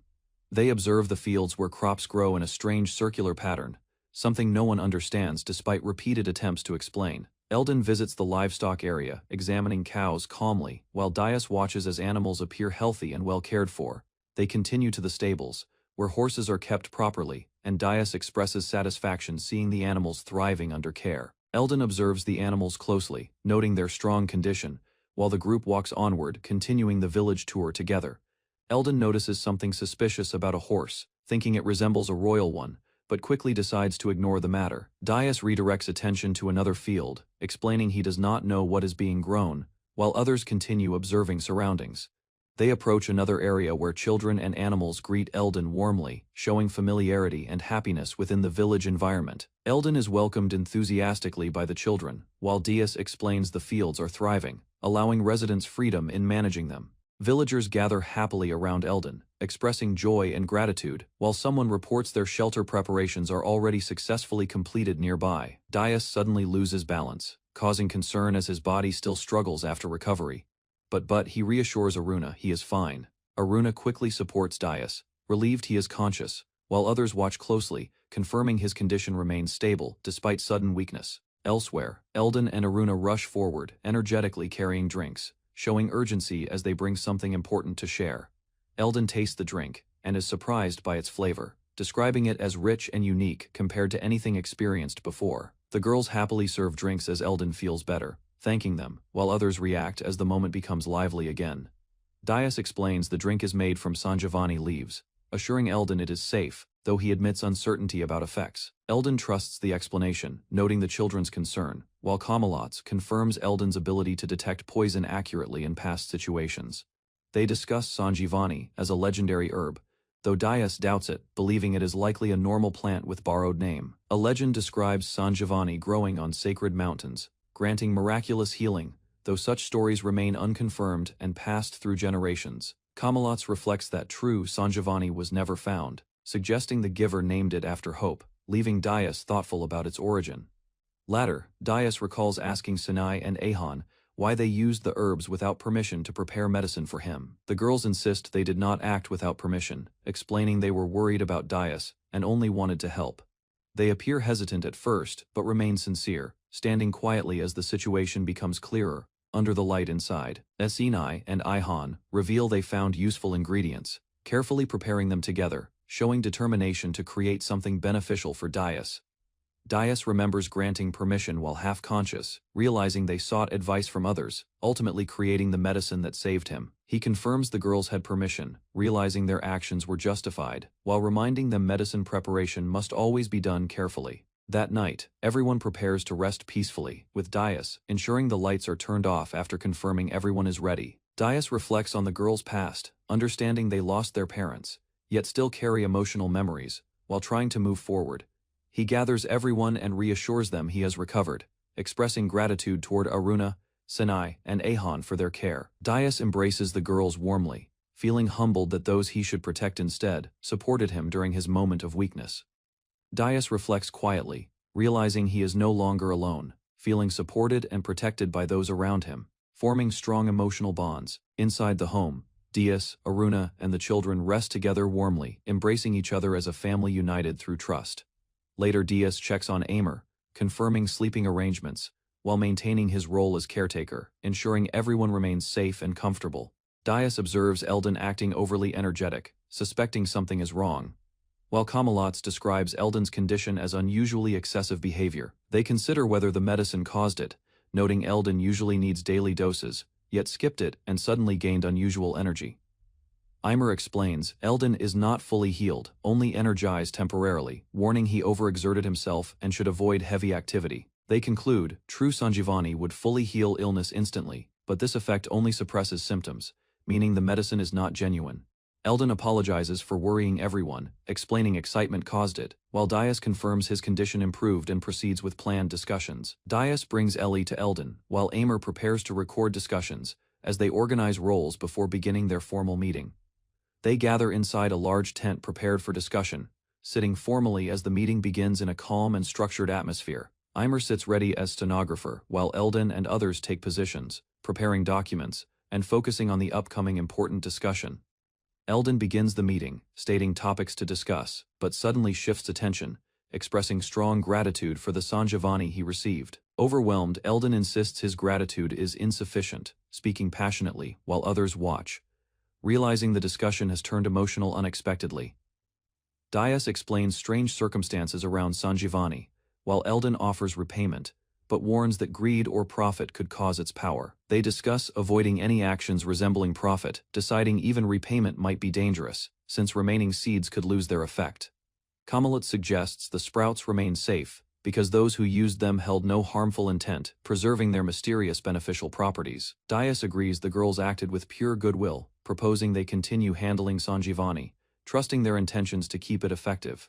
The group decides to avoid interference, leaving responsibility to the girls, accepting risks while treating the Sanjivani carefully moving forward. Dias firmly decides there will be no records or compensation, choosing to keep all matters regarding Sanjivani completely confidential. He explains secrecy is necessary, warning that knowledge spreading could invite greed and conflict, endangering both people and the village. Eldon questions the decision, imagining saving lives with Sanjivani, but wonders if such power should still remain hidden. Dias answers calmly that even with such power, saving everyone is impossible, and placing that responsibility on one person is too heavy. He concludes everything happened by fate, trusting the girls' pure intentions, believing the Sanjivani should remain in their care. Dias states that those destined will find Sanjivani, trusting fate, and warns that malice could cause its power to disappear. Eldon listens quietly, appearing thoughtful yet relaxed, while others remain calm, accepting the decision regarding Sanjivani without further resistance. He orders Kamalats to keep everything secret, confirming agreement, then prepares to resume their meeting and return to official matters. The discussion shifts as Eldon announces new titles and rights, revealing a message from the king regarding Dias's future position. Dias reacts with surprise upon hearing he may become a duke, struggling to process the sudden change to his status. Dias reacts with confusion as others explain he already has a family name, something officially recognized despite his lack of awareness.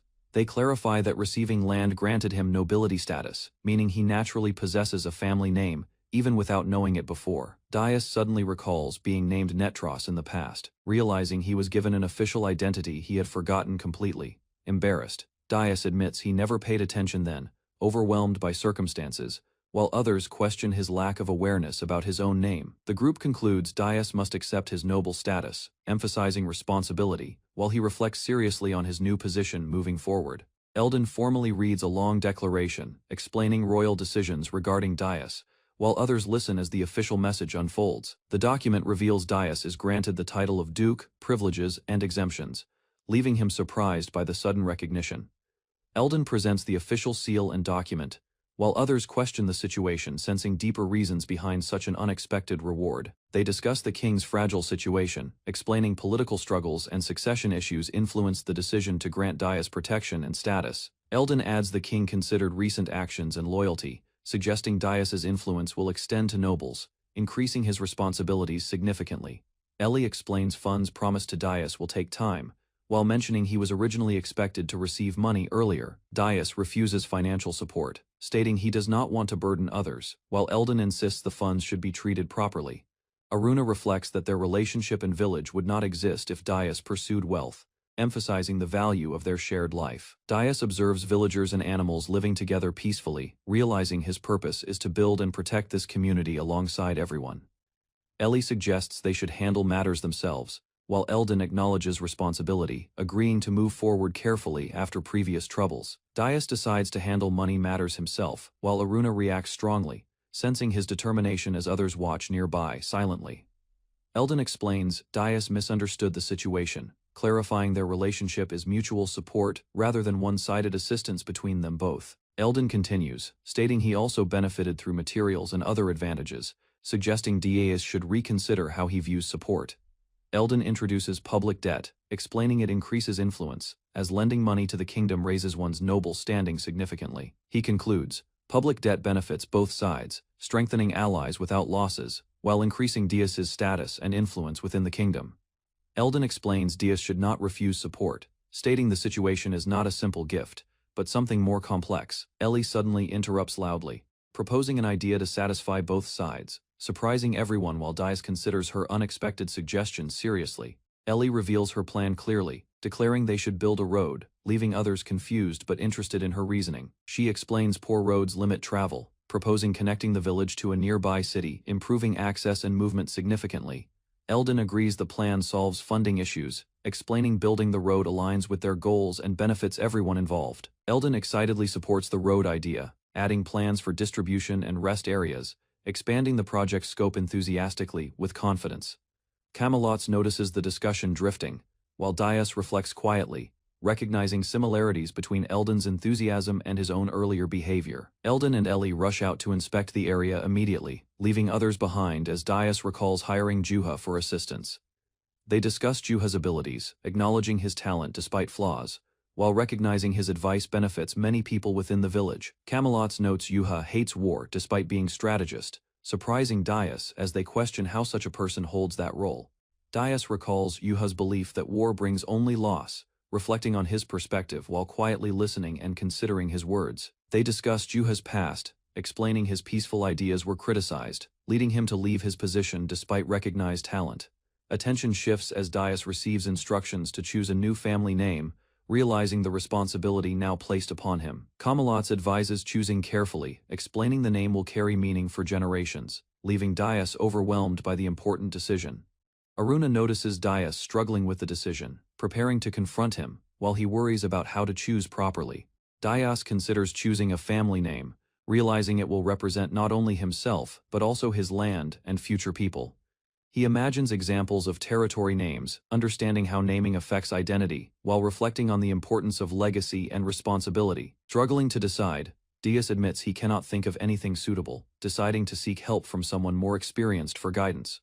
Uncle Ben arrives, responding to Dias's request, entering calmly while observing his troubled expression and preparing to offer advice. He confidently states he has an idea for the family name, prompting Dias to listen carefully, despite initial hesitation. Uncle Ben explains he consulted Aruna and others about the name, urging Dias to consider its meaning before finalizing it. He scolds Dias gently for being overly formal, reminding him of his position, while continuing to carefully prepare the official document. Uncle Ben writes the name, Mir Badal, presenting it as a suitable choice that represents both Dias and his land. Dias reads the name with confusion, questioning its meaning, while trying to understand the significance behind the unfamiliar words. Uncle Ben explains the name means a brave protector, connecting it to old language, and Dias accepts it as meaningful. Uncle Ben advises Dias to consider the people living there, especially the Oni, rather than only focusing on the family name. He explains Aruna approved the name, emphasizing the importance of maintaining harmony with the Oni and ensuring they accept it.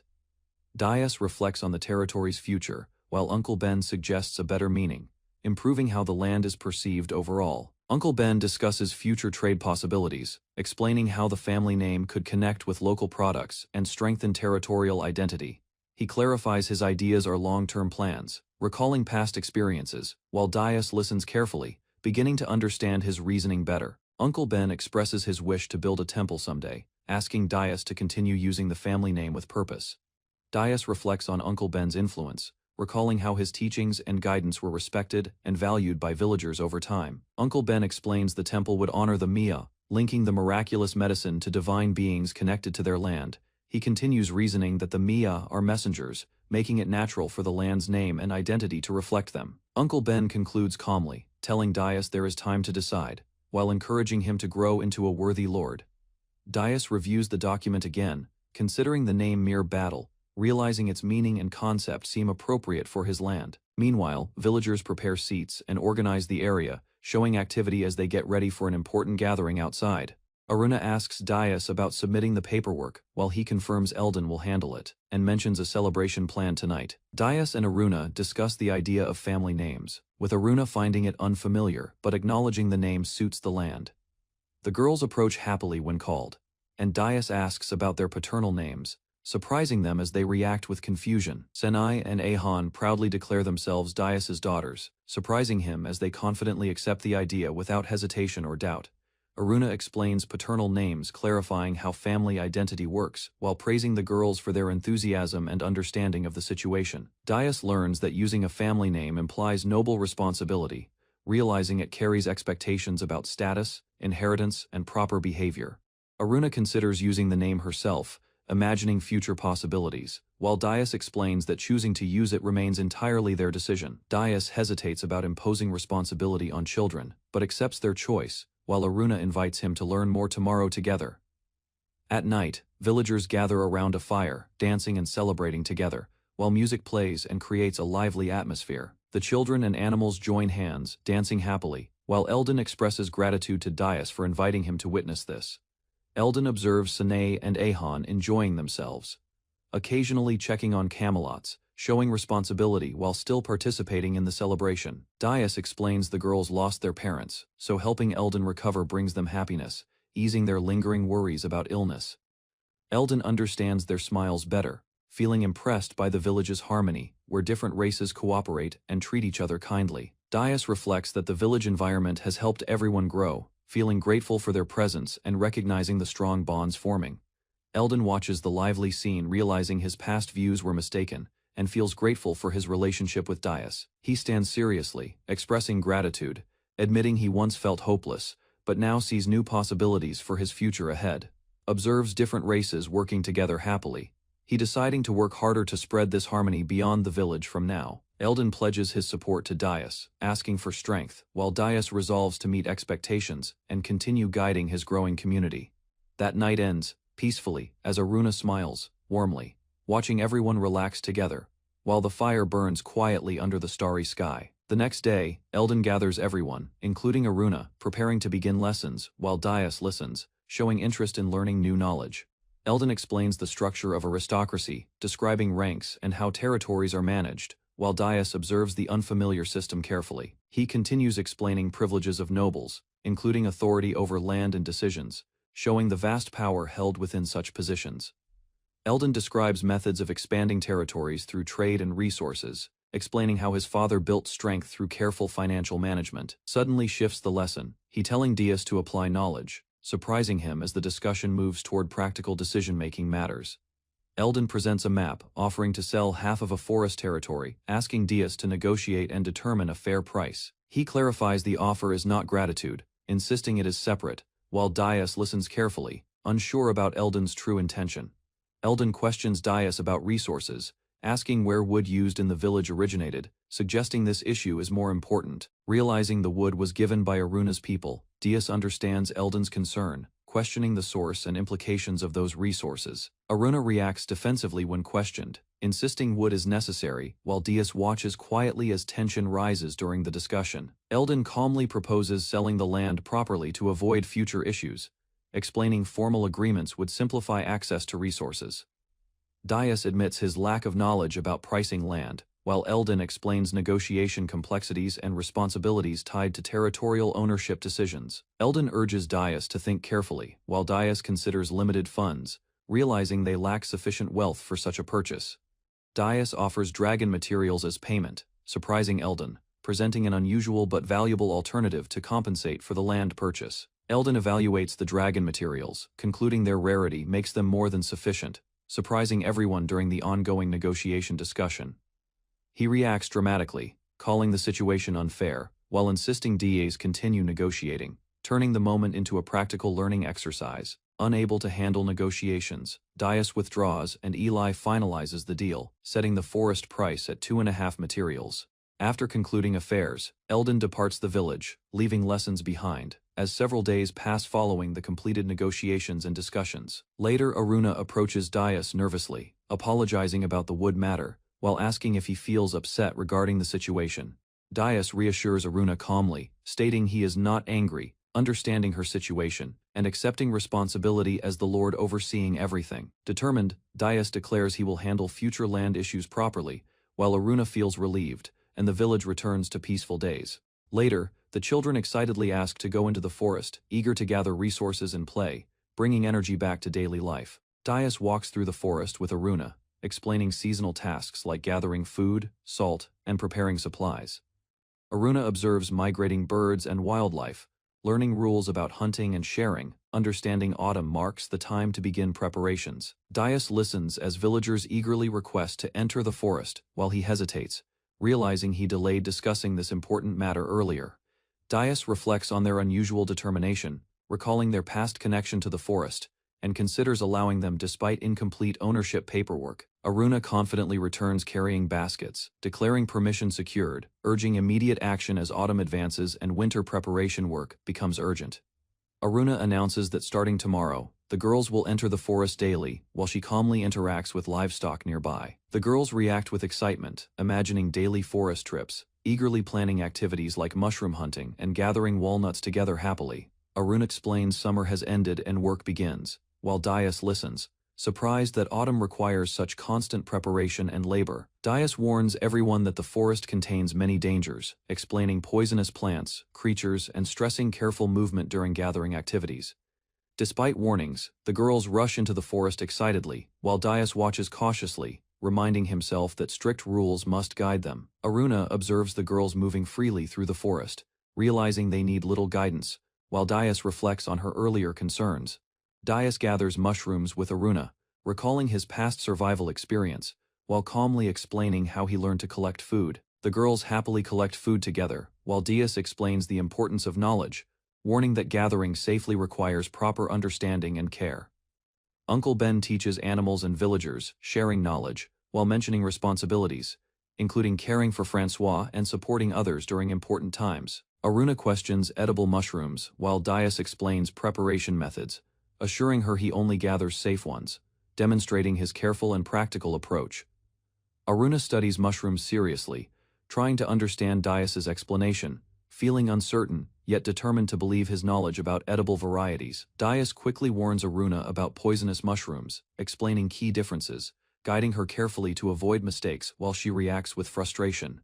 Aruna watches Dais confidently teach, realizing his reliability, while quietly accepting she still has much to learn from his experience. The girls excitedly find walnut trees, calling out happily, while Dais and Aruna follow behind, observing their enthusiasm during gathering activities. The girls collect walnuts carefully, cracking shells and filling baskets, while Aruna watches quietly, noticing their growing skill and independence.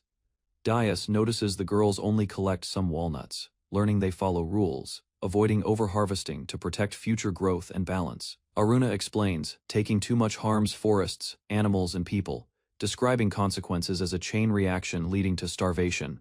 Dais understands their methods, watching them return waste to nature, while asking how far preparation should go without excess effort. Aruna outlines more tasks like gathering firewood, hunting, and multiple trips, explaining learning the forest takes time and steady effort. The group discusses hunting rules, noting seasonal limits, while the girls explain preserving food, showing awareness of efficient and careful resource use. Dais studies the forest's abundance, considering hunting possibilities, while discussing animal behavior and realizing tracking and careful observation will be necessary. Explains winter hardships, Aruna emphasizing survival, depends on sufficient provisions, while Dais listens, understanding the serious risks of failing preparations. She recalls past shortages and hunger, revealing difficult memories, while Dais notices her concern and reflects on the importance of stability, expresses happiness and gratitude. Aruna, enjoying preparation work with Dais, while he listens quietly recognizing her trust and growing attachment. He walks ahead thoughtfully, realizing winter preparation has only begun, and resolves to act carefully to meet expectations and protect everyone. Dais digs in the forest while the girls gather nearby, and Aruna collects plants, all continuing their steady preparation work together. He finds potatoes and wonders about taking all, but the girls approach him, asking to see them and requesting guidance. The girls examine the potatoes closely, smelling them carefully, showing serious attention while Dais watches their unusual method with curiosity. Explain they judge potatoes by reproduction ability, choosing weak ones to eat and saving strong ones for future planting. They continue explaining planting methods, distributing potatoes across areas, while Dias listens surprised by their careful strategy and understanding of growth. The girls explain spreading potatoes helps growth, showing diagrams, while Dias beginning to understand their method of improving harvest results. Aruna and the girls smile together after planting, while Dias observes quietly, seeing their teamwork and feeling reassured. Dias asks about tree spacing, comparing it to potatoes, while the girls hesitate, thinking carefully before answering. Dias examines the forest canopy, realizing too many trees block sunlight, and explains balance is needed for proper forest health. The girls explain dense forests reduce plant growth, warning imbalance causes poor conditions, while Dias considers adjusting tree cutting for better results. They firmly instruct Dias about cutting trees, emphasizing choosing weak ones, while he listens carefully and seeks clearer understanding. Aruna reassures Dias that the girls can guide him inside the forest, while he laughs lightly, accepting their role as teachers. The girls proudly accept their role, while Aruna encourages continuing work, and Dias praises them, strengthening their confidence and teamwork. Aruna notices a strange mushroom nearby, pausing to observe it closely, questioning whether it had been there before. The mushroom suddenly moves and attacks, surprising everyone, while Aruna reacts quickly, realizing it is a dangerous creature rather than normal. A sudden scream echoes as Dias turns quickly, sensing danger, while the girls freeze, shocked by the unexpected disturbance nearby. A large mushroom creature appears, releasing gas, while Aruna collapses nearby, and Dias realizes the threat is more serious. Dias warns about poisonous gas, identifying the creature, then moves forward, positioning himself between it and the frightened girls. He charges and swings his weapon powerfully, striking the creature directly, using force to stop its attack and disperse danger. The creature explodes into fragments, scattering debris, while the girls react in shock, and Dias stands ready, ensuring the area is safe. Dias strikes the creature again with force, finishing the attack, ensuring no further danger remains as debris scatters across the forest ground. He rushes to Aruna, checking her condition, while the girls ask worriedly, and he confirms she is injured but conscious. The girls explain the creature is a magical mushroom, describing its movement and poisonous gas, helping Dias understand the earlier attack clearly. Dias reacts with concern about poison, while the girls reassure him she will recover, though they admit the situation is still troublesome. Aruna lies weakly, her vision fading, while she tries to speak Dias's name, showing the lingering effects of the poisonous gas. Aruna dreams of a fantasy scene, imagining Dias as royalty, while her mind drifts under the effects of the mushroom gas. Dias kneels beside Aruna, confused by her behavior, while the girls watch quietly, understanding the cause of her strange reactions. Aruna clings to Dias, emotionally speaking, irrationally, while the girls explain the gas causes daydreaming and exaggerated feelings temporarily. Aruna panics and denies her words, overwhelmed, while the girls calmly suggest resting, deciding to pause their forest activities briefly. The girls sing about forest spirits, warning respectfully, while Dias supports Aruna, understanding the need to treat the forest carefully. A hidden being listens to the girls' song, recognizing its origin, then retreats into darkness, deciding to remember it later. Back home, Aruna recovers quickly, while Dias and the girls return with gathered supplies, continuing their steady preparation work together. Dias eats grilled mushrooms with the girls, confirming they used his advice, while observing their cooking results and sharing the meal together. He notices Aruna avoiding eye contact, wondering about her behavior, while she quietly reacts to his praise and hides her feelings. The next day arrives, showing the settlement and surroundings, indicating a transition as daily life and responsibilities continue steadily.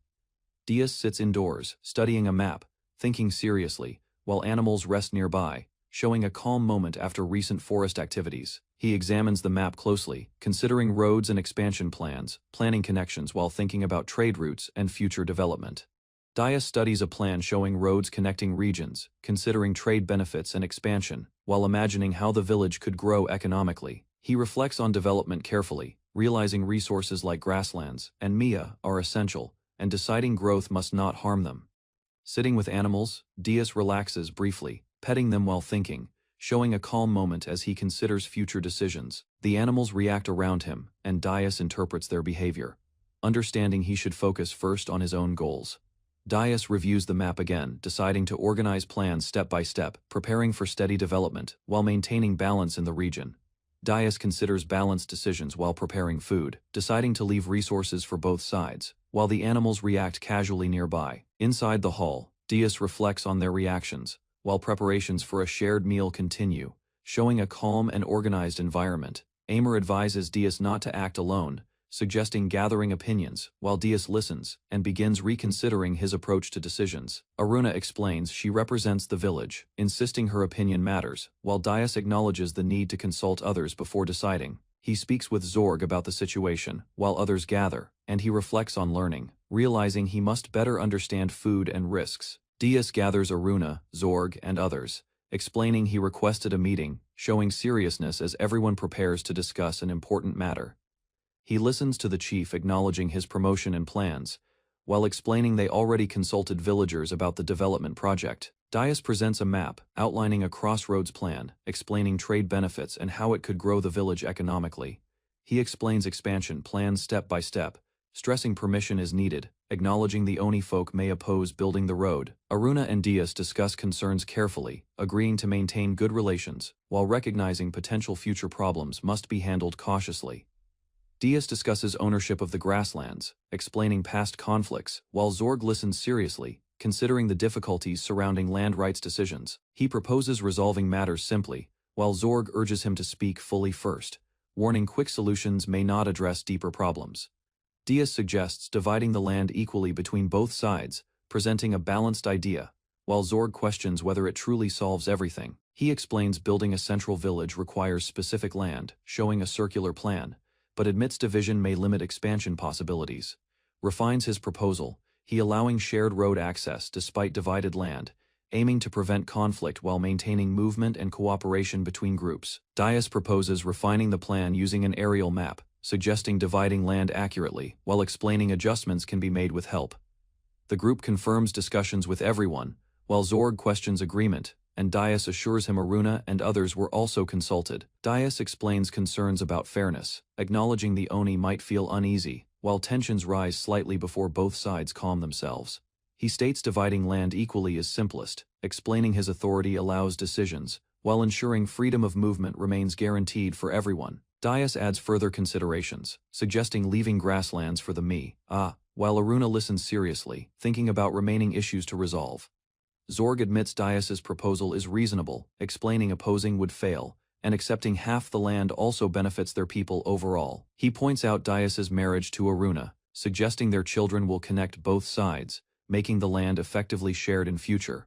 Realizes the marriage already determined inheritance, explaining future generations will link both peoples, meaning ownership naturally overlaps between groups. Zorg understands Aruna's intentions, recognizing she prepared this outcome, while others joke about Dias being guided carefully by her influence. Agrees to continue discussions later, he asking Dias to explain his status and laws, preparing for deeper negotiations between both sides. Zorg declares his plan confidently determined to act, while others listen, and the scene shifts as events begin unfolding elsewhere. In Kazdex, hooded figures exchange goods secretly, counting money, suggesting illegal trade activity quietly spreading within the western town. A suspicious man, named Misa, smiling knowingly, while a hidden observer watches carefully. A cloaked group departs with a wagon, while Nereus, an advisor, observes calmly, noting that Misa has already begun moving. Nereus reflects grimly, explaining illegal leaves spreading could cause chaos, while admitting inability to stop the dangerous situation. In a tavern, locals discuss Eldon training seriously, noting his sudden change, while others listen and consider his new responsibilities. More townspeople share observations about Eldon's improved demeanor, suggesting his promotion influenced him, while the atmosphere reflects growing optimism. At night, the city appears lively, with increased activity, larger meals served, and workers satisfied as business and daily life improve. Nereus sits among others, observing calmly, noting the city's harmony, while considering how different races coexist easily under stable conditions. He drinks quietly, reflecting that the city prospers, yet warns inwardly that outside forces could still threaten its current peaceful balance. Nereus reflects alone, conflicted between loyalty and doubt, realizing following orders may harm the city despite his respect for leadership.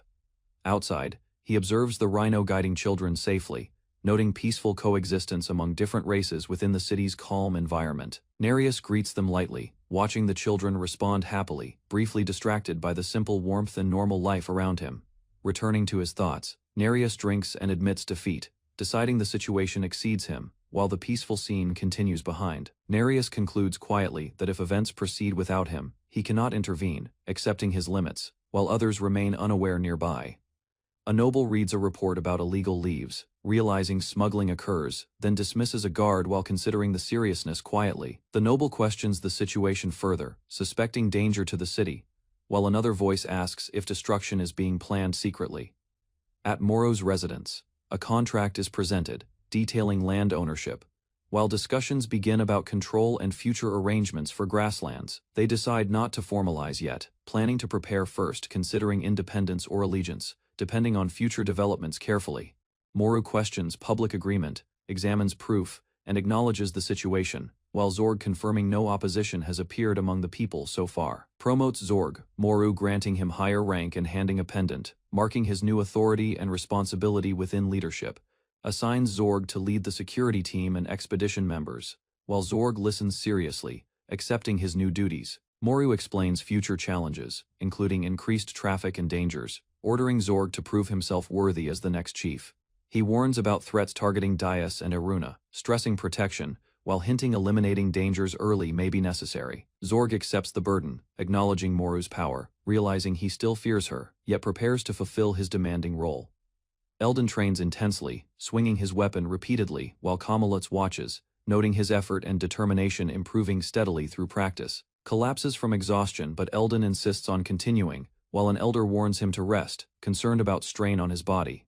Eldon resumes training with resolve, declaring he must improve, determined to make up for lost time and reach Dias's level. Back home, Dias sneezes suddenly while Aruna watches him, noticing his condition, and the others gather, concerned about his health. The girls tease playfully about warming Dias, while a report shows the territory growing, marking progress under Dias's leadership and efforts. The villagers prepare preserved food, hanging meat, and storing supplies carefully, ensuring enough provisions are secured for the approaching winter season. Dias works with animals like Mia, helping care for them, while committing to support future offspring and maintain livestock health. The village continues busy preparations, gathering resources daily, while groups return with supplies, showing steady progress 10 days into autumn work. Arunia explains she convinced others with help, while Dias asks about the girls, confirming their progress and involvement in forest tasks. The girls complain loudly about stopping forest trips, despite improving skills, showing frustration after spending many days working during preparation period. Aruna explains, stopping forest trips prevented overhunting, allowing faster gathering, but the girls react strongly, feeling their efforts were misunderstood. She avoids further argument, urging Dias to focus on work, while he agrees, choosing to continue practical tasks instead. Dias and Aruna plan remaining work, discussing logging and packing supplies, deciding to continue preparations steadily, without rushing or overextending effort. A messenger arrives carrying supplies, while Dias realizes more tasks remain, including building shelters, confirming winter preparation is far from finished. The messenger greets Dias excitedly after a long time, struggling to speak clearly while Dias calms him and prepares to listen. The girls offer food to the bird messenger, thanking him. While he accepts gratefully after delivering his heavy load safely, the messenger explains his tiring journey and presents letters, while Dias prepares to read them and understand their contents carefully. The letters report Eldon's recovery and growth, reassuring everyone, while updates describe his improving health since they last saw him. Dias reviews messages from various leaders, learning about future plans, including road construction after winter ends and conditions improve. The group presents symbolic gifts, explaining their meaning, while Dias accepts them respectfully, understanding they represent gratitude rather than practical value. Dias opens a sealed urgent letter, realizing its importance, while the messenger explains it requires immediate attention despite other letters. The letter explains captured mousefolk established communication, describing their situation after conflict with the lion race and past hostilities. Dias reads further, learning Eldon plans to assign them reconnaissance roles, allowing them to atone and contribute through difficult tasks. The girls warn of risks, explaining releasing them could invite revenge, while also acknowledging their usefulness if properly supervised and guided. Decides calmly, he trusting prior arrangements, choosing not to interfere further, believing their redemption efforts will proceed under proper oversight. Dias expresses gratitude and concern for the outcome, while the girls celebrate good news and urge him to quickly write a reply. Aimer messenger thanks Dias politely, receiving his decision, while showing relief and respect after hearing his response. Dias finishes writing the letter, feeling slightly embarrassed, while the messenger departs, returning home with the written reply safely. Aruna resumes chores, asking what comes next, while Dias answers firmly, deciding they must continue focusing on winter preparations. The village plans remaining tasks, preparing clothing and shelters, ensuring care for elders and children while getting ready for approaching cold season. Diaz and Aruna discuss winter conditions, realizing cold affects vulnerable people most, requiring proper preparation to ensure survival during harsh nights. Aruna explains how sleepwear preserves heat, showing differences, while Diaz understands that without it, weaker individuals could not endure nights. She demonstrates heavy fur clothing, explaining it keeps bodies cold, while Diaz questions using mountain deer fur for winter sleepwear. Aruna explains deer fur traps moisture, causing danger, while showing it is unsuitable for sleepwear, despite usefulness during outdoor activities. Mia wool absorbs sweat and retains warmth, while Diaz understands its value, realizing it is best for winter sleepwear. Diaz and Aruna discuss tasks, deciding to make winter sleepwear and begin preparing yurts to ensure protection during the coming season. Diaz accepts instructions and works with others, reinforcing structures and inspecting yurts carefully, ensuring they are strong enough for winter conditions. He checks every yurt quickly, confirming no major damage exists. While noting the area has not yet faced harsh weather, with everyone's help, the yurts are enclosed, improving warmth and protection, while the group observes the difference inside compared to before. Diaz inspects the completed yurts again, ensuring safety, when someone suddenly calls him, interrupting his work with an urgent request. Diaz reviews documents from Ellie, who explains calculations about selling fabric and buying supplies while approaching him with concerns. Ellie explains their limited profit, noting fabric sales are restricted, while Diaz listens, understanding they risk losing money with current plans. She suggests alternatives to avoid debt, mentioning credit availability, while asking Diaz for his opinion on balancing resources and expenses. Diaz responds calmly, prioritizing survival, explaining money is secondary to safety, warmth, and food needed to endure the coming winter. Deli accepts his decision, while Diaz returns to paperwork, continuing careful planning to manage resources and ensure stability for everyone. Diaz confirms reviewing documents, while Ellie raises another topic, explaining concerns about budgeting for winter clothing production and related expenses. Deli suggests using funds to improve clothing quality, aiming for better designs, while Diaz listens and allows necessary spending for needs. She argues fashionable clothing improves morale and products, while Diaz considers practicality, focusing on function over appearance during harsh winter conditions. Diaz agrees to her plan, trusting Aruna's judgment, while Ellie happily decides to involve others and gather more materials. Ellie leaves confidently, planning expenses freely, while Diaz realizes her bold approach, worried about costs, but unable to stop her actions. In Vanga City, a hooded figure presents large funds, while others discuss rapid earnings, noting surprising accumulation of wealth recently. The Prince Miza sits confidently among money and documents, dismissing the amount as insignificant, showing arrogance and control over financial dealings there. He responds to doubts coldly, remembered when Diane interrupts angrily, challenging his claim, creating tension. Meza explains his strategies, mentioning exploiting systems and deals, while blaming another noble, revealing manipulation behind recent financial gains. The hooded figure declares growing profits will continue, while Miza's intense gaze suggests larger plans, signaling dangerous ambitions moving forward soon. Miza declares his ambition to control the region through wealth, planning to manipulate others, and turn both people and beasts into tools. A hooded man questions his goals, but Meza calmly explains he will complete his plans, then disappear once everything settles. The discussion shifts to politics, where Meza acknowledges the throne decision, yet insists he can still influence the country's direction indirectly. Meza mocks threats against him, showing confidence while implying that harming him would cause chaos and rumors across the kingdom. The hooded man criticizes Miza's obsession with money, while Miza remains calm, revealing his detachment and dangerous mindset toward others. Miza dismisses ideals, blaming the empire and its people, while questioning values, insisting money alone determines power and importance. He recalls betrayal during war, explaining citizens sold resources to enemies, blaming them for the kingdom's downfall and suffering. Meza continues bitterly, describing corruption among merchants, claiming justice failed, reinforcing his belief that loyalty is meaningless without advantage. He concludes from experience that money governs everything, shaping outcomes, while abandoning trust in people, morality, and traditional authority. Meza reflects on his father's efforts, then rejects them, declaring wealth surpasses status, asserting money defines true power and control. Meza reflects coldly, clenching his resolve, while the hooded man watches uneasily, sensing the depth of his dangerous ambitions.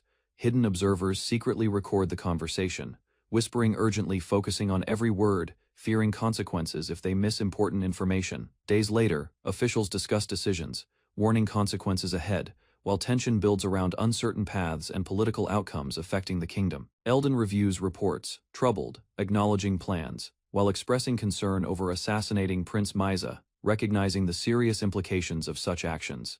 In Illic village, Dias rests while Eldon worries and Myza schemes elsewhere, as preparations continue and Dias remains calm. The girls approach Dias, asking for help, while scenes show stored food, reminding him of everyone's effort and progress. The girls explain their field needs protection from snow and wind, asking Dias to build a roof before winter arrives.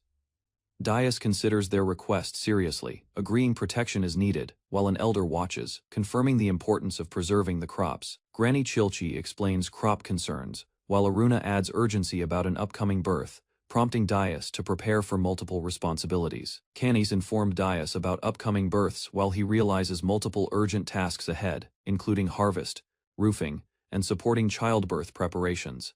Dias promises to handle the field roof, but new warnings arrive about danger, forcing him to consider additional safety preparations. He processes everything mentally, organizing tasks, realizing the situation requires careful planning to manage responsibilities within limited time.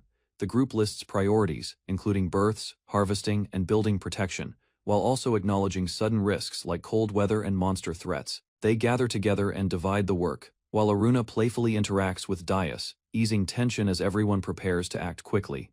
The group assigns roles for births, winter clothing, and harvesting, ensuring every family contributes to preparation and village stability. A team prepares to intercept monsters from the north, positioning themselves away from the village to prevent danger reaching homes. Klaus announces the attack is imminent, organizing guards and patrols, while emphasizing vigilance since they cannot predict enemy numbers. Dias works in the fields with the girls, building protection, while also preparing himself to respond to unexpected problems. He commits to staying alert through the night, determined to protect everyone and ensure safe births despite the approaching crisis. The group completes field work together, receiving thanks while Dias observes their success and recognizes the steady progress of preparations. Dias lifts the girls playfully, while they resist leaving, showing attachment, and he encourages them to rest after their hard work. Inside the village, preparations continue, as people gather, and news arrives that labor has begun, increasing tension among everyone present. Dias comforts the worried girls, guiding them to rest, while assuring them others are handling the situation and keeping everything under control. Ellie arrives with winter clothes, announcing completion, while villagers react, and the girls remain uneasy, missing Aruna during this important moment. The girls comfort each other during the tense night, while villagers prepare quietly, accepting the situation as they await the births. Ellie gives Dias a fur cloak, urging him to patrol, and he accepts, preparing himself for the cold night ahead. Dias steadies his breathing outside, hearing encouragement, while staying focused, as others continue working and watching over the village. He reflects on his role, unable to assist births, deciding to protect everyone instead, while noticing his outfit resembles someone familiar. Night falls over the village, fires burn, and Dias listens quietly, wondering if everything is safe as he continues guarding. Dias learns all babies were delivered safely, while Granny Maya arrives, and he asks about Francis and others with concern. Granny Maya explains childbirth connects worlds, requiring effort to bring babies safely, as they could otherwise drift away before birth. She reflects on the lively births, noting the mother's laughter, and confirms everyone endured well, bringing the situation to completion. Inside the yurt, Granny Maya praises Dias, while others recall joking during labor, showing how his presence helped maintain calm. Dias resumes patrol cheerfully, joking about being a lost bear, while feeling relieved knowing everyone is safe and the crisis past. Inside the yurt, Canis rests after childbirth, thanking Dias, while Aruna reminds them to conserve energy during ongoing responsibilities. Aruna focuses on safely guiding newborns, encouraging effort, while others continue assisting, ensuring every child arrives safely into the village. At night outside, Klaus and the Mastiffs patrol the grasslands, moving quickly as they detect unusual movement near the village perimeter. The Mastiffs react alertly near a structure, sensing danger, as tension rises and they prepare to respond to approaching threats. Rushes out in armor, Klaus commanding his team, calling for reports, ready to confront the situation and protect the village. Klaus receives urgent reports from Mastiffs about large monsters approaching, immediately organizing defenses, while maintaining control and directing his team. Klaus evaluates uncertain information, deciding they must rely on their own strength tonight. Despite lacking clear intelligence about enemies, he and Mastiffs advance across dark grasslands, forming positions and preparing weapons, confident their daily training will help them endure battle. A massive creature emerges from shadows, but Klaus remains focused, believing their combined strength and preparation should be enough. Klaus attacks decisively, then realizes the enemy is only a monitor lizard, easing tension but keeping vigilance for real threats.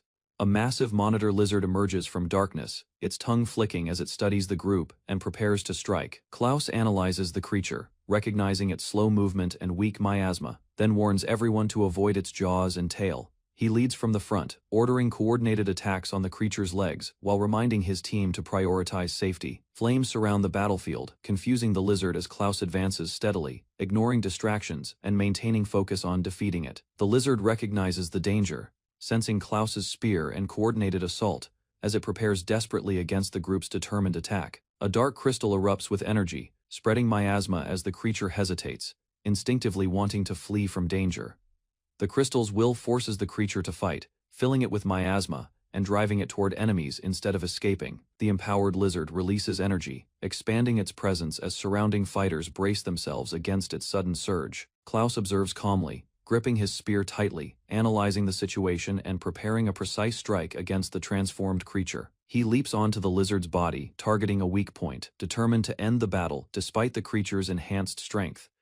Klaus spots the lizard's vulnerable area, focusing intensely as he prepares a decisive attack against the creature's weak point. He plunges his spear downward from above, striking the lizard's head with precision and overwhelming force during the assault. The creature collapses as Klaus withdraws his spear, confirming the kill while the mastiffs recover from the intense encounter. Klaus reassures the group, explaining the lizard's roar and checking their condition, ensuring no one suffered serious harm. With the threat gone, Klaus orders everyone to rest, confirming their safety while maintaining readiness for any further dangers nearby. The mastiffs return quickly, reporting a familiar sound approaching from behind, causing Klaus to focus as tension rises again. Klaus and the dog warriors face the darkness, sensing a larger threat ahead, their bodies bracing for an inevitable battle. Diaz stands in harvested fields, noting sudden cold weather, trusting Granny Maya's accurate prediction while considering future problems approaching their land. He calmly concludes northern monsters will attack soon, believing Klaus can manage threats while he prepares mentally for incoming danger. Aruna and others carry supplies while small animals assist, but they insist Diaz rests, despite his patrol exhaustion and concern. Diaz wanders near animals, thinking about mothers still waiting, realizing time has passed while feeling useless, without immediate responsibilities today. Aruna announces birth successfully, revealing multiple healthy babies, relieving Diaz and others as tension ends, and village continues growing steadily. Newborn pups cry softly inside shelter, indicating recent births, while nearby structure stands quiet, showing village life continuing calmly. Villagers celebrate loudly, cheering from distance, while others smile nearby. As Lupa becomes excited, wanting to immediately see babies, Diaz reassures Lupa gently, explaining births take time, while promising Beato and newborns will arrive later safely today. Aruna advises Diaz to stay calm and lead others properly, then quietly compliments his coat, making him pause thoughtfully. Small animals praise Diaz happily, calling him handsome, while he awkwardly questions them, ending moment with uncertain but calm reaction. Villagers gather outside shelter, reacting excitedly as new baby is announced, their attention focused toward entrance with growing anticipation. Children watch newborn pups closely, confirming dogfolk births completed, while Diaz arrives quickly after hearing Aruna calling from nearby. Aruna explains situation calmly, stating final birth takes longer than expected, causing concern among those waiting outside quietly. Others reassure Francois gently, urging patience despite worry, explaining uncertainty inside, while continuing to support her through situation. Granny Maya checks Francois carefully while Diaz observes, feeling frustrated because he cannot help, leaving situation entirely to others nearby.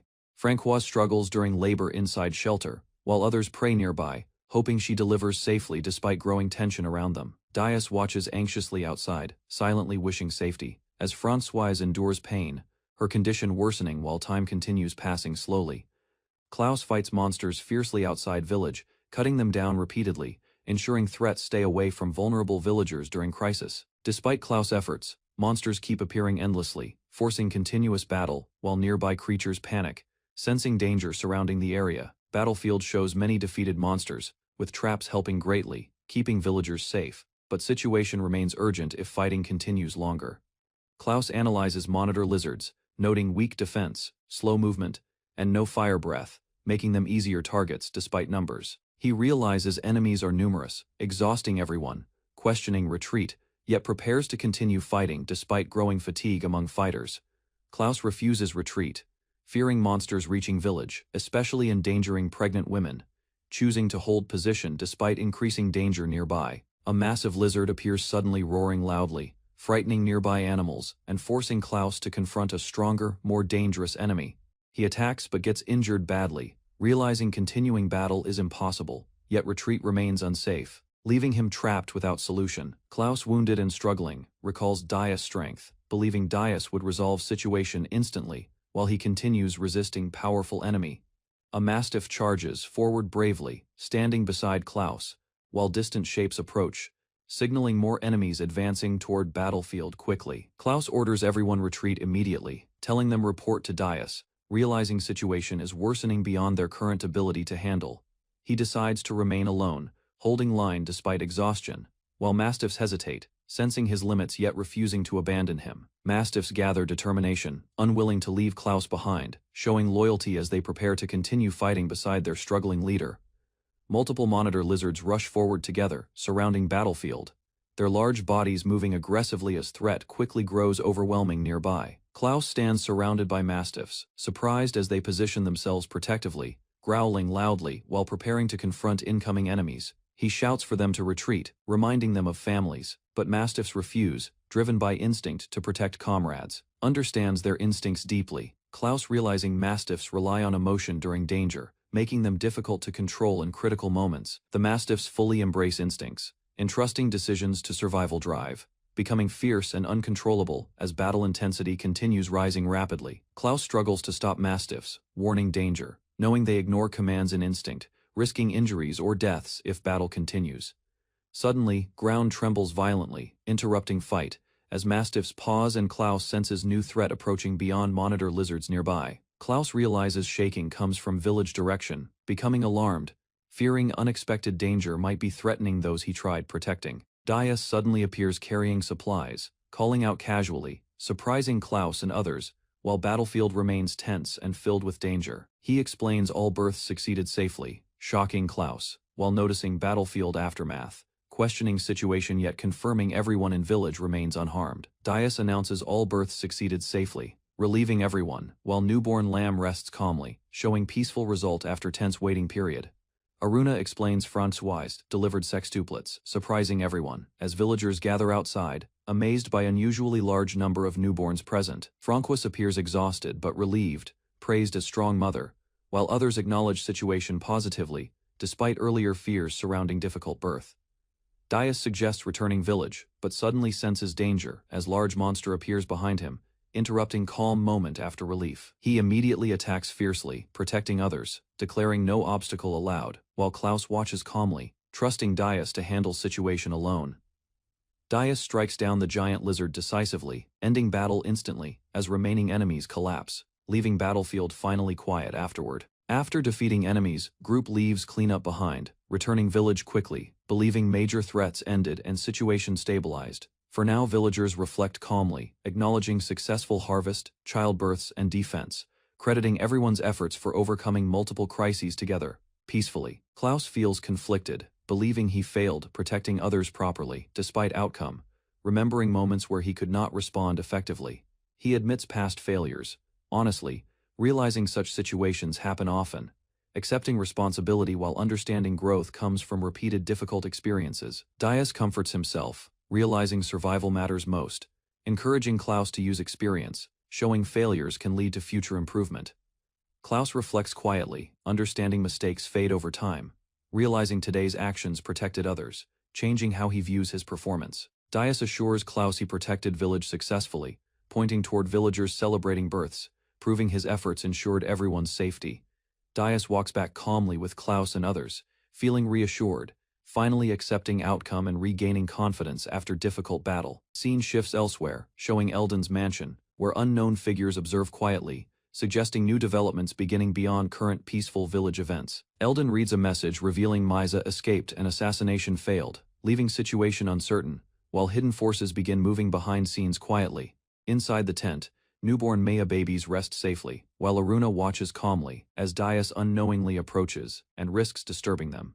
Dias enters quietly asking about babies, but gets stopped immediately, realizing he cannot help and should leave without causing trouble. Elsewhere, Meza sits calmly discussing plans, acknowledging Eldon actions, while revealing his own moves and eliminating threats without hesitation. He speaks with Ally, discussing merchants and enemies, showing influence growing quietly while gathering information and controlling surrounding situations carefully. Meza smiles confidently, receiving loyalty from others as they praise him openly, revealing his power expanding through manipulation and careful planning. Prince Eldon lies frustrated, realizing Meza escaped again, noting many days passed without trace, increasing concern over growing unseen threat. Eldon discusses situation calmly, acknowledging Meza absence from fiefdom, considering it fortunate yet suspicious, revealing uncertainty about his intentions. He considers exploiting Meza absence, planning covert actions through intelligence units, deciding situation requires secrecy to maintain control carefully. Eldon resolves to act personally if needed, showing determination, as external view of palace suggests, preparations quietly advancing behind scenes. Later, Eldon meets Yuha, discussing army movement and merchant groups, fearing alliances with Meza, recognizing situation could become dangerous, quickly. Juha advises deploying army widely, suppressing threats quickly, while Eldon hesitates, preferring investigation first before making large-scale military decisions. Advisor insists immediate forceful action, comparing past rulers, urging swift suppression, while Eldon remains cautious about unnecessary violence and consequences. Eldon reflects deeply, analyzing enemy motives, noting instability in region, deciding careful planning is necessary to avoid escalating conflict further. A messenger arrives urgently, reporting Meza location, shocking Eldon, confirming target is hiding within Mirangar, prompting immediate strategic response. Orders securing area and sending elite intelligence team, balancing caution and action, preparing controlled operation to capture Meza efficiently. Eldon orders minimal force deployment, choosing secrecy, deciding to lead operation personally, while ensuring movement stays hidden from public attention.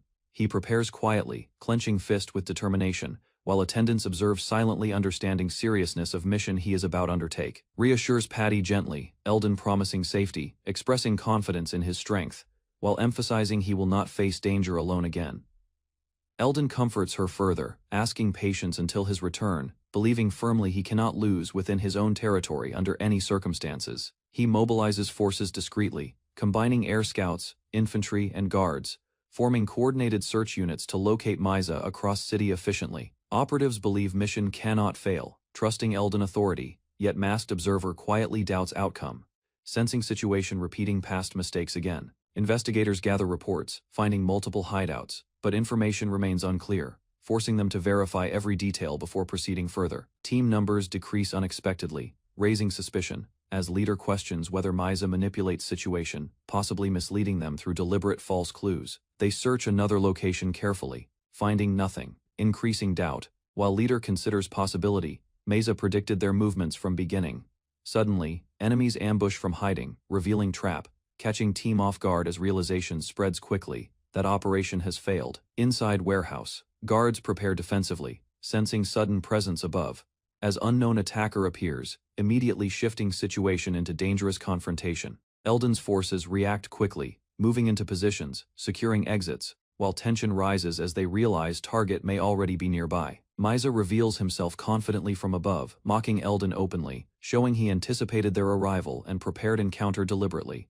He declares similarities with Eldon, explaining shared motives and rebellion history, while emphasizing only difference lies in their current outcomes. Meza ignites strange substance calmly, preparing unknown tactic as Eldon recognizes danger, realizing situation may escalate beyond simple confrontation. Masked fighters ignite strange plant substance, creating intense flames, revealing it as dangerous drug material affecting senses and battlefield conditions. Meza explains effects confidently, describing enhanced focus and reduced sleep, while enjoying stronger version prepared specifically for confrontation. His followers attack aggressively, ordered to capture Eldon alive while eliminating others, escalating fight into chaotic and deadly engagement.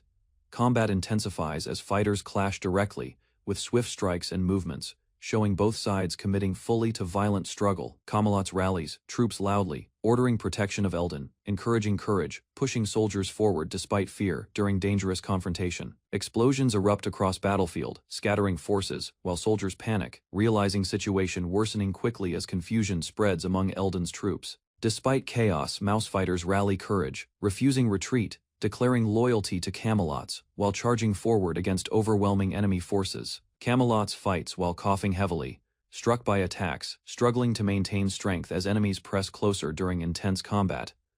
A large beast soldier suffers repeated strikes, enduring pain while continuing fight, showing determination despite injuries and worsening battlefield conditions. Eldon blames himself for trap, realizing mistakes led subordinates into danger, continuing battle while accepting responsibility for unfolding situation.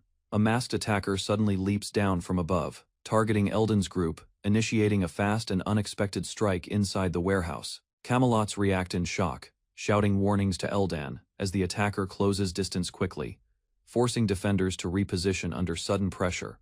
The attacker lands a powerful strike, sending a large beast soldier crashing aside, demonstrating overwhelming strength against Eldon's forces. Both sides pause briefly, surprised by sudden intervention, as Meza and others reassess situation after unexpected disruption changes momentum. Juha steps forward confidently, challenging enemy directly, showcasing refined swordsmanship, declaring his skill surpasses even renowned warrior Dais clearly. Beast soldiers rush forward, forming defensive line, shouting loudly to protect Eldan, while Eldon observes calmly without immediate reaction. Eldon's group reorganizes positions inside warehouse, surrounding enemies, creating controlled formation, while tension continues rising across confined battlefield space. Juha attacks swiftly, criticizing tactics, explaining poor leadership invites danger, demonstrating superior combat awareness while striking multiple opponents simultaneously. Eldon responds calmly, asserting authority, claiming companions are loyal allies, while continuing to fight against surrounding beast soldiers. Meza retreats briefly upstairs, while Juha pursues, warning about traps,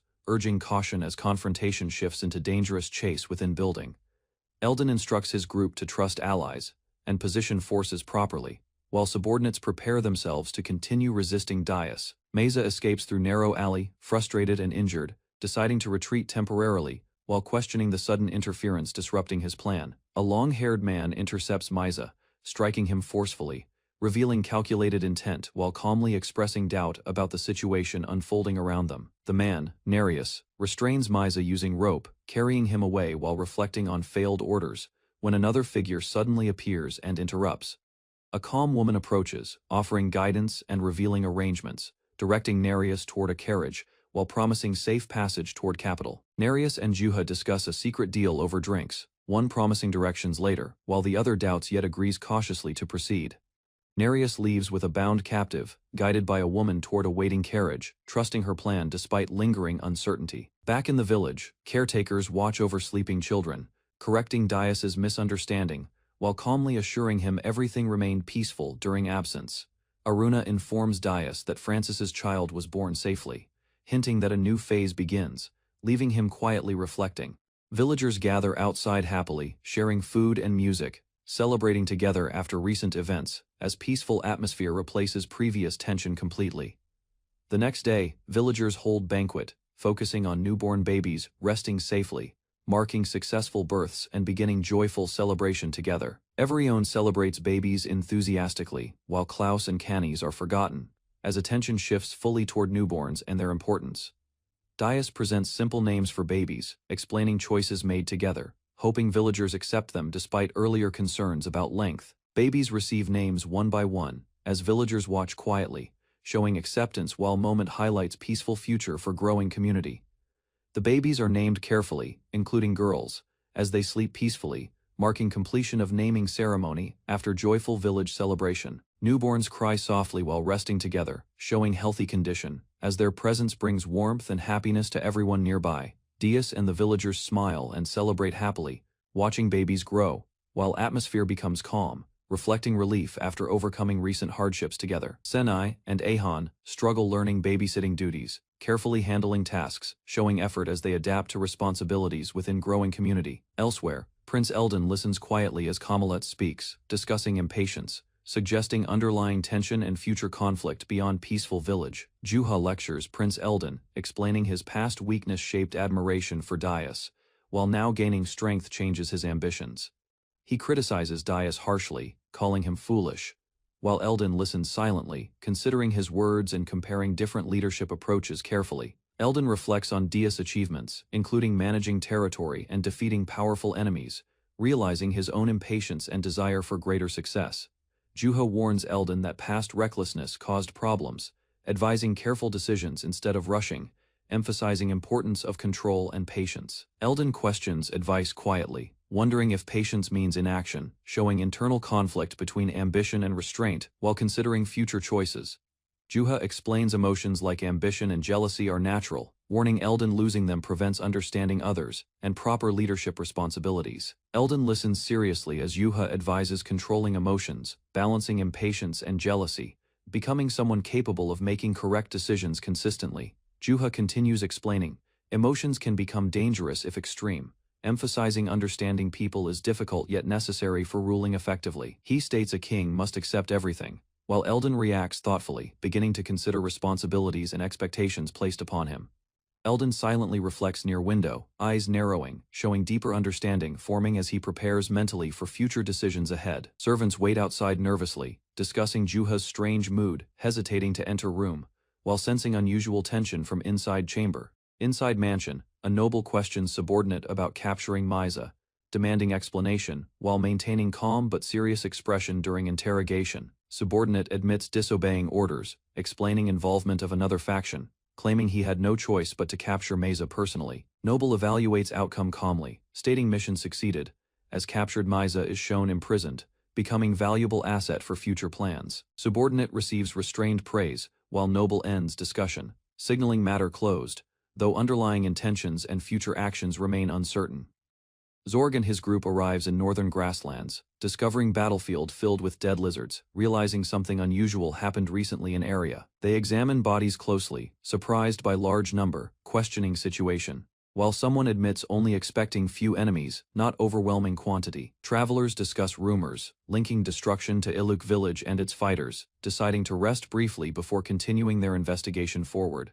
They acknowledge Dias and his subordinate strength, comparing it to national army, while expressing concern about future reactions from their leader. Zorg reflects quietly, thinking about Aruna's connection, considering Dias' potential threat, while remembering encouragement from others, and feeling conflicted emotions. A baby cries loudly inside the house, signaling needs, while peaceful surroundings contrast with urgency of caring for newborn child. Senai and Ahan struggle calming babies, calling Dias for help, while Francois approaches calmly, preparing to handle situation carefully. Francois feeds multiple babies efficiently, managing tasks smoothly, while others watch, realizing experience makes handling newborns much easier. Dias observes quietly, asking about feeding, while Francois explains situation, ensuring all babies receive care, despite exhaustion from earlier efforts. Sinai and Aihan feel tired from babysitting, while Francois advises rest, showing concern, ensuring everyone maintains balance while supporting growing village responsibilities. Babies finally sleep peacefully together, while Sinai and Ahan collapse from exhaustion, praising Dias for helping handle childcare duties. Dias thanks Aruna while discussing busy daily life, explaining his past experience caring for children. Though acknowledging constant exhaustion remains challenging, Aruna explains dogfolk tradition of shared childcare, describing coordinated births helping community support responsibilities, emphasizing cooperation makes difficult tasks manageable. She mentions if Dias has child, village will help, surprising him, showing strong communal bonds within their growing settlement. Dias reflects quietly while eating, understanding childcare involves more than hardship, realizing it also brings connection, support, and shared happiness. Explains caring for children brings happiness, watching them grow, imagining their future experiences, while peacefully observing sleeping newborns nearby. Dias shares his thoughts gently, explaining parents feel joy raising children, while Aruna and others listen, reflecting on his words. Senai and Ahan imagine childhood memories, picturing being cared for, their expressions softening as they begin understanding his perspective clearly. Dias explains children grow into adults, continuing cycle of care, emphasizing responsibility passed through generations as natural part of life. The girls ask about their past, while Dias confirms everyone was once cared for, explaining babies cry and cause trouble naturally. Aruna imagines Dias as a baby, smiling softly, while Dias reacts awkwardly, embarrassed by idea of being seen that way. Dias explains people become adults caring for others, acknowledging support received growing up, while Aimer mocked him quietly.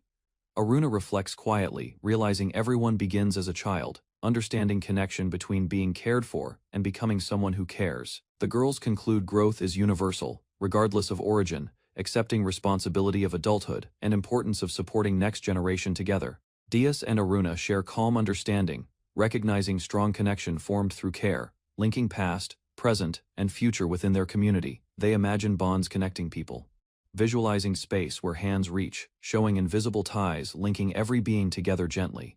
Reflect how bonds form within village, between families, friends, and newborns, showing relationships growing naturally through shared experiences and care. Children envision connections spreading widely, linking everyone, proving no one exists alone, as relationships extend across generations and community members.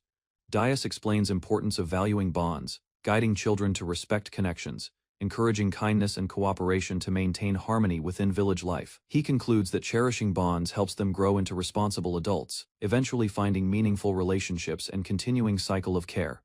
Dias and Aruna advise the girls to care for their future families, teaching responsibility while the children listen with calm expressions. The girls happily agree, smiling together, showing they accept the lesson and feel encouraged about their future roles within village life. Curious, the girls suddenly ask how babies are made, surprising Dias and others as their innocent question creates an awkward moment. Dias hesitates, admitting he still does not understand fully, while the girls remain eager, waiting for an answer he cannot provide. Later, a report shows village population growing steadily, while children cheerfully talk about future families, reflecting continued life and connections.